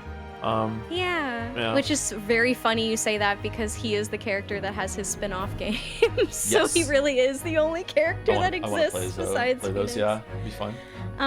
The first, if I'm allowed to poison the well myself for a second, I think the first one is mostly pretty mediocre, to be honest. There's some fun characters in it, but it does have yeah, it's not, and I love Ace Attorney, so I don't think it's that great, but the second one is somehow, despite all odds, in my opinion, a fantastic game, and almost as I liked it almost as much as the Great Ace Attorney. Wow. Okay. So I would prefer the second one to be. If I had to pick like of two, which would be the better one, I would prefer the second one to be better than the first one. So that's good. Yeah. Speaking of that, if you had to choose, I know it's probably really hard because it's almost it's like asking you the Umineko, do you like the questions arc or the answers arc more, because they are both an integral part of one big story. But if you had to choose, did you like the first game more or the second one more? I think I like the first game more than the second one. Yes! They're close. Yes, I knew it! Oh, okay. I like the first game better more. Yeah. I'm sorry. I knew you were gonna say that. I knew. Okay. I knew it. I knew because that is like the most unpopular opinion like of all time for the Great Ace Attorney. What? Yes. Well, remember everybody was telling you, oh, the second one's so much better. You're gonna love the second one so much more. It's gonna blow the second one out of the water for you. And I knew you would like it, but I am not surprised that the first one left more of an impression on you, even if the whole thing is a package by itself for sure. Which one do you like better? Do you like the second one better? Yes, I like the second one better, but I did also tell you that Kazuma is my favorite character, so... Oh, we could tell, yeah, absolutely your favorite character. Yeah, you're always so nice about them, yeah. I know, right? I'm always fawning over him. So yeah, like, because of that, the last 3 cases of the game basically being just like, Kazuma's here now and he's gonna fuck everything up for everyone by dragging them all kicking and screaming into his torment nexus now, was a grand old time for me. I loved the character drama of Kazuma coming back, and then it turns out that like Van Ziek's basically got his dad killed and he fucking hates him and he wants him dead, but Ryu has this really like personal connection to both of them, and sometimes it genuinely feels like in court Kazuma is like almost like posturing to Van Ziek's like, he was my friend first. It's really funny. And while Baroque is like, what is, pray forgive the discourtesy, but what is your fucking problem? So like it's a great character dynamic that they have going on, and the juicy like cat fight drama of those last 3 cases had me like clapping like a seal for a lot of it. So I like the second game more, but I do also really enjoy the first game as well, for sure. I think that if the second game had the same freedom of budget, let's say, I think the second game might have eked past it for than the first one. But I don't know, just I felt like I was exploring more new locations and being like wowed a bit more in the first one than the second one. And the second one was kind of retreaded a bit, and it was never bad, but there were some moments I was like, oh really, we're reusing this, and I can see the compromises that were made. But yeah, I think like my favorite case overall though might be the exhibition one, even though I have some problems with it because it was just fun. I don't know. Yeah. It's that one or the cat flap one. The cat flap one was great. Always be pawning is just a great meme. Like it was just fun to do that. Yeah. Yes, I agree with you completely. I think that you know what, you're pulling it back, Joe, because the third case of the second game, the adventure, the Great Departed Soul, is many people's favorite case in the Great Ace Attorney, and for some people, it's their favorite in the whole series. It's a very, very popular favorite case. I will say that the Great Ace Attorney, so you probably, I don't know if you recall this from when you played the Ace Attorney trilogy, but it tends to have a case 3 problem, people call it, where the third case of a game tends to be the one that meanders and is filler, but in like a bad way. Is it the 10th where, one? Yeah, that is a third yeah, so like that kind of case. But the Great Ace Attorney bucks that trend because for many people, the third cases in both games are their favorites. The runaway room with the omnibus murder is the third case in the first game. And I think that's a very solid case. I like that one. And yeah, it's a great one. And then the Great Departed Soul is the third case in the second game. And they are both very strong cases, I think. And the thing that I was talking about the other day during the PowerPoint about the layers of writing and foreshadowing that are going into setting up where the plot is going in The Great Departed Soul, I think is really, really well realized. Like the whole Odi Asman, Genshin Asogi, and Kazuma Asogi all kind of having similar overlapping like things going on that help set you up for the reveal of Kazuma actually being alive because he survived after all.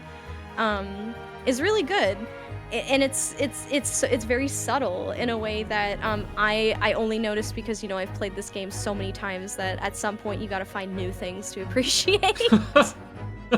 That's the English literature major experience. Yeah. Okay. Sure. Well, I didn't go to school for English. I went to school for graphic design. Oh no, but you're still pretend. you're still getting the experience, is what I'm saying. That's what we do. Yeah, that's what we do. That's true. Yeah, you reread the same things and analyze them a billion times. That's so true. So true. Kazuma coming back is not something I morbed, right? Because that really wasn't expected to me. I wasn't expecting him to come back. Yeah. I think that you were if I recall correctly, you were disappointed that he died so early because you actually quite liked him. Yeah. And you wished that there was more time with him in the story. Do you regret that now? It was different than I thought it was going to be. Yeah. But instead, I feel like Sherlock took that role instead that I was expecting Kazuma to go with the mentor sort of thing. Yeah. Yeah, that's very true. Yeah, I completely lost the plot on what I was gonna say there. It was Kazuma related. All you have to do is mention Kazuma and I stop thinking. Derailed. Yeah, I genuinely don't remember what I was gonna say. I'm sorry. Oh, somebody is asking you what your final thoughts on Kazuma overall were, because he is indeed a very, very controversial character. People tend to either hate him or they love him. I don't know. I liked him a lot at the beginning, and then when he came back, the way he kind of separated himself from everyone else in the amnesia thing, I don't know. I don't know how I feel about him. Wow, it's just like the characters don't know how to feel about him. I feel like he was an extremely frustrating character, and like on a personal level, I think I hate him, but how he was worked in the story, I think it was really interesting. I think it was really, really unexpected that when he is finally like on the stand opposite us, or whatever you want to call it, like the podium, that like even the characters, like even Susie and Rio are like, bro, like what are we doing? Like oh my god, like, but then he justifies it because he's like super fucking emotional because he's finally here, and he's basically in enemy territory now. He's like, fuck, like I have to like, you know, these people killed my dad, and I don't think my dad would deserved it. And it turns out that he's kind of almost fully right, not really fully right, but mostly fully right. So it makes sense. But like I found that really interesting as a subversion, instead of being like, oh, he's here and he's just a god, even though we've done more loring than him. He's just the best ever. It's like, no, we're actually better than him, and that makes sense because we've had more experience, and that was interesting. I wasn't expecting that. Yeah, I think that it makes a lot. So a lot of people hate Kazuma for a similar reason, where they get very frustrated with him in court, where they're like, dude, you know that he didn't do this, and your argument is really weak and it doesn't make any sense, and like you're continuing to insist on things that are complete horseshit, or you know what I mean. And I agree. That is absolutely frustrating, and it may not work for everybody, but for me, it did work because I like that he is incredibly stupid because he's blinded by his feelings. Like, it almost could not get more personal for him, what's happening. And because of that, like, he is just an absolute mess, and he's making it everybody else's problem in a way that's really enjoyable. Yeah, I quite liked that. I will say that I do think that it is incredibly funny that the Great Ace Attorney ends with the lesson of, basically it ends with being like, Kazuma Osogi gets everything he wanted in the end. Like, everything works out perfectly for him. All of the machinations that he did all along, all of the like manipulating that he does, it all works out. And he doesn't have to actually face any serious consequences for what he did. He benefits from all of that, and then Van Zieks has his whole fucking life destroyed in a very, like, never let a good deed go unpunished kind of way. Yeah. It's so funny. But I also Poor like Van that, Zieks. like, Kazuma, I don't think Kazuma cares, but like he went to England being like the golden like child that was gonna do so much great for the country and like that, and Susie like is doing fucking Susie takedowns with us and thinks we're the one that killed him, and is really not on our side at the beginning, and at the end of the game Susie's like no, I want to go back to Japan with Ryu, like that is like a and Mika and her dad is like, you know, you're gonna do great things and you're coming back as like this hero and you can do all these things now and just return home. And that's I don't know, I feel like a lot of that victory and character development that Ryu has is within the context of Kazuma, that he hasn't, like, it's not a competition, like no one won, but like we weren't even in the game. Don't say that to Kazuma. Yeah, shit. We weren't even a player on the board when we snuck on the ship, and then we're returning. Like, we don't have to hide. We can actually stand on the ship and wave goodbye. We didn't have to sneak in the luggage. Like, we're standing with Susie. You know, like yeah. I feel like Kazuma existence frames that quite well. Yeah.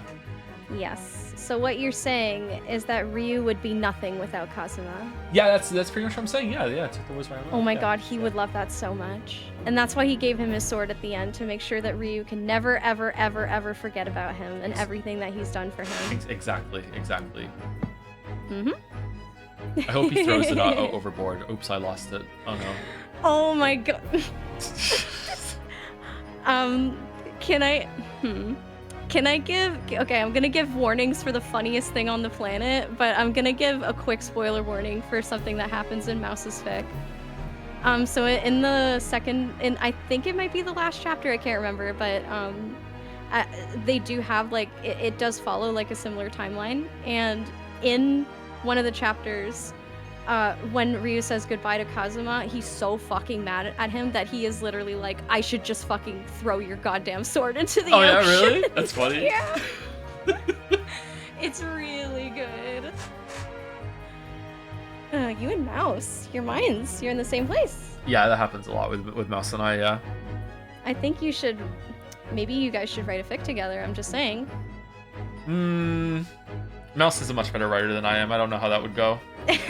Maybe you can be the ideas guy. Oh, I could be the ideas guy. That's true. Yeah. Yeah, and then you don't have to do any actual work. You can just show up and be like, hey, wouldn't this be cool? I do like taking credit for things that, you know, I didn't have to work on. That'd be good. Yeah. Joe well, can great. be So does the Kazuma. artist. Joe can...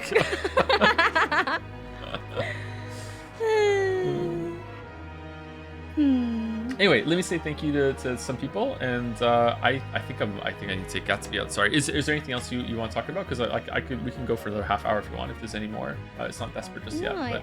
I think it would be wonderful for you to thank people, and if anybody like said something or whatever that in their messages and stuff that they want you to talk about, probably that half hour is good buffer time. Oh, and Baldur has said this a few times now, and I keep reading it, but not out loud. One thing that gets me is how ghost trick the direction is. Every time the spotlight went click in the deductions, I stood up and hooed. Really, you hooed? I like Ghost Trick's presentation too. That was a fun game. I haven't actually played Ghost Trick, so I think you would like it. I should do that. Oh, that's awesome. That's really good to hear. I think you would like it. It was good. Oh, it's in this nice. in this bit message too. Now you have played 6 games by Shu Takumi, Phoenix Wright Trilogy, Yes. Great Ace Attorney, Duology, Ghost Trick. Which one was the most fun or interesting? Ghost Trick was by far the most interesting when it comes to the gameplay construction of things. When it comes to which one had the most interesting story, it was probably the last one in the original trilogy. Most interesting period is probably the first Great Ace Attorney. I think that was it. I also think that's the most fun. Is the first one, the Great Ace Attorney 1. Although Great Ace Attorney 2, it's kind of doesn't feel right to separate them. Actually, I feel like they should be together. I know, right? Yeah. That is the problem, and it makes sense because this was originally conceived, like it was conceptualized as one huge game, and Yeah. they could not feasibly pull that off, so they had to split it up. So yeah, it absolutely, like, there's a reason why people kept being like, oh, it's Act 1 and Act 2, because it does actually kind of feel like that in a lot of ways. So it feels weird to be like to say that you like one act more than the second act when it's like one big play. So I get what you mean. I think as a whole, it's fine to judge it's honestly fine to judge the Great Ace Attorney as just one game when you're talking about it.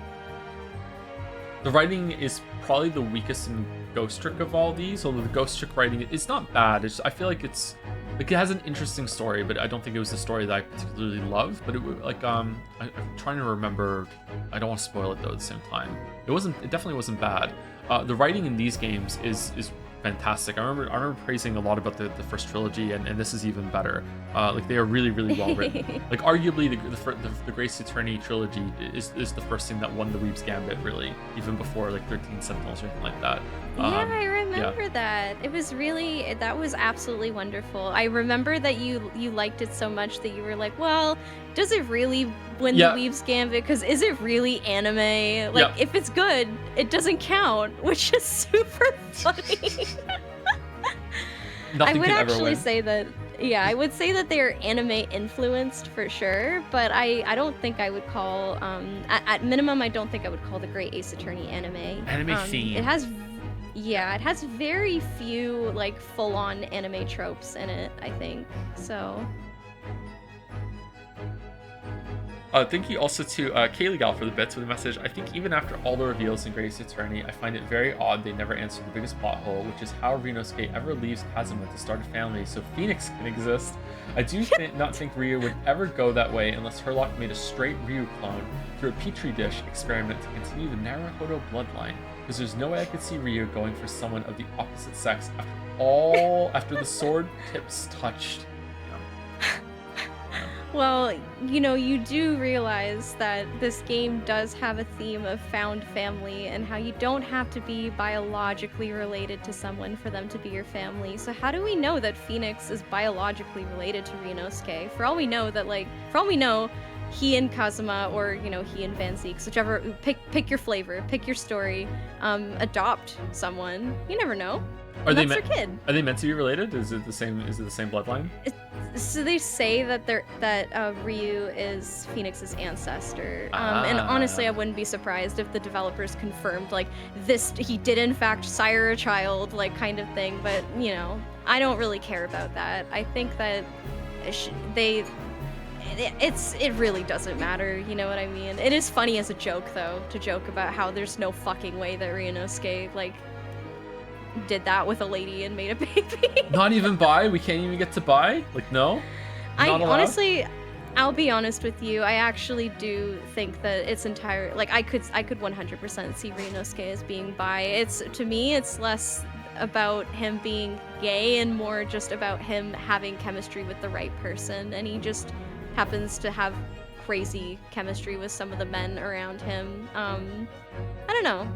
That may be a genuinely crazy take for me to be like, I don't necessarily know if Ryu is bi. I know for sure he likes men. That's more than obvious in this story. But liking men is not the same thing as being gay. If that makes sense. Now you know how I we think feel, if Joe. you found the Can't even right get by. woman Wow. to if I think if you found the right woman to be submissive to, then it would be fine. Maybe, I don't know. I'm just straight up sorry. I shouldn't have said that. No, it's fine. I did this like I don't know how to describe it. I kind of recoiled in my chair when you said that because I was like Sorry. silently laughing. It's like, yeah.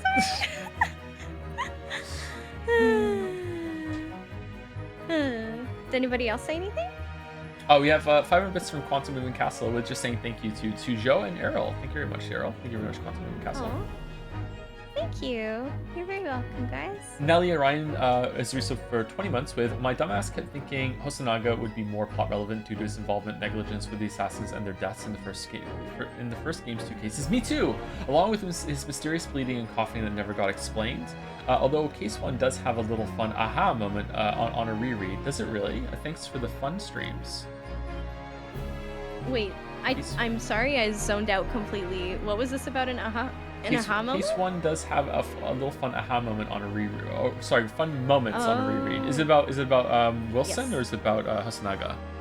It has a lot of aha moments because you know where the plot's going, so you a lot of the way that like Giselle and Jigoku talk to each other, for example. If you don't mind, I can tell you like one big one that stuck out to me on a reread. Sure, go for it. Okay, at the end of Giselle's trial, when it's like she's like she's being arrested, but right before the trial ends, she says to Jigoku, like, Judge, do you mind if I have a word with you in private? And he says, I will call on you. And then they just stop talking about it. And I think the implication there is that something went on where she was like, hey, so, you know, I know I'm here on this mission that you conspired, so you're gonna let me go now, right? Like, yeah. There's probably something, there was a talk that happened afterwards that is heavily implied on a reread. Jigoku really played that well, actually. He must have been, Yes. that's a really awkward position for him to go through. He is an incredibly insidious, like, character, I think. Yeah, and he looks so jovial and nice too. Like I like him still. He's so Yeah. charismatic. But like Oh, no, yeah. no. It's hard to hate him because even though he does do some genuinely incredibly despicable things, he is just so warm and charming. And also he's super hot and he's really tall. So and his beard Great is like just so beard. majestic, great Yeah, hairline. He knows how to dress. Yeah. I think he's a better villain than Maelstrom actually. Or I would agree Strongheart, with sorry, you. I not think. Maelstrom. Yeah. It's fine. It's fine. Don't worry about it. Yeah, I think I'd agree with you. So I almost called him Maelstrom too. Strongheart is so funny and how comically like evil he is a lot of the time. And it is really funny to see him get torn apart at the end like that. And how, like, the whole last trial, he is genuinely doing, like, we're all trying to find the person who did this. Well, he is the guy who did this. So that's really funny. And another thing that's really funny about Strongheart on a reread is that you can actually tell right from the moment he's introduced that he, first of all, is trying to figure out if Kazuma, or if Rinosuke is the assassin exchange student that got sent over without saying it outright. And then there's multiple instances of him like kind of fishing for, he's like, you say that your mission is to, you know, be a lawyer. Are you sure there wasn't anything else? I remember that. Yeah. I remember that and thinking I'm not sure if he Yeah. knows or not. Yeah, I remember that. Yeah, it's really funny on a reread. It's so awkward, and Rinosuke is just so like pleasantly like, nope, I'm here to carry on my friend's legacy. It's so funny. It's a huge like, does he know moment. I'm here to do Yeah, I everything think that he's very Kazuma is meant to funny. do. Oh, really? Everything? Yeah, everything. Yeah. Yeah. It's super funny. Yeah. Oh, so there's 3 months from King Pains with a message for apologies for the sentimental message instead of a funny one. That's okay, but I've had a very Yeah. fun few months in Jads, and I've met some lovely people by sharing art in these streams. Thank you for playing the Great Ace Attorney, Joe. You don't know how much it's meant to me. My cat passed away suddenly during the first game, and finding community here has helped me Oh, I'm help sorry, so much. Kingsman. I'm glad you like the game. I really like the game, and my condolences. I'm very sorry that your cat passed away. I am very sorry to hear that. It's always extremely hard when you lose a pet like that. I'm very sorry. I hope that you're doing okay. I hope that the streams provided some amount of distraction, yeah. And it's like, okay, yeah, lose yourself to it a little bit, yeah. Yeah. Sorry. Mm-hmm. But the game was really good, yeah. Enjoyed it a lot. That's great. I felt my He loves vocabulary it, improve folks. because of this game. Yeah, reading is really another good for thing, that. yeah.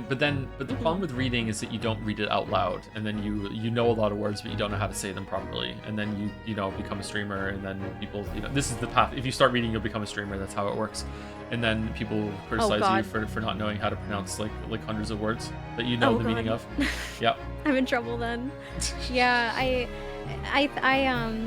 the writing in these games and the amount of so I think that it strikes a really good balance in the Great Ace Attorney of period accurate writing with some good, like, eloquent, snappy dialogue, but it's not, what's the word I'm looking for? It's still accessible. I think that's the word I'm looking for. To me, it never got to the point where I felt like the average person would be like, what the fuck is this even saying? Like, I never felt like someone would have to go through it with a dictionary or something next to them to be able to understand what the characters are saying. There are certainly words, even for me, that are so, like, archaic nowadays that I was like, I don't know what this means, so I had to look it up. But for the most part, it does a really good job of feeling authentic to how people spoke back then, without getting so in the weeds about it that it kind of depersonalizes the experience and the relatability for the audience.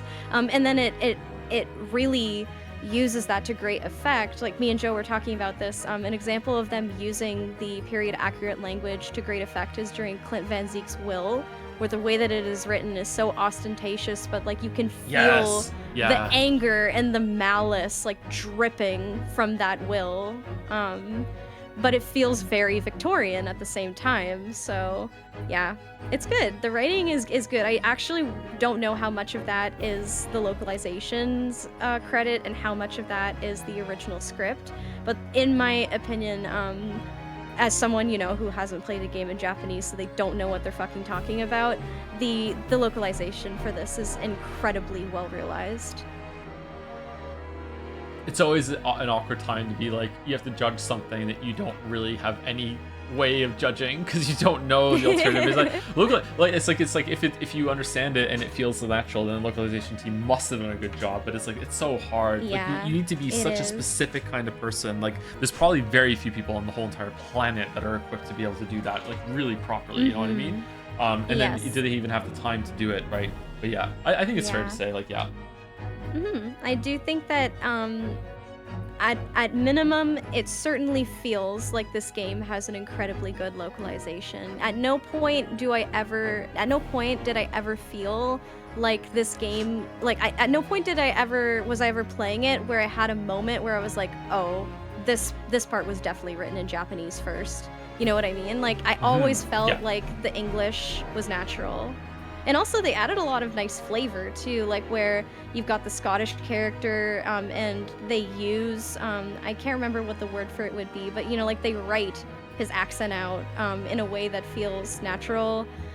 Sometimes it's not great, like with Peppino and with Rossi and Rousseau. I think that gets into being a little bit too much of a caricature. No way. They were perfect. Perfect. But for the most part, they do a good job. I think Van Zeek's is actually a great example of the localization doing some good work too, because his language is very flowery. It's very of his station for someone who is a noble, but he is so funny in like the sardonic, like kind of like sarcastic way that he will crack jokes or poke fun at you. They made him feel old even for the time. Like Yeah. He's Yeah. like archaic among the archaic, right? Yeah, yeah. He's got an old school an old school way of speaking and vocabulary, yeah. And I think that him using the word Nipponese is a good example of that too, because Nipponese is an older, like a much older way of referring to Japan. I don't remember if I said this or not when you were playing the first game, but Nippon is the way that the Dutch used to refer to Japan, because that's actually what the term for Japan is in Japanese. It's Nippon, or Nippon, or however you want to say it. So because the Dutch and the Japanese had like they were for a long time, Japan had no outside relationship with any countries except for the Netherlands. Oh, really? I know so, about their like yeah. isolationist period, but I didn't know it was the Netherlands was the exception. Yeah. It was like a now you guys are cool, you can come in kind of situation. And the reason for that is because the Dutch knew how to play it cool and not try to fucking convert everybody there to Christianity the moment they showed up on shore. They were like, nah, we're just gonna do business. It's fine. We're dogs. So Japan was like, okay, you can stay. And because of that, there was a lot of cultural exchange between those two countries. And for a while, and I think even until until like the 70s, in the Netherlands, it was still very common to call Japan Nippon instead. And I think it may have been both an attempt by the localizers to have more antiquated language for Baroque, but also a nice little nod to his ancestry as being Dutch, because Van Zieks, right? It's a Dutch name. So it's like a nice combo of that, and it also feels a little alienating to Ryu and Suzy, because he's the only person who refers to them that way. And maybe a fourth layer is that it might give like a little hint to the fact that he knows more about Japanese people and what they might call their own country than the average person, because his best friend was Japanese for a few years. Which was a pretty surprising revelation, actually. Yeah, I like it when things work on multiple levels like that, yeah. A lot of that was lost on me, I think you were pointing out, yeah. That's cool. Oh, this is genuinely a moment of me just reading a story with love, to the point where I'm looking like I am looking with a microscope for reasons to like different aspects of the game. So yeah. Were there any other messages? Yeah, there are a few more. I think there's 4 more, and then we might have to call it. I think it's Zero Nanashi 1 for 35 months with, damn, 6-hour stream, 7.5 now actually. Checking in from Bodland Joe. I'm sorry. No, it's okay. Hope all is going well. Nice to hear you cheery in some of their streams. Yeah, it's been a big change. There's a lot of bad shit that's still going down, but things have gotten better. Yeah. I don't know when I'm gonna be able to talk about it still, but maybe by the end of the year. I'm not sure. We'll see. Okay.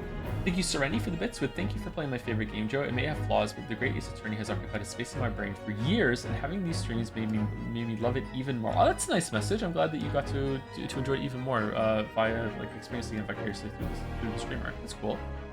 God knows that's a rare experience with you. Usually people hate things more after they watch you play them. Yeah. drag the whole vibe down. I know. I know, right? Thank you, Decagon Plus, for the 18 months with your email tier, actually. With besides loving the Great Ace Attorney so much, the streams were great, and I'm so glad you enjoyed it too. Thank you, Joe, for all the laughs, and thanks, Chat and Errol, for all for making it so fun too. I'm also still amazed that this game made me cry in the exact same places it did when I first played. It really is such a wonderful story, where even if we never got another Ace Attorney, I'm very happy we got this one. Lastly, best wishes to you and your family, Errol, with a hug. Oh, thank you so much. That is very, very nice of you to say. Sorry to like actually pull a Kazuma moment on your stream and like make a big announcement. I didn't actually mean to do that. I am super sorry. It's just because it was relevant in that scene, because I was always very touched by the whole Iris thing when I played this game, but right now, because of me making my own family at this moment, it hit in a more personal way than it did absolutely. Before. It makes perfect sense. You have nothing to apologize for. It's okay. No issue Thank whatsoever. You. Errol loves Kazuma so much she's turning into him. Uh-oh. Oh God. Oh God. Well, if I became that hot, maybe it would be worth it. He is really fucking hot. I gotta say. I think I would. know, I it's would infuriating. prefer to look like Van Zieks myself, but yeah. That's real. Yeah. Well, I always joke that I like Kazuma and find him more attractive. So first of all, I find Van Zieks very attractive, even as someone who doesn't like men, which is, fine because he's fictional. But I think that Kazuma is more attractive to me because if I were a woman in the Victorian era and I had to choose a guy where I'm confident I could just cross my eyes and pretend that it's like a really hot butch lesbian or something, Kazuma, easy. I could do that for sure. Really? Okay. Yeah, it's because he's got like he is masculine, but he's got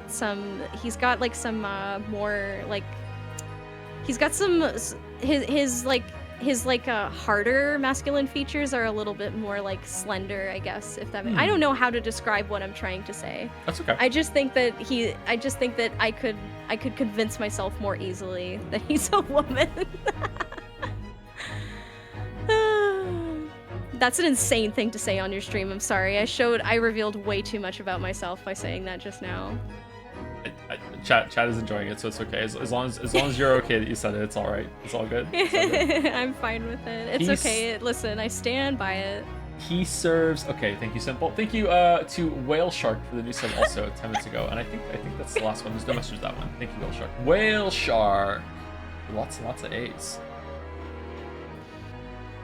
That's the tone of Joe's stream, saying, well, yeah, I do sometimes say some stuff and I'm like, I really wish I hadn't said that, but like 9 times out of 10 chat just erupts into +2s and lulls, and that's a bad conditioning to be like, oh, next time I'll say it and we'll see. Yeah.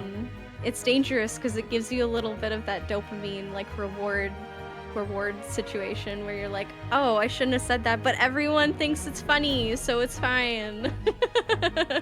It's a race to the bottom in more ways than one, yeah. Dispatch streams were an absolute farm for that shit. Yep. Race to the bottom. Yeah. That's Mouse's fic. And Renosuke is the bottom that they are racing to. In case anybody didn't get the joke I was making just now.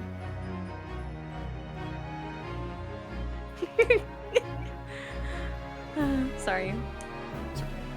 Streamer discovers prevalent in the stream on Twitch. Yeah, it is. Anyway, I think that's gonna be it. Is anyone from the community live? And is there anything else you wanna say, Errol? Because we still have a little bit of time. Is there anything else you'd like to say?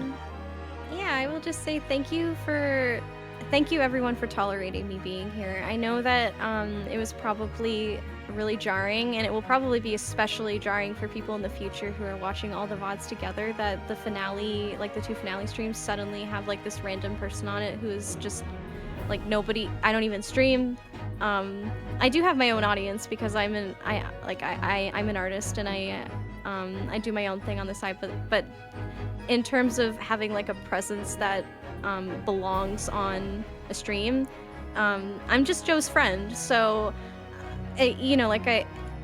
when things are tough, sometimes you just kind of want some company. And honestly, even if things weren't tough, it would still be fine for Joe to want to have a friend on stream. So I don't need to defend you. I'm not here to defense force Joe on his own stream. But what I'm trying to say is that I know that it was probably like the vibes were probably weird for some people. So I genuinely really appreciate that people were willing to tolerate that, and that they enjoyed. It seems like people enjoyed having me here, and also I'm sorry too that it may have turned a little bit in the end to what does this random like friend of Joe think about this game, instead of focusing completely on Joe's thoughts. But hopefully it wasn't too bad. No. And I'll say I don't think the vibes were weird at all. There are going to be some people that only want me all the time, but they're a very, very low minority, and I think they get used to their time. I do agree that when we first started having people on, I think that it was very shocking for people because it was me just by myself almost all the whole time. But I think I think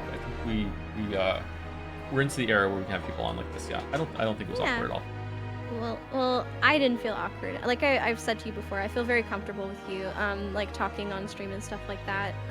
So to me, this was an absolute blast. So Thank you guys for coming on. I really appreciate it. Well, you're very welcome. Thank you for having me on. Thank you for trusting me not to say something that would get your stream like monetized or whatever. That didn't even occur to me. That's how bad I am at this. It didn't even occur to me. Oh, thank you. Thank you very much. And I'm glad too that the PowerPoint was helpful in the end. It really was, yes. I don't think I could have resumed this without you for that. So thank you.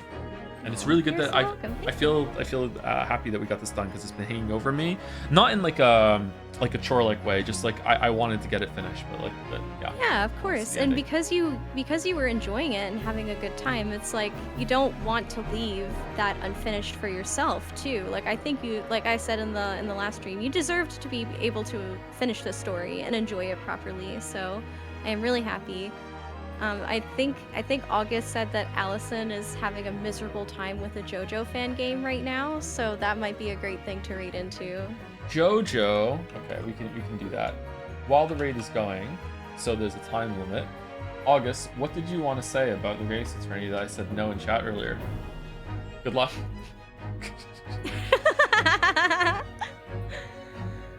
August is the Great Ace Attorney's biggest hater. It's really? So funny. Yes, I love that for him. Yeah, he hates the Great Ace Attorney. Too It's mainstream. been so funny. It's too mainstream. It's been so true. Errol covered me. It said I hate the ending of it. I think the Queen stuff ruins the plot. I wouldn't say would I? I don't know. I do agree that's not a good part of the story. Yeah. It's funny. There's that. I don't even hate it. It's like a 6 out of 10. Oh, it's higher than me. It's a 5 out of 10 for me. Anyway, see you later, everyone. Oh my god, that's right. We didn't ask for your you could say it real quick what you think what your number rating for this would be. Make people mad really quick. It's at least an 8. Combined, it's at least Oh, an that's 8 lovely. for legit. Yeah, like it was really good. Yeah. I think that's lovely. An 8 is a great number. The Great Ace Attorney. Great. Oh, poetry. All right, there we go. Thanks. All right, I'm pushing right through. See you later, everyone. If I'm not here tomorrow, so I'll see you on Sunday, Monday. I don't know what we're gonna be playing after that, but yeah, there's no stream tomorrow. Sorry. So have a good weekend. See you later. And remember, it's magic. It's magic. Yeah? You're so good at that. It's scary. I'm sorry. The red mist descends, and I just become Kimiko. The red mist. Holy crap.